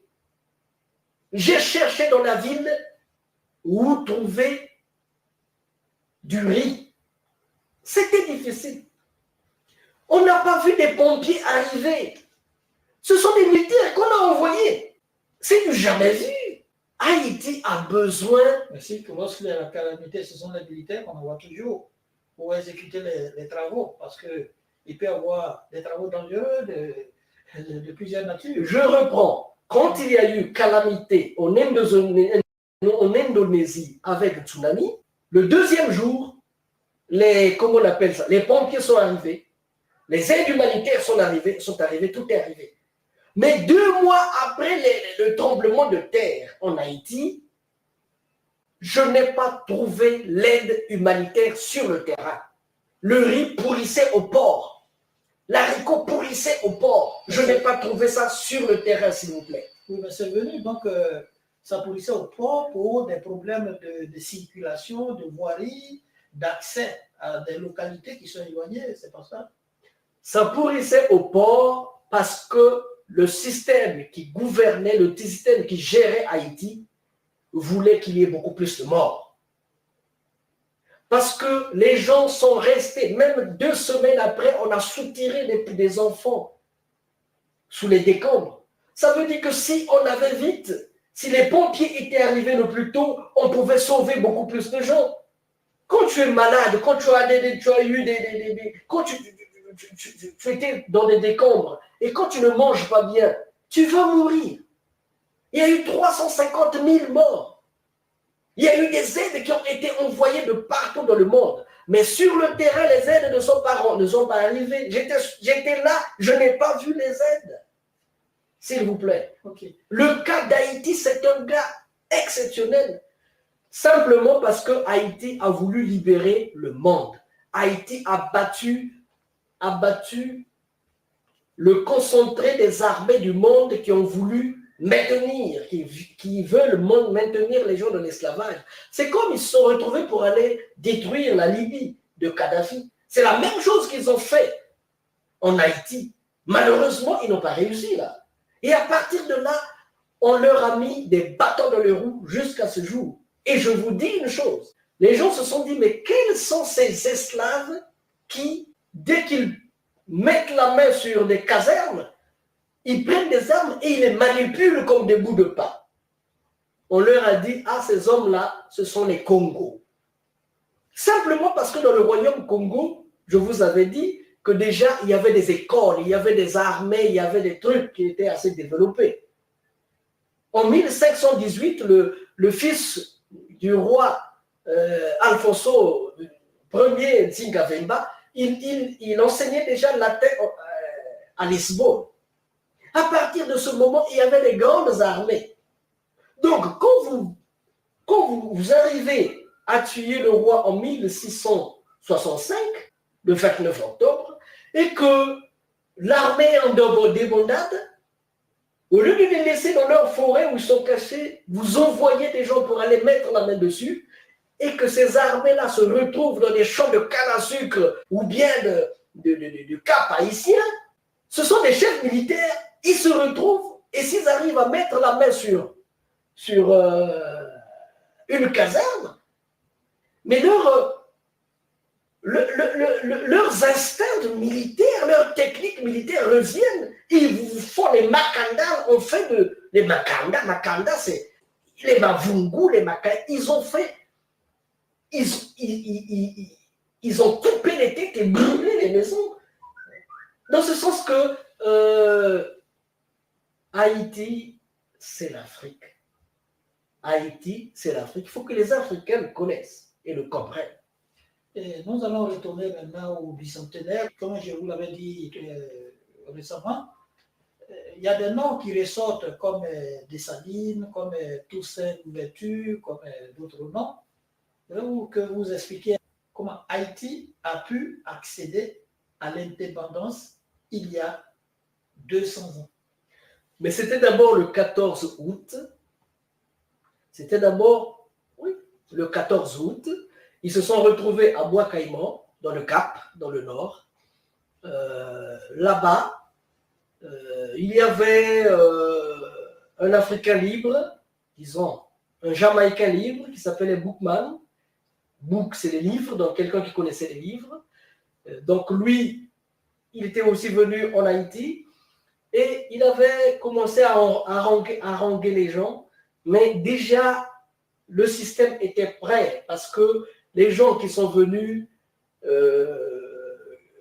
quand il y a eu la fin de l'esclavage et que les gens ne voulaient plus travailler dans les champs et que les Français sont allés ramasser des gens à gauche et à droite, ils sont partis faire des razzias en Afrique pour les amener. Ce sont les Congos qui sont arrivés.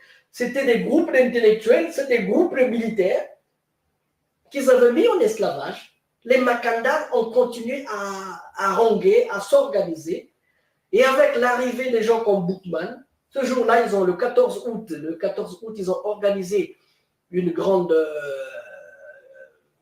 assemblée. 14 août de quelle année? 1791. Ils ont organisé une grande assemblée à Bois, c'est la forêt. Bois, Caille, c'est la maison. Iman. Parce que, comment on l'appelait, Boukman était aussi associé à la religion islamique, qu'il pensait être plus propre que la religion chrétienne, même si après, l'esclavage islamique, c'est aussi une grande affaire. Donc, je disais que Bois, Caille, c'est maison, Iman, donc ça donnait Bois-Caïman. Ils ont fait une assemblée, et à cette assemblée, il y a eu deux prières. Celle de Boukman faite en créole, et une autre, celle de Cécile Fatman. Cécile Fatman avait parlé en Congo, c'était une Congo, elle avait dit Mbuta, Bambuta, Ndoki Kwaze,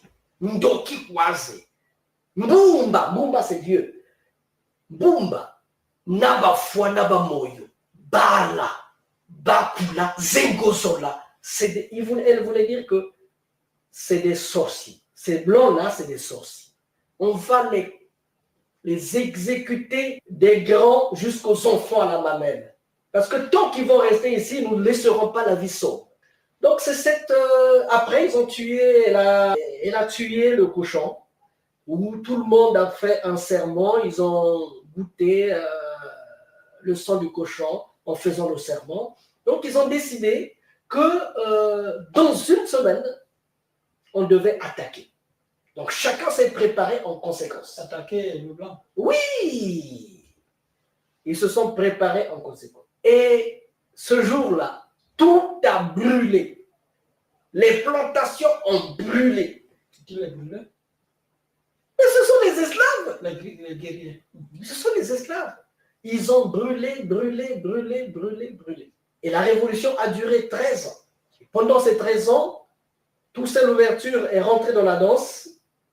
Toussaint Louverture est un jeune dont les parents étaient originaires du royaume d'Alada. Il a fait un grand travail. Il était lui-même cocher. Il savait lire et écrire. Il avait un maître assez exemplaire qu'il avait appris à lire et à écrire. Il était cocher.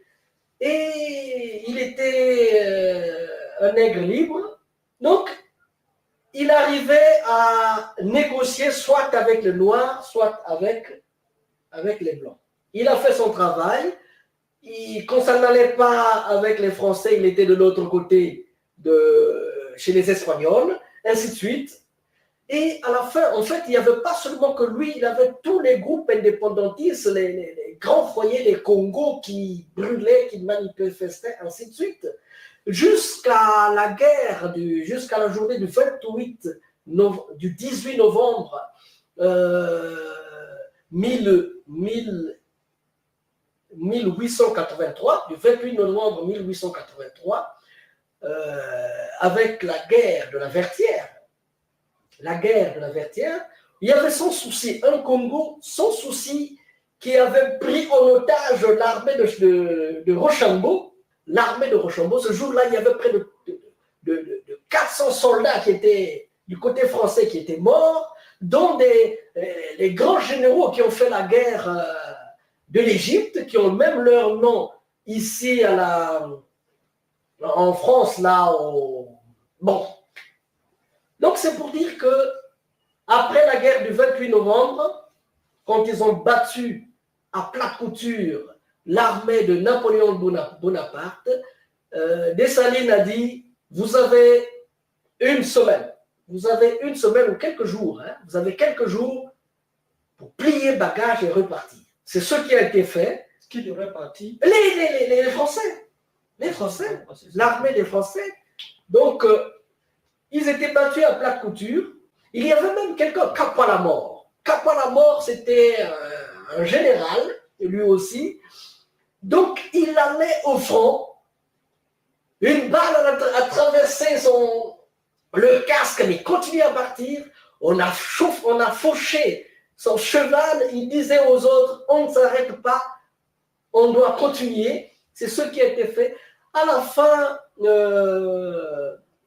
le général français, il a dit, bon, on va s'arrêter, mais en guise de reconnaissance de ce général haïtien, il dit, prenez votre cheval a été tué, mais prenez, il leur a offert un autre cheval, ainsi de suite. Non, c'était pour dire que après la guerre de la Vertière, dont on ne parle pas dans les annales de l'histoire de France, après la guerre de la Vertière, le 1er janvier 1804, Dessalines a proclamé l'indépendance de Haïti. Disons qu'à partir d'aujourd'hui, on va lutter pour enlever sur la terre tout instinct d'esclavage, d'effacer l'idée seulement d'esclavage sur la terre. Voilà un peu l'idée centrale. L'indépendance, c'était le 1er janvier 1804. Je vous remercie, M. Massengo Ngongolo. Comme je le disais au début, M. Massengo est africain du Congo-Brazzaville. Il a une passion folle à travers ce que vous-même vous venez de le constater, ses explications, mais comment il connaît l'histoire d'Haïti. Je voudrais lui demander de me faire une confidence. M. Massengo, pour me faire cette confidence, avez-vous un professeur haïtien ou bien c'est ce que vous venez de raconter font partie de vos recherches personnelles?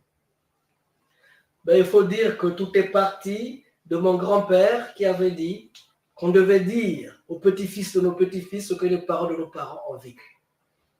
J'ai continué en Haïti et là-bas, dans tout ce que je vois, les arbres me parlent, les hommes me parlent, les montagnes me parlent, et c'est tout cela qui font mon enseignement, qui sont le concentré de mon enseignement.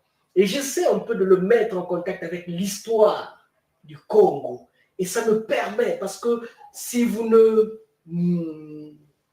connaissez pas l'histoire du Congo, ça serait difficile d'expliquer beaucoup de choses liées à l'histoire de Haïti. Et même depuis que les Africains, depuis que les Congos ont mené les guerres de Haïti, vous allez vous rendre compte que en terre Congo, au Congo, tout le monde peut prendre le pouvoir, sauf les Congos. Je ne sais pas qui détient le secret, mais si en Haïti, on interdit aux Congos d'avoir le pouvoir, de gérer leur pays, il est aussi interdit au Congo de gérer leur terre. Alors je me dis, il faut qu'on se mette ensemble. Il faut qu'on se mette ensemble pour aller de l'avant, parce que la vérité doit triompher. Nous parvenons à la fin de cette interview, M. Boissembo. Si vous avez un dernier message à l'endroit du peuple haïtien que vous aimez tant, et des Africains en général, et de tout ce que vous aimez. Le message, ce n'est pas le mien, le message c'est celui de Ati Max Beauvoir. J'ai oublié de dire que Ati, qui veut dire le grand baobab, qui donne de l'ombre à tous les autres. Ati, c'est le grand arbre. En langue wévé au Bénin. Mais au Congo, on dit Mouti, Wunti, pour dire le grand arbre. Donc, Ati Max Beauvoir a voulu dire que l'Afrique prétend main forte à Haïti. Essayons de nous associer avec le royaume d'Alada et tous les autres pour qu'on apporte à Haïti ce qui lui fait défaut. Parce que c'était le souci d'indépendance qui était celui de Dessalines et des autres. Mais cette indépendance ne sera pleine qu'avec l'aide de toute l'Afrique pour que Haïti cesse d'être une Afrique en miniature à la dérive sur l'Atlantique. Il faut qu'on le sache, que Haïti, c'est notre fer de lance, c'est le fer de lance de l'Afrique. C'est en nous mettant ensemble qu'on pourra aller de l'avant. Haïti a besoin de nous, comme nous avons besoin de Haïti. Et c'est ensemble. Il ne faut pas qu'on laisse Alada tout seul. Il ne faut pas que Alada continue à aller tout seul. C'est tous les royaumes africains qui doivent se mettre ensemble pour essayer de donner à Haïti les bases élémentaires de sa culture. Ce qui est vrai pour Haïti l'est aussi pour toutes les populations, toutes les communautés africaines qui sont installées d'une manière ou de l'autre dans les Amériques. S'il vous plaît, nous avons...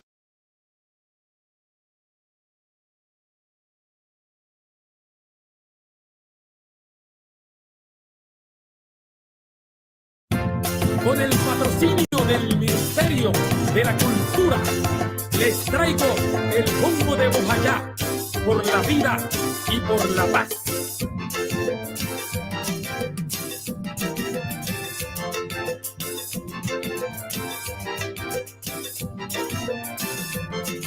Mi abuelo es un gran labrador, reconocido en todita la región. Mi abuelo es un gran labrador, reconocido en todita la región.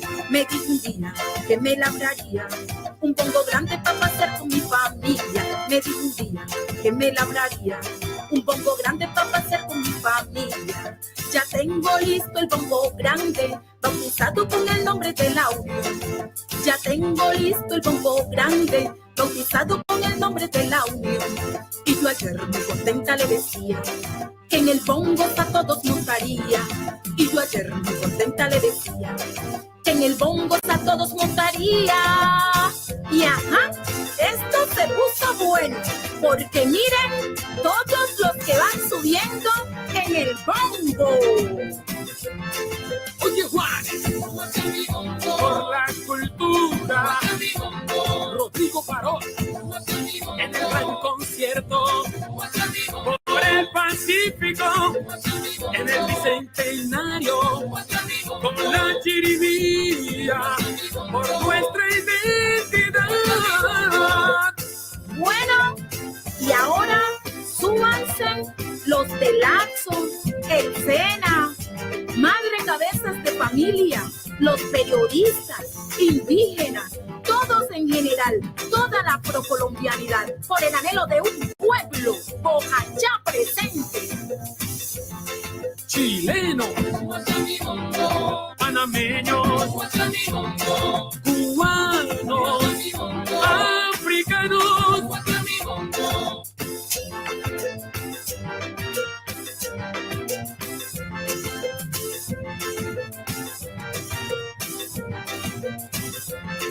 Los del BID, el ministerio, por mi cultura y la salud, educación, por nuestra etnia, en el bicentenario,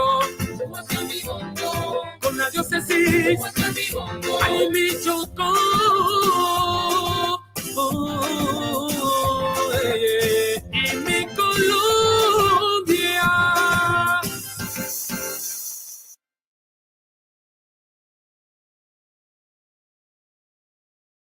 El bombo grande, bautizado con el nombre de la unión. Ya tengo listo el bombo grande, bautizado con el nombre de la unión. Y yo ayer muy contenta le decía que en el bombo a todos nos daría. Y yo ayer muy contenta le decía que en el bombo a todos nos daría. Y ajá, esto se puso bueno, porque miren todos los que van subiendo en el bombo. Oye Juan, por la cultura, Rodrigo Parón, en el gran concierto, por el Pacífico, en el bicentenario, con la chirimía, por nuestra identidad. Bueno, y ahora súmanse los de Laxo, el SENA, Madre Cabezas de Familia, los periodistas, indígenas, todos en general, toda la procolombianidad, por el anhelo de un pueblo, Bojayá presente. Chilenos, panameños, cubanos, africanos.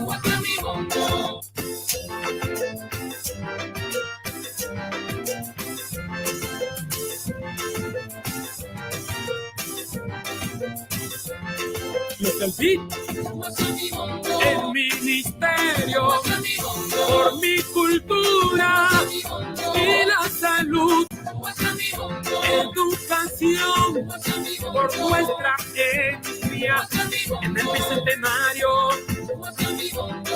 con la diócesis, ay mi Chocó,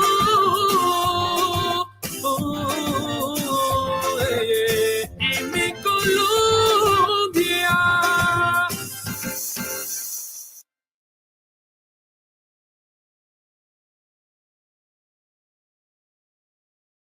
Ben, il faut dire que qui est bien, qui finit bien. Nous avons donc terminé. Nous avons terminé cette première soirée, mais je dois préciser une chose. Nous avons terminé cette première soirée de la 32e édition du festival Malakima Congo, mais il faut ajouter une chose. Les amis de Haïti, Cécile et Malakima Congo de Haïti, donc notre antenne de Haïti, n'a pas pu s'exprimer aujourd'hui. C'est pourquoi nous lui concédons la dernière partie, hein, l'ultime partie, pour qu'elle s'exprime aussi, sinon je pense qu'on aurait tort, qu'on aurait fait du tort, parce que depuis 2002, je travaille avec Haïti. On est tombé ensemble, on s'est relevé ensemble, on est tombé ensemble. Maintenant, on cherche à se relever ensemble, partant de nos pieds. Hein, on veut se mettre debout sur nos propres pieds, parce que la particularité de la coopération que nous avons voulu entreprendre avec Haïti, c'est une coopération qui part de nous, qui part de notre centre primaire, notre cœur, notre volonté de collaborer, c'est-à-dire que notre culture, qui est la culture africaine. Donc, Cécile Vaudou, c'est Cécile et Malaki Makongo.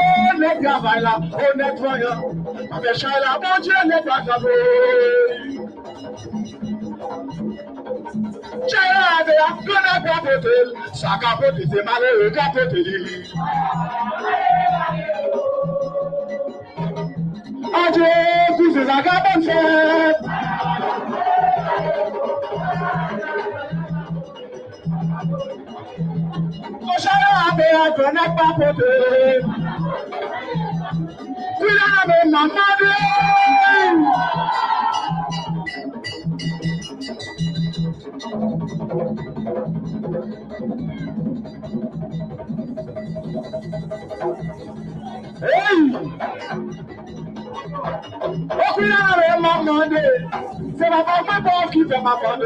C'est la soirée, m'a cherché, mais d'abonnez-nous. Balancez, balancez, vous m'avez poussé, balancez, balancez, balancez.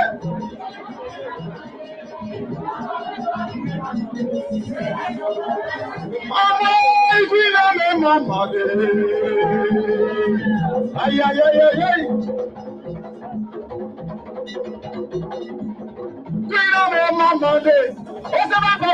Qui fait ma bande, c'est la soirée m'a cherché. Adieu, on nous laisse nous pousser.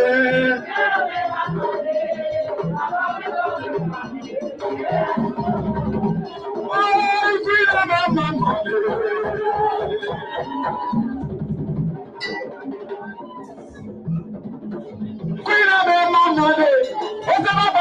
Qui fait ma bande, c'est la soirée m'a cherché cousin. Adieu, on nous casse bien ici là, cousin. Jumba, jumba, jumba, jumba. Hey! On s'en fait mal, parler à l'homme.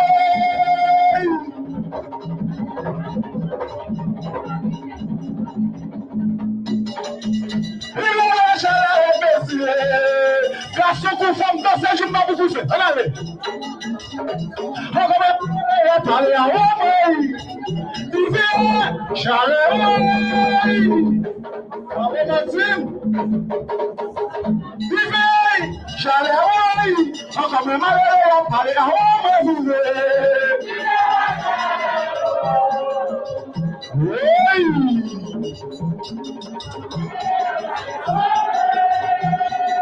Adieu, c'est si bien.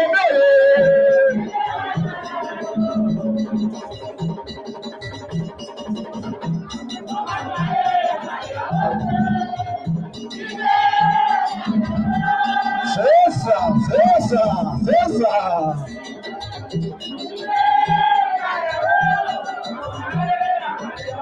Viviane, je l'ai baisé. C'est ma bonne fête.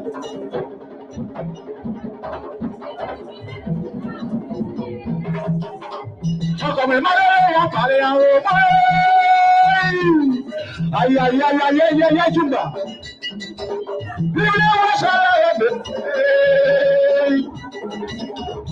Avec sa femme, on va me malheur, on parlait à l'eau. J'allais à oui, alors je vais faire ça. J'allais à baiser, on va me malheur, on parlait à l'eau.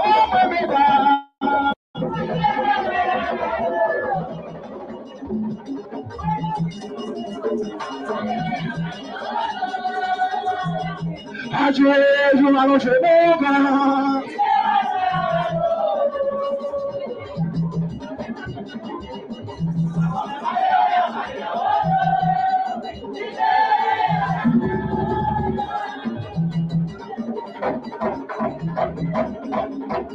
Hey!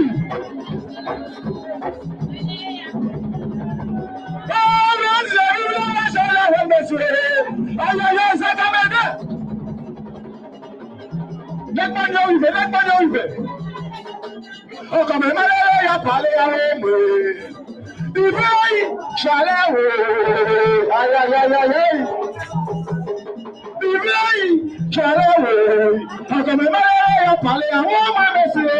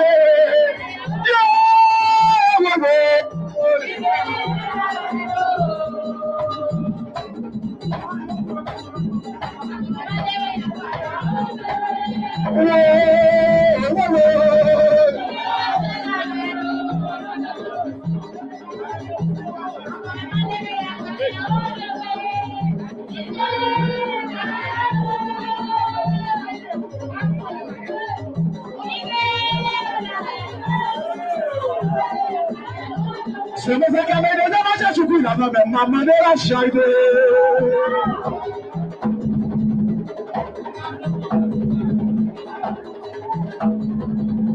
Se me fè kame de demache choukou la mè maman de la chayde. Je dis bon de me volade. Oui! Net mami vene fwa arrive. Je dis bon de me volade. Se me fè kame de demache choukou la mè maman de la chayde.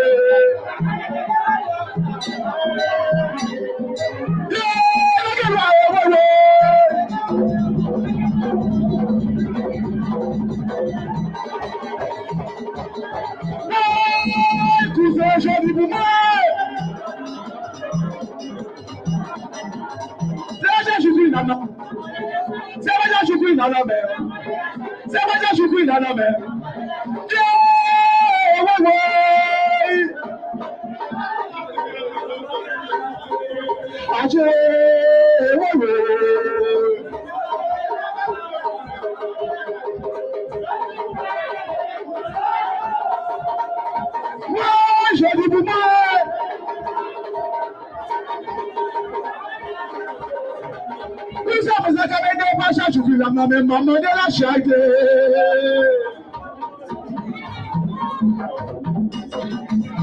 Si vous avez des pages, je suis la maman de la charité.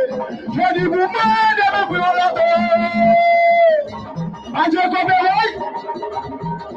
je dis, vous c'est moi, ça avait des pages, je suis la maman de la charité. À la zone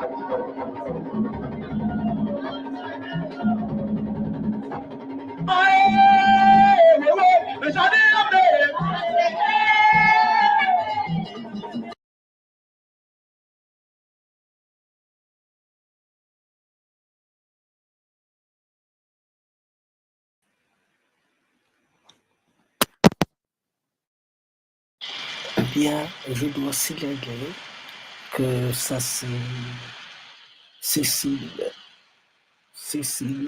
et Malakima Congo, notre association, l'association Malakima Congo de Haïti, Cécile et Malakima Congo.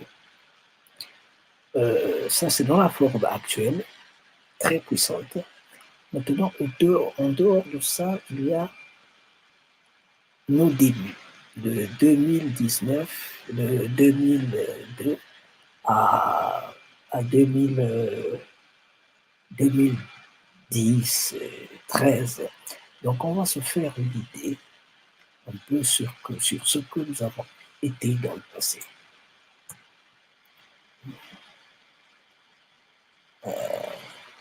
Non, c'est pas ça. C'est pas ça, excusez-moi, je suis en train d'y aller. Voilà. Nous y sommes.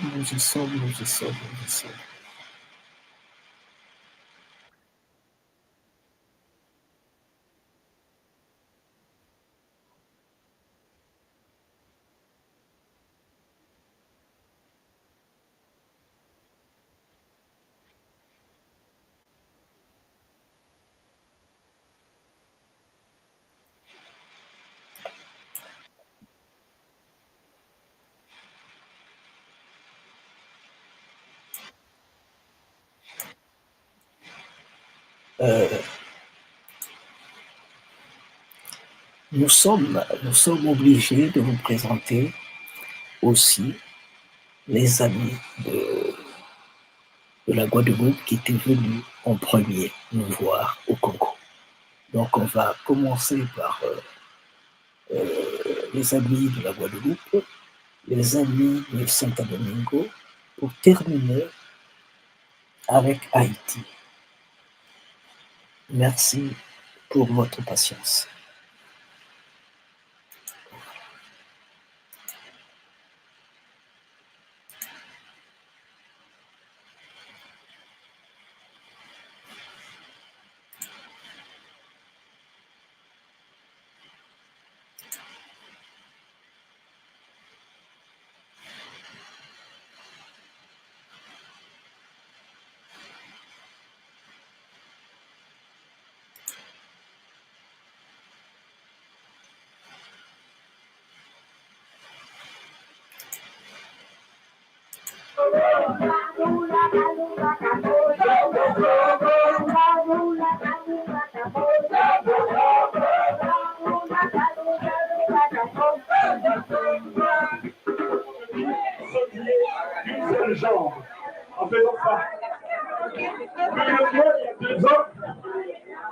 Il y a 2 ans, nous l'avons chanté ici. Il y a 2 ans ou 3 ans, il y avait les bouches fermées de la Guyane. Pendant que j'étais en train d'expliquer ce chant, je voulais dire sautiller d'une seule jambe, courir en sautillant sur une jambe. Les Guyanais de Marie Pansula qui étaient là ont réagi en disant Marie Pansula, oui. Ils ont réagi en disant tiens, nous chantons ce chant, mais le mot a changé. C'est devenu Jombo Jombo. Et nous, au Congo, nous disons Sombo Sombo.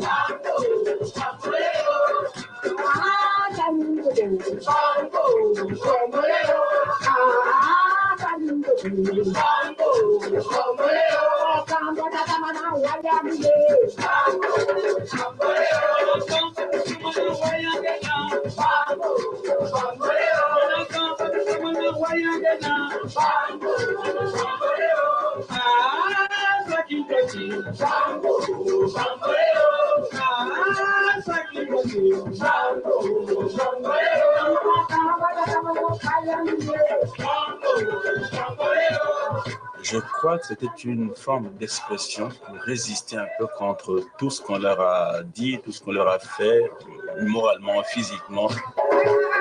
Les gens de Niger disaient « Ah, Congo, Kapale Wani Wana », ils disaient n'importe quoi dans les chansons. Alors, à ce moment-là, c'est quand on a rencontré Alphonse. Il dit « Ah oui, je connais, c'est pas les bêtises que vous racontez là, c'est du Congo, du Lingala, etc. » Et lorsque j'ai posé la question à la doyenne en lui disant « Est-ce que vous pouvez m'expliquer ce que vous chantez ?» Elle m'a dit « Je ne reconnais plus rien de tout ce qu'on chante, sinon j'ai gardé les textes oralement que j'ai appris à mes enfants et à mes petits-enfants. » C'est en ce moment-là que je lui ai dit « Mais madame, soyez sûre que vous chantez des choses vraies. Vous chantez l'histoire d'un peuple, c'est le peuple Congo. »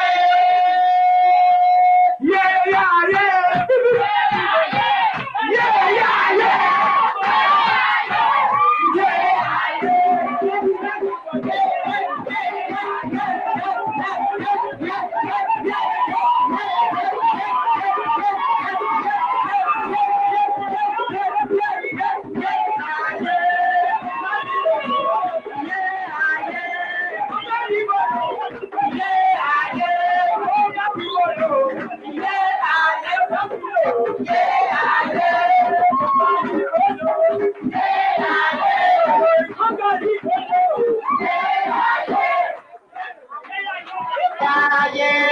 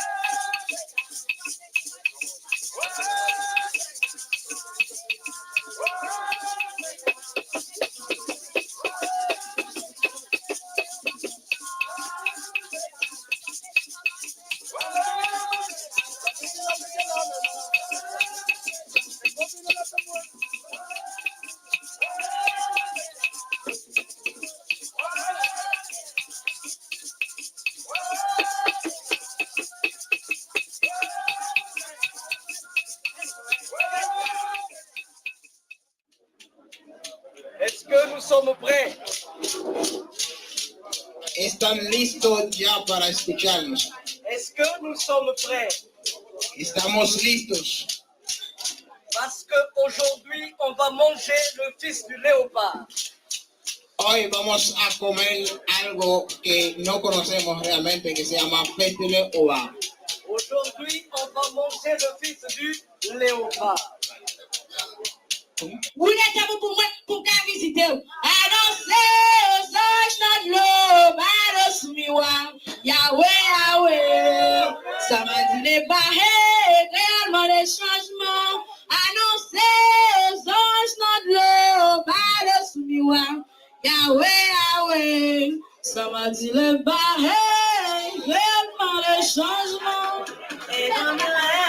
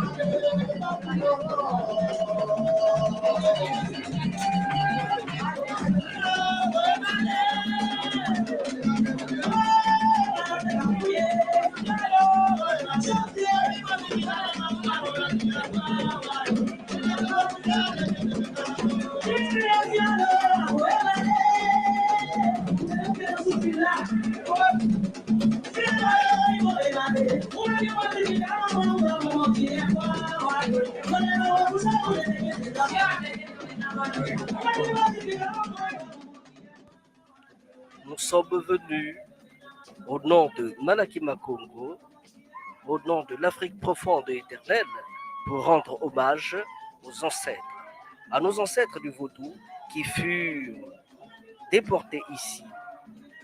Et malgré les conditions difficiles, ils ont su sauvegarder la sagesse africaine. Pour cela, c'est un grand matondo. Un grand remerciement à notre cher maître Élien Isaac, à tous nos ancêtres, à Papa Loco et à tous ceux qui soutiennent la vie des hommes sur Terre.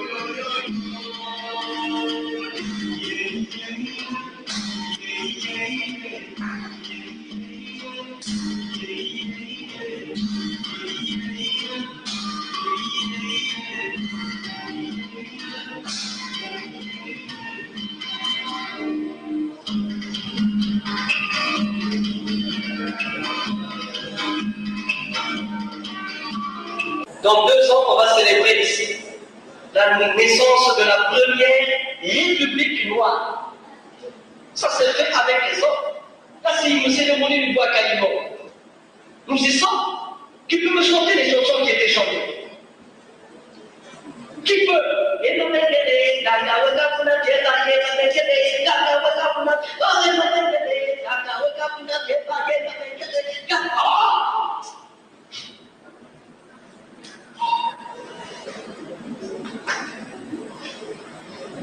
Non. Si tu peux partir du Congo jusqu'ici, je me pose 1000 questions. Qu'est-ce qu'on dira de moi? À qui je vais m'adresser? Est-ce qu'ils savent que leur bonheur dépend du nôtre? Que notre bonheur dépend du leur? Est-ce qu'ils le savent? Est-ce qu'ils savent que c'est en unissant nos mains qu'on peut aller loin?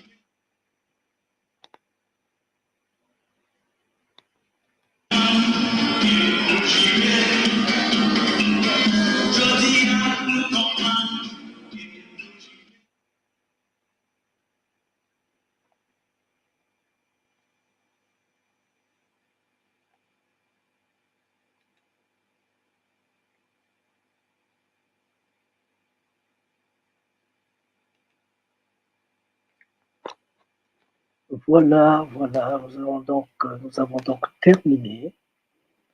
Il faut souligner que c'était très difficile aujourd'hui parce que ça a coïncidé avec des petites difficultés au point de vue de la santé. J'ai été obligé, à l'heure où on inaugurait, à 14h, j'avais rendez-vous avec le docteur, donc c'était pas facile. Dieu merci, les choses se sont passées mieux. Oui, ça s'est assez bien passé parce que nous avons raté quelque chose, mais que nous avons rattrapé dans le fond. C'est l'essentiel. Donc, c'est la première journée de la 32e édition du festival Malaki Makongo. Tantôt que les choses ont commencé de manière un peu difficile parce que j'avais un imprévu, oui, on avait un imprévu. On avait une rencontre qui n'était pas prévue avec le BDC alors qu'on ne pouvait pas le manquer, étant donné que c'est de la santé qu'il s'agit. Donc, Dieu merci, tout s'est assez bien passé. Il y a eu un flottement vers 16h, 18h, 19h, mais après, nous avons pu rattraper les choses pour essayer de combler le vide. Donc, tout le programme, plus ou moins, a été respecté. C'était l'essentiel. Donc, nous allons clôturer la première journée maintenant. Nous nous retrouverons demain, il est déjà samedi, donc nous nous retrouverons à 14h. Là, je serai rentré à la maison, parce que là, je ne suis pas à la maison. Je serai rentré, je suis à Vicenza, je ne suis pas à la maison, je serai rentré à la maison chez moi, où j'ai d'autres conditions de travail, où je pourrai répondre mieux à vos obligations. Comme d'habitude, nous devions terminer comme nous aimions le faire. C'était le prince de Nsoundi, Masengo Mambongono, dans le cadre des activités de Malaki Afro-Congo TV. Nous avons voulu diffuser en direct, d'abord c'était prévu comme ça, que c'est du Malaki Makongo sur le net. Après tout ce que nous vous avons présenté, nous allons le faire de manière concentrée. Aujourd'hui, nous avons eu 11h, 11h30 de travail. Ces heures-là, nous allons les mettre ensemble pour les réduire en un temps assez record, de telle manière que ça soit un peu supportable pour ceux qui vont visionner nos vidéos. Merci beaucoup. C'était donc le prince de Nsoundi, Masengo. C'était le prince de Nsoundi, Masengo Mambongono, dans le cadre des activités de la 32e édition. Dans le cadre des activités de la 32e édition de Malaki Makongo pour le premier jour. Nous allons continuer demain samedi, aujourd'hui samedi, donc vers 14h jusqu'à demain dimanche 17, vers 14h aussi, de 14h à plus de 0 heure, de 14h à plus de 0 heure. Voilà. Merci beaucoup. Nous avons terminé, s'il vous plaît, nous le ferons en beauté comme nous avons l'habitude de le faire. Recommence, même si tu sens la fatigue, même si une erreur te fait mal, même si une trahison te blesse, même si une illusion s'éteint, recommence, même si la douleur te brûle les yeux, même si on ignore tes efforts, même si les larmes de l'échec coulent dans tes yeux, même si tu te sens accompli, recommence,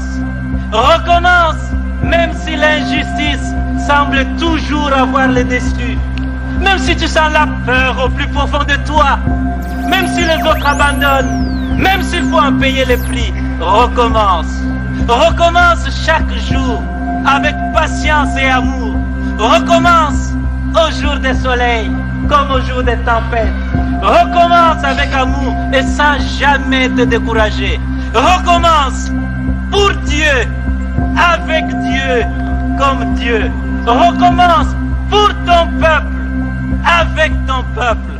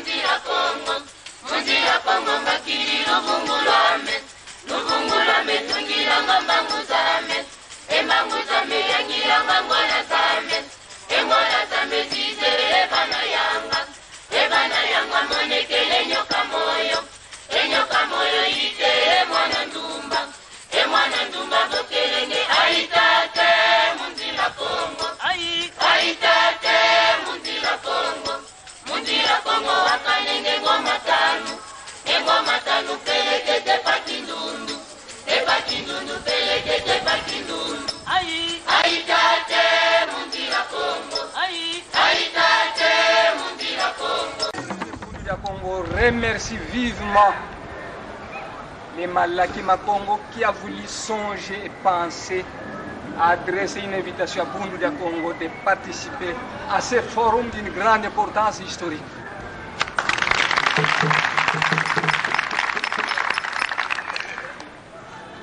Longia Congo a dit: un peuple qui perd sa langue et qui oublie sa culture ressemble à un arbre déraciné, tôt ou tard fanera.